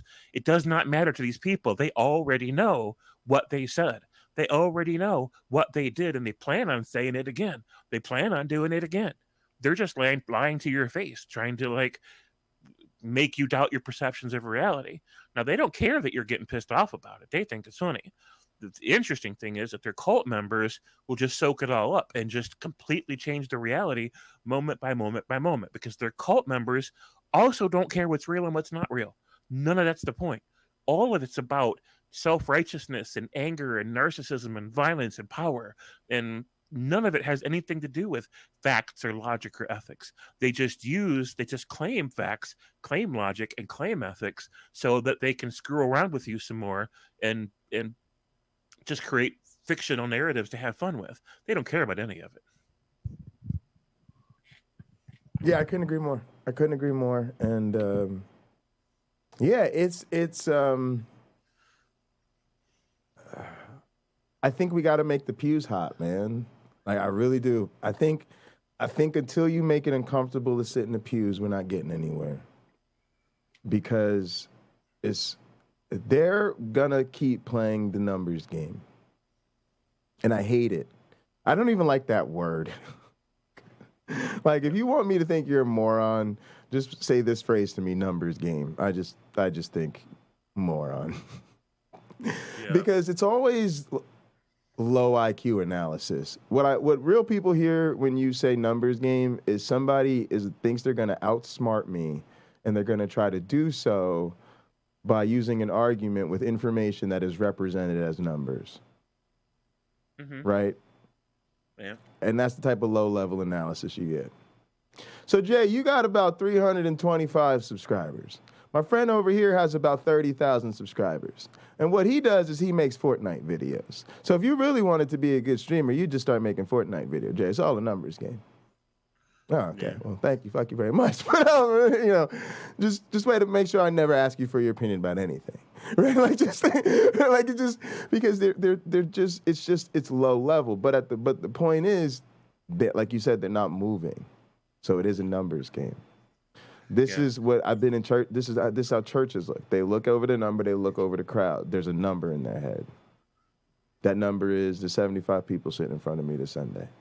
That is, it's 150 people in front of me. It's 200 people-ish, right? Mm-hmm. So if they look out in front of them and it's about 300 people, and it's about 300 people every Sunday for a month, and it was about 200 people last month, church is growing. Yeah, church is growing. That's it. Church is growing. That's it. It's a numbers game. So, until you make it hot to sit in the pews, they don't care who's in the pews. They don't care if all the smart people leave, all the educated people leave, all the righteous people leave. They don't really care. Matter of fact, I hate to say this. This is going to be tough for a lot of people who really want to do something and make a change in the world and just don't want to hear me on this, but tough marks aren't good marks. Yeah, that's right, y'all. Yeah, a lot of y'all that like to ask good questions and get reasonable feedback, and all you've got opinions about this or that, and you're really critical thinkers, and you always want to give the leaders feedback and input and shit. Mm-hmm. And then what? If maybe we transform your life, like a couple of years from now, you might be like, oh, hey man, maybe I should like donate $10 to that nice minister I've been having lunch with for 3 years. Nah, it's like a sick grandma about to come in here and drop a 50 in the plate right now. All I got to do is say Jesus wants to heal her. Now, what were you saying? Right? like I'm sorry. Like, y'all want to talk business or y'all want to talk business? Right. Nobody gets up in the morning asking for tough sales. Nobody. Right. You want an easy sale. All day long. You want somebody that's slow and vulnerable, gullible and naive. That's what you want. This is the reason why Christian missionary outreach targets the undereducated and children, right? And people that are in overly desperate situations and people in educationally deprived third world countries. And you know what them people give you, James? Tithes and offerings, James. And offerings. Tithes and offerings. And they serve and volunteer. These other motherfuckers want to talk your ear off, criticize you, review your business plan, go over your portfolio, interview your family, review your psychiatric history, review all of your YouTube content, and then maybe they'll consider sending you a 5. Uh-huh. Nah, y'all can go fuck yourselves. Yeah, go fuck yourself. I worked at Guitar Center. You know who you sell drums to? The motherfuckers that walk in the door looking for them. Mm-hmm. That's what we gotta understand if we want to play the power game. Until it's really like awkward to get in that church on Sunday morning. If you get on church on Sunday morning and you know, God damn it, I'm gonna have to go to work on Monday. And as soon as I get to work on Monday, most people gonna be like, well, did you go to church this Sunday? This nigga went to church this Sunday. Okay, cool. I hope you had a good weekend. You know what I mean? And you just kind of that weird nigga in the office. You know, you kind of sit over there with the weird kids at lunch, everybody be talking. Oh, yeah. Oh, James, we love to have you come sit. Oh, yeah, but you know, we talking about stuff you probably don't want to hear. You were religious and stuff, so. Yeah, you think the earth is like, what, less than 10,000? Yeah, nah, stay over there. Right? Now, sorry. Right. No, I'm serious. Until it becomes difficult to sit in the pews, y'all. Because right now we're saying, oh, I really hate the rapist preachers and the Trumplicans and the leaders and those grifter millionaire preachers and then the people. Me too. They're not the good Christians. They're not the good ones. Yeah, I'm one of the good ones. No, what I do, all I do is I go there. Yes, I love him, Jesus. I get a man 10% of my income, right? I come see him about my marital problems. I tell him, I let him tell me how to discipline my children, right? And then that's it. And then I come and I work with y'all. That's it. I'm not, I'm cool. All right, I break you guys cookies, right? You like my cookies. Right? I mean, come on.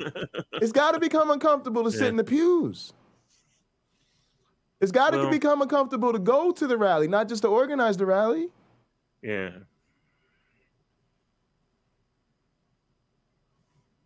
That's it. Yeah, I see. I don't know how we're going to do it, but I like the idea.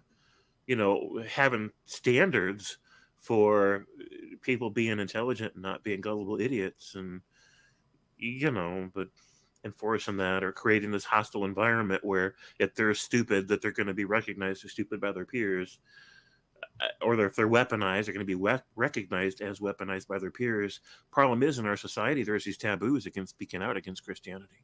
People feel like it's wrong, like you're mean and hateful and wrong to speak out against Christianity, but they don't feel. But there's no taboos against other religions, right? Not like there is about Christianity. Yes, and you know, it's all that special privilege that goes hand in hand with their white privilege and their, all that other bullshit. That's what we're after. I think it's getting rid of that. That's it to me. That's the taboo, and I think. I feel responsible for it because I feel like I don't do it in my own life. I don't, I feel like I've got to make my I've got to say, Mom, I'm not gonna come home if y'all gonna keep praying over me every time I come home.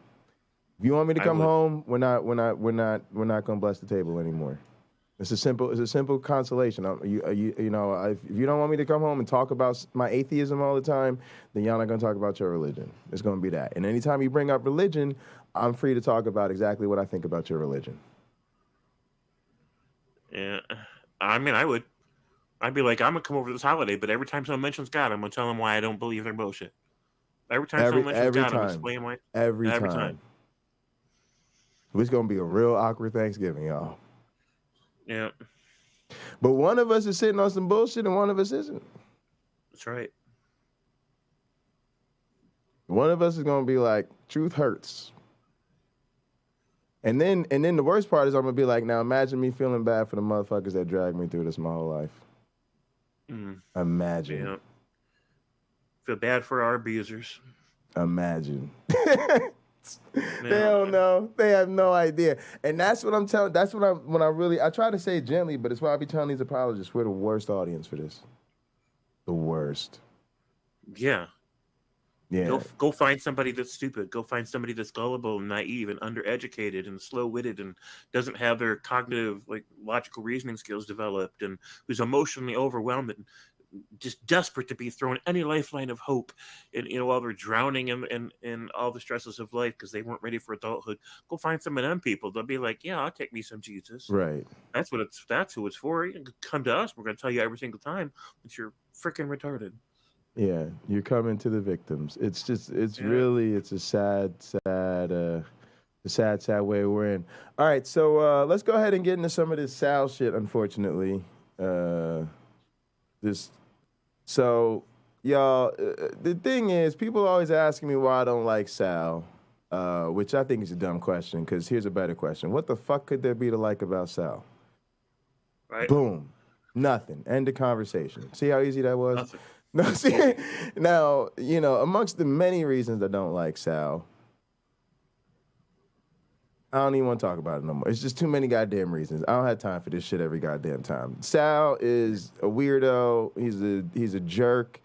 He's, the priorities, I can't even get him in priority order no more. He's indoctrinating Rebecca. We thought she was halfway redeemable. Sal might be the reason her ass is irredeemable. He is a young earth creationist, anti-science moron. Okay. He also pretends that he's actually a scientist and has some credentials, so he gets extra hatred because he's what I call the pseudo-academic type. Like, if you're going to be an amateur anti-science moron, fine, but when you say that you have this position as some result of your scientific expertise, which you then demonstrate not to have any of, we call that fraud. I don't know what the legal definition is, but in good old English, we call that fraud. Yeah. Like if I showed up at your house and said I could do your taxes, and you gave me money to do your taxes, and I wasn't in fact certified to do your taxes, would you call that fraud, James? Yeah. So when someone shows up claiming to be a science and then demonstrates that they don't understand science, I call that fraud for the same reasons. Yep. But it's just the same reasons. Then on top of that, he's an anti-Avita apologist, which means he's actually trying to interfere with my...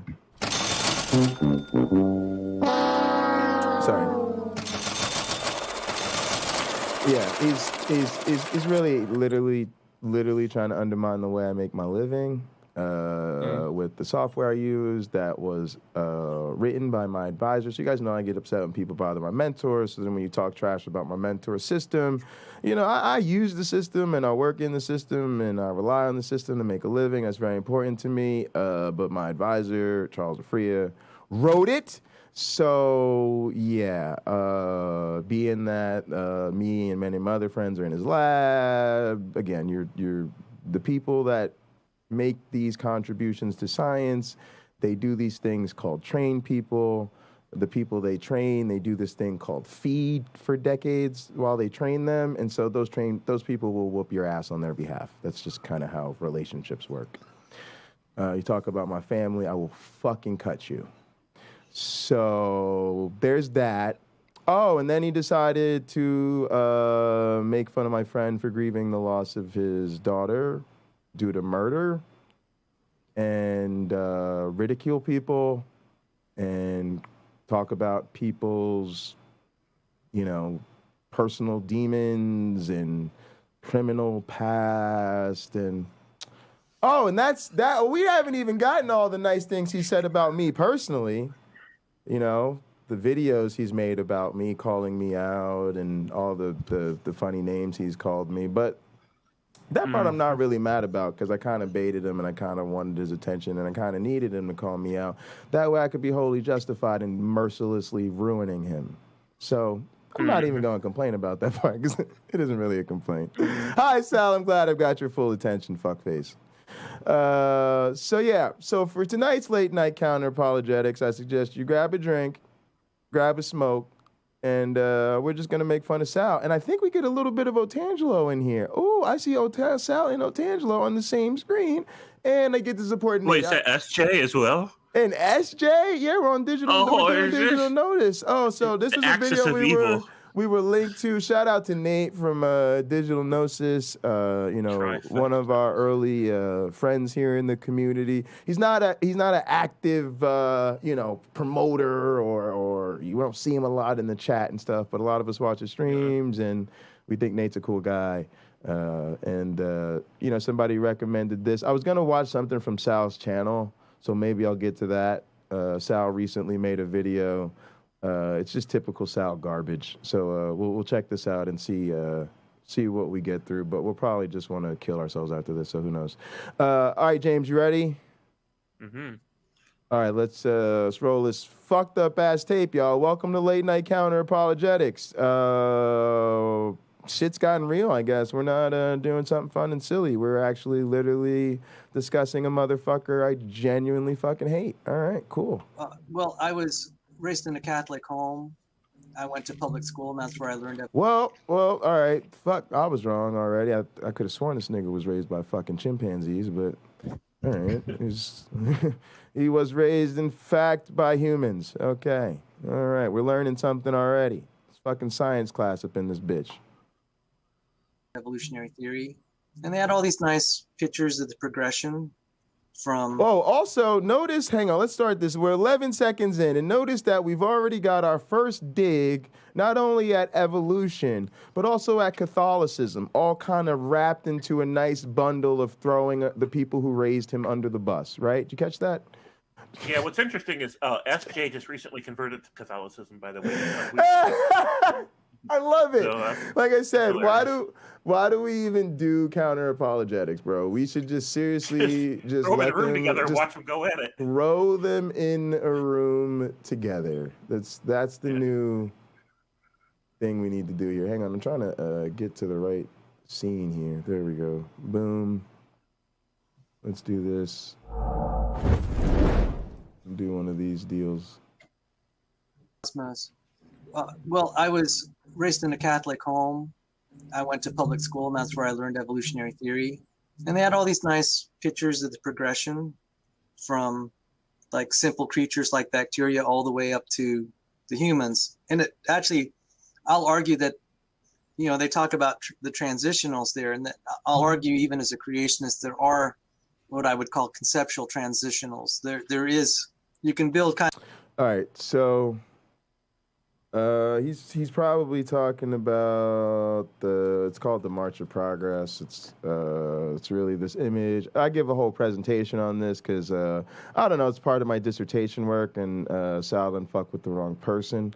But yeah, this thing that Sal's talking about that he saw, like everybody saw, this actually is a problematic image. It's really not that problematic. It's just that, like most people, Sal's level of education is remembering what the pictures look like. And so since most people look at what the pictures look like, they remember this sort of progression thing. And you see this mocked a lot in evolutionary pictures. And what it depicts is this sort of linear progression. We started like this motherfucker, and the next thing you know, we were fucking hosting the Olympics and fucking typing on our iPhones. And in reality, this is just a sampling. They're just saying, hey, look, we have this really cool, branching, very legitimate evolutionary story going up here. What we're doing down here is we're taking some of the charismatic, representations from along the way, and then we're showing you sort of as a depiction throughout history, right? And so it's called the abbreviated version of the Road to Homo sapiens from Early Man. For those of you that are in the super skeptical crew, give me one sec here. Documents. Let's see what I got here. All right, I'll show you guys some other time, but literally this same image is in my dissertation. Like I literally wrote a chapter in my dissertation on this. And you see here, morons also compare, look, we can see the evolution of the iPhone, right?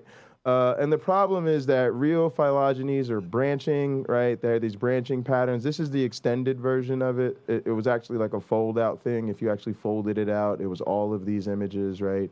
And so you have this little primate here, the monkey, and then you get all the way to man. And so this is, you know, you always see this mocked. And the real problem is now if you look at an actual, you know, hominin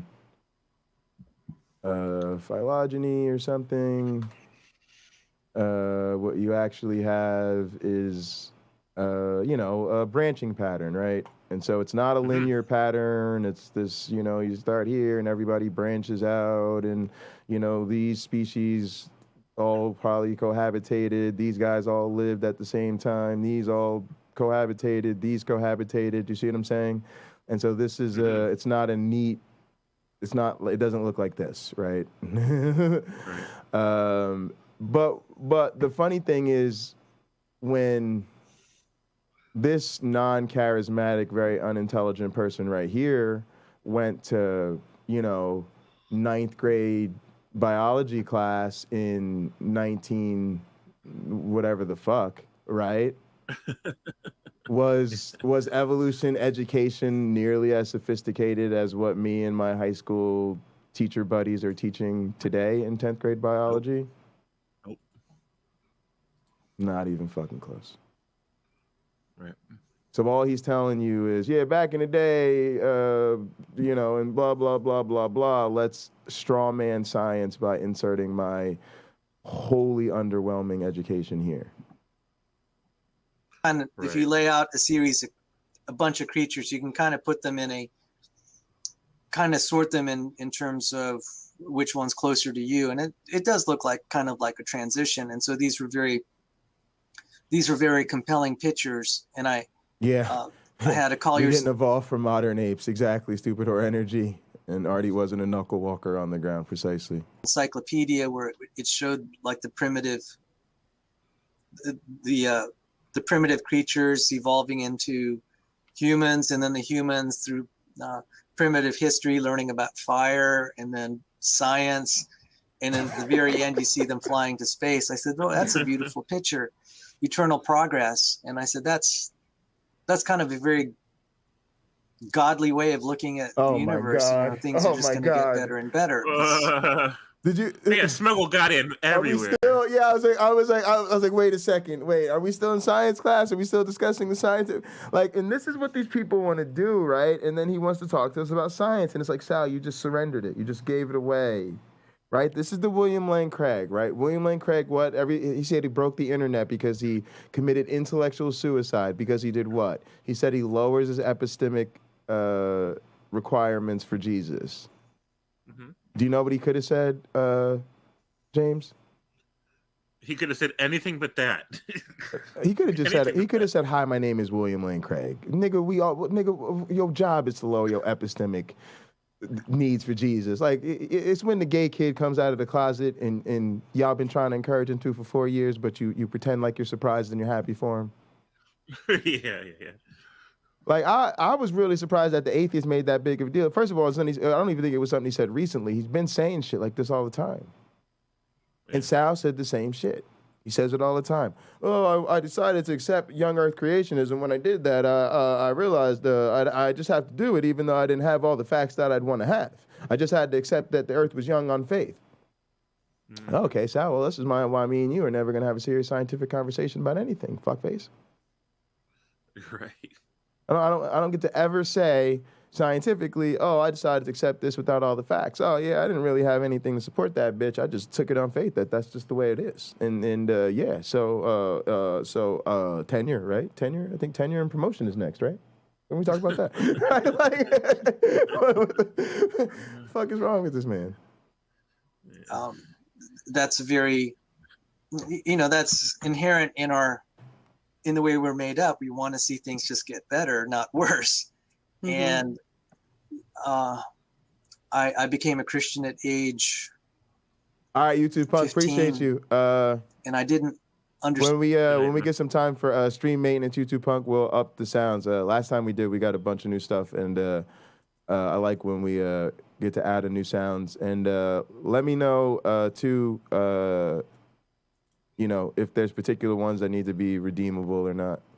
Understand a lot, but even then I had doubts about evolutionary theory, because I said, where does consciousness come from? That was my first doubt, was when I was just a few years earlier, I was in high school biology class. I said, for some reason, I just don't see, how is it that chemicals can suddenly have consciousness? 5 minutes later. The way you came into it is because you found evidence for your position. Yes. So I was an old Earth creationist most of my life, because that is just such gaslighting. I'd read books by like Robert Jastrow, The God and the Astronomers, and he was famous for the quote, all these scientists are moving forward, and they're just about to scale the top of the mountain, and they find a bunch of theologians waiting there for centuries. And he was an agnostic, but he was commenting that he 5 minutes later. And then so I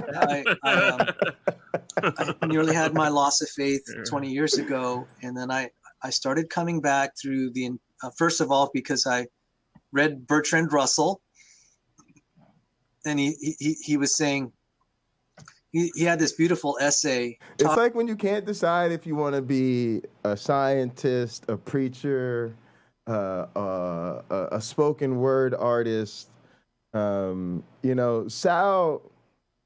maybe Sal's a Renaissance man, y'all. Maybe we fucked this up. Talking about how you read Bertrand Russell. His life ambition to be bad at everything.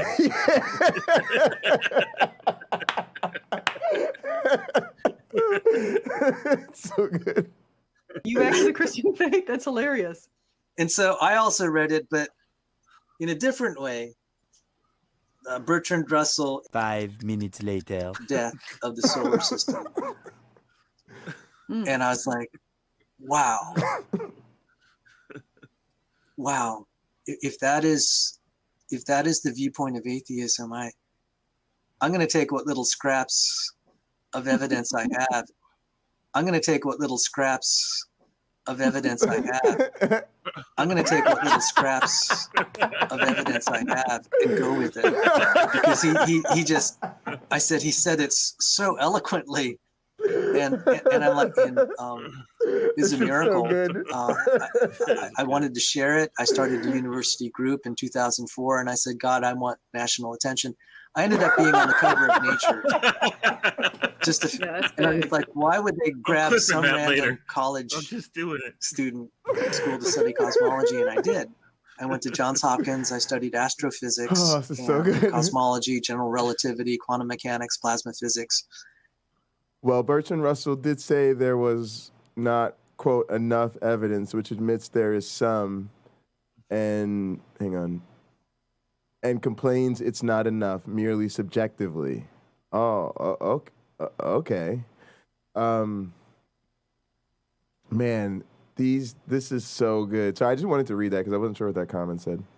And in my cosmology class, and I also studied under some other physics professors, and there was this kind of discontent with the Big Bang. And I said, okay, there's a chance that 5 minutes later, the Big Bang's going to hold together. And I had professors and graduate students saying, and they were talking about variable speed of light. And so because I worked and I began studying the theory of genetic deterioration, that humans couldn't have been here very long. 5 minutes later. The way I'll look at it, and I'll try to be as fair as possible. All right, guys, here we go. I've never even heard of this. The theory of genetic deterioration? What is this nigga talking about? The DNA damage theory of aging. Yeah, that's not interesting. Dysgenics, book on Amazon. Here we go. Genetic deterioration in modern populations. In the mid-19th century, a number of biological and social scientists came to believe that the genetic quality of the populations of Western world was deteriorating due to the relaxation of natural selection, the process by which nature eliminates the unfit in each generation by reducing their fertility and by early death. Francis Galton, Darwin's young cousin, argued for consciously designed selection through which human societies would control. Oh, eugenics. Yeah. And genetic quality for this consciously designed selection. Galton proposed the term eugenics. Yeah, almost a century later, William Shockley proposed the term dysgenics for the genetic deterioration that eugenics was designed to correct. Although the view that the populations of Western nations were deteriorating genetically and that steps needed to be taken to correct this came to be widely accepted in the first half of the 20th century. By the time Shockley wrote, a reaction had set in and eugenics was almost universally dismissed. In this book, Richard Lynn reviews the history of the eugenics movement and argues that in repudiating eugenics, an important truth has been lost. By showing weaknesses in the argument against the theory, he seeks to rehabilitate the argument that genetic deterioration is occurring in Western populations and in most of the developing world. A controversial book, it should stimulate debate not only amongst biologists, psychologists, educators, and those involved in this setting social policy, but among all readers concerned with contemporary social issues. Oh, this sounds like absolute trash. All right, y'all. That's what we're talking about. Very clear. Actually, it's funny we talk about this in our class. So this is clearly fucking bunk, right? And even if it were true, would have nothing to do with undermining evolution, right? It's literally the idea that like, yo, you used to have a lot of fucking parasites and shit and have to like fight off shit because you were in the fucking jungle and you had to eat wild shit and now your food's all fucking cooked for you and you sit around in the goddamn office someday and so, you know, and you know what? I'm blind as shit, James. You blind as shit? I'm blind as shit. You got corrective vision? It's about as good as my selective hearing. Go ahead. No, I said you got corrective vision, glasses, contacts, some shit like that. Oh yeah. That's what they're talking about. That's genetic deterioration. In the epochs past, me and your ass would have been shit out of luck because we can't see. Right? Now, science comes and says, "Here's some glasses. Get on about your business." That's genetic deterioration. That's what these niggas is talking about. They're talking about the fact that, literally, do you see what I'm saying? They said the relaxation of natural selection, you no longer have early death, and being blind doesn't stop you from reproducing, right? You see what I'm saying? Uh-huh. That's what he's talking about. And where does it head to? For them, it was headed to eugenics. It was to justify racism and bullshit, right? It was to say, get rid of the black people, only the strong survive, let's create the Hitler Aryan race, and that way, right? They wanted to do natural selection because, again, if it's no longer required to have that shit, well, let's just fucking impose it on people as a system to dominate motherfuckers and exclude other people from fucking existence. Because, you know, so literally blaming their hatred on nature. Like, we don't need it anymore, so let's just do it ourselves, right? Like, right. I mean, it's just the roots of conservatism in America anyway. It's the political conservatism. That's all it is. Yeah. Social Darwinism reinvented as a political party. I was really out to talk about social Darwinism. That's all this was getting at. This is all this. That's all this is. This is just fucking pure bullshit. And all right, here we go. We're good. I heard Graham Oppie.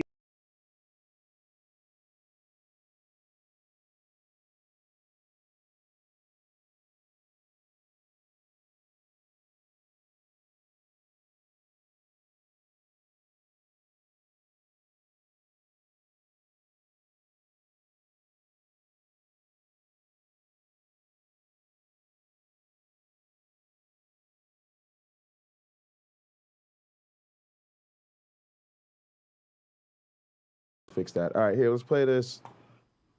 Well, So I mean, you know what? Oh, sorry, Sam. Go on. I was going to ask, do you know what Russell's theory of denoting is? His theory of denoting? Yeah. I don't know. Never heard of it. Do you know what Russell's theory of types is? No. Not at Go all. ahead and enlighten us, Nathan. Just to say that those are two of the positions in philosophy he's most famous for. And I think if you're not familiar with them, I'm a bit skeptical of how much Russell, you've read. It seems more like Russell's being used. All right, now that is sample pack's shit test executed to motherfucking perfection. He did good with that. I gotta give him credit. Those were two very simple, straightforward, like low-hanging fruit type questions. He made him sound very, harmless and hey, just kind of curious here. And, they just went down swinging. All right, guys, I got to see what's going on with my USB devices here. It went out. So I'm going to let the video play, and I'm going to try to reset my devices behind the scenes while I listen. And then if that doesn't work, I'll just have to restart the stream in a minute here. But let's listen along. Use that as a rhetorical device as like an avowal of prior skepticism thing. So like I'm so skeptical, I engage with everything Bertrand Russell's got to say, right? I'm intimately familiar with his best arguments. No, I never said that. Well, Nathan, I have to say, I just said that you said that, SJ. No, I didn't, because all I said was I was told to read this one thing, why I'm not a Christian, which I did. That's all. Yeah, and that was actually a radio show that was transcribed. But I think in SAL's case, it seems a little bit dishonest to me to be like, I mean, maybe that's a bit strong, but to be like, I'm intimately familiar with Russell's philosophy and what he's got to say, yet not familiar with two of the things that he's most famous for, right? Well, I knew of him through my studies of mathematics, actually, and computer science. And so he's a very respected name. I'm sorry to be insulting, but I don't regard philosophers in the modern day very highly, but I respected his mathematical stuff. But that passage there, his theory of types is his mathematical stuff. Well, I knew it from Russell's paradox, and I have that in my book on mathematical foundations. They never described it in terms of pipes. Did you say theory of pipes or types? Yeah, also the other thing is it's how he solves.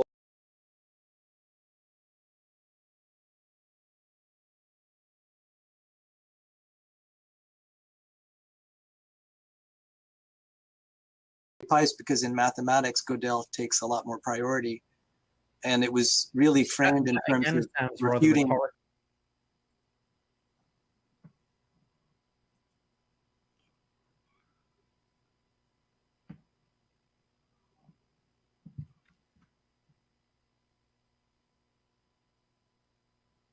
Yeah, I don't even think I have the mixer on right now. Let's see. He just exposes SAL again and again and again.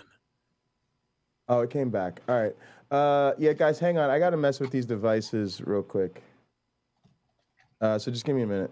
Russell's Principia Mathematica. Could you tell me what Gödel's incompleteness theorem states? I bet he can't. I bet he can't. SAL. There are questions that we cannot formally prove that beyond the power of the axioms. Now, he had it more formally stated than I just stated it. What's the form of the proof? I don't know it offhand, but do you think relevant. Do you think you should be want me to pull mentioning out things? I have shelves of math books. If you want me to pull that out, Have you read them? And I'll show you that. Have you learned what they have to say, or have you just bought them? Yep. I did not learn because mathematics was an optional elective. So, did you learn what it had to say? Are you a mathematician? Are you a meta-mathematician? I'm a software engineer, but I can tell you the proof. Well, that's irrelevant to the question of whether God exists or not. And I thought, and whether this is what Russell said, the world which science presents for our belief. And he said, so I just listed all the things that, from Russell's viewpoint, such an outline, but even more purposeless, more void of meaning, is the world which science. One eternity later. You're still not actually like giving me reasons to think that that story is true. You're just telling me a competing story. And ultimately those beliefs that you have are still contingent on your own mind believing them, right? You couldn't believe it while not believing it. Since you're making claims about where I'm headed, and I have no idea where I'm headed, I'm trying to create a foundation and trying to understand what your foundation is so that we can work towards what's more likely. But I'm getting lost in this conversation. Okay. Well, I mean, I'm going to let SAL talk for a little while. I'd just say before, I'm not a foundationalist epistemically. So I wouldn't say that I have like a foundational set of beliefs or something. I'm like a coherentist. But yeah, sorry, Sal, do you want... Jamie Russell invited me here. I didn't expect to see Pseudo Nathan here. So, but I actually was going to complain about his behavior on his. All right, guys, I hate to interrupt the party. James, you can stay where you're at because it's the other machine, but I'm gonna end the stream and restart it again in a couple minutes. I've got to restart the software because of the hardware stuff. But James, you're fine because the restream's connected on a different computer. But I'm just talking to the stream crowd. I'll be back.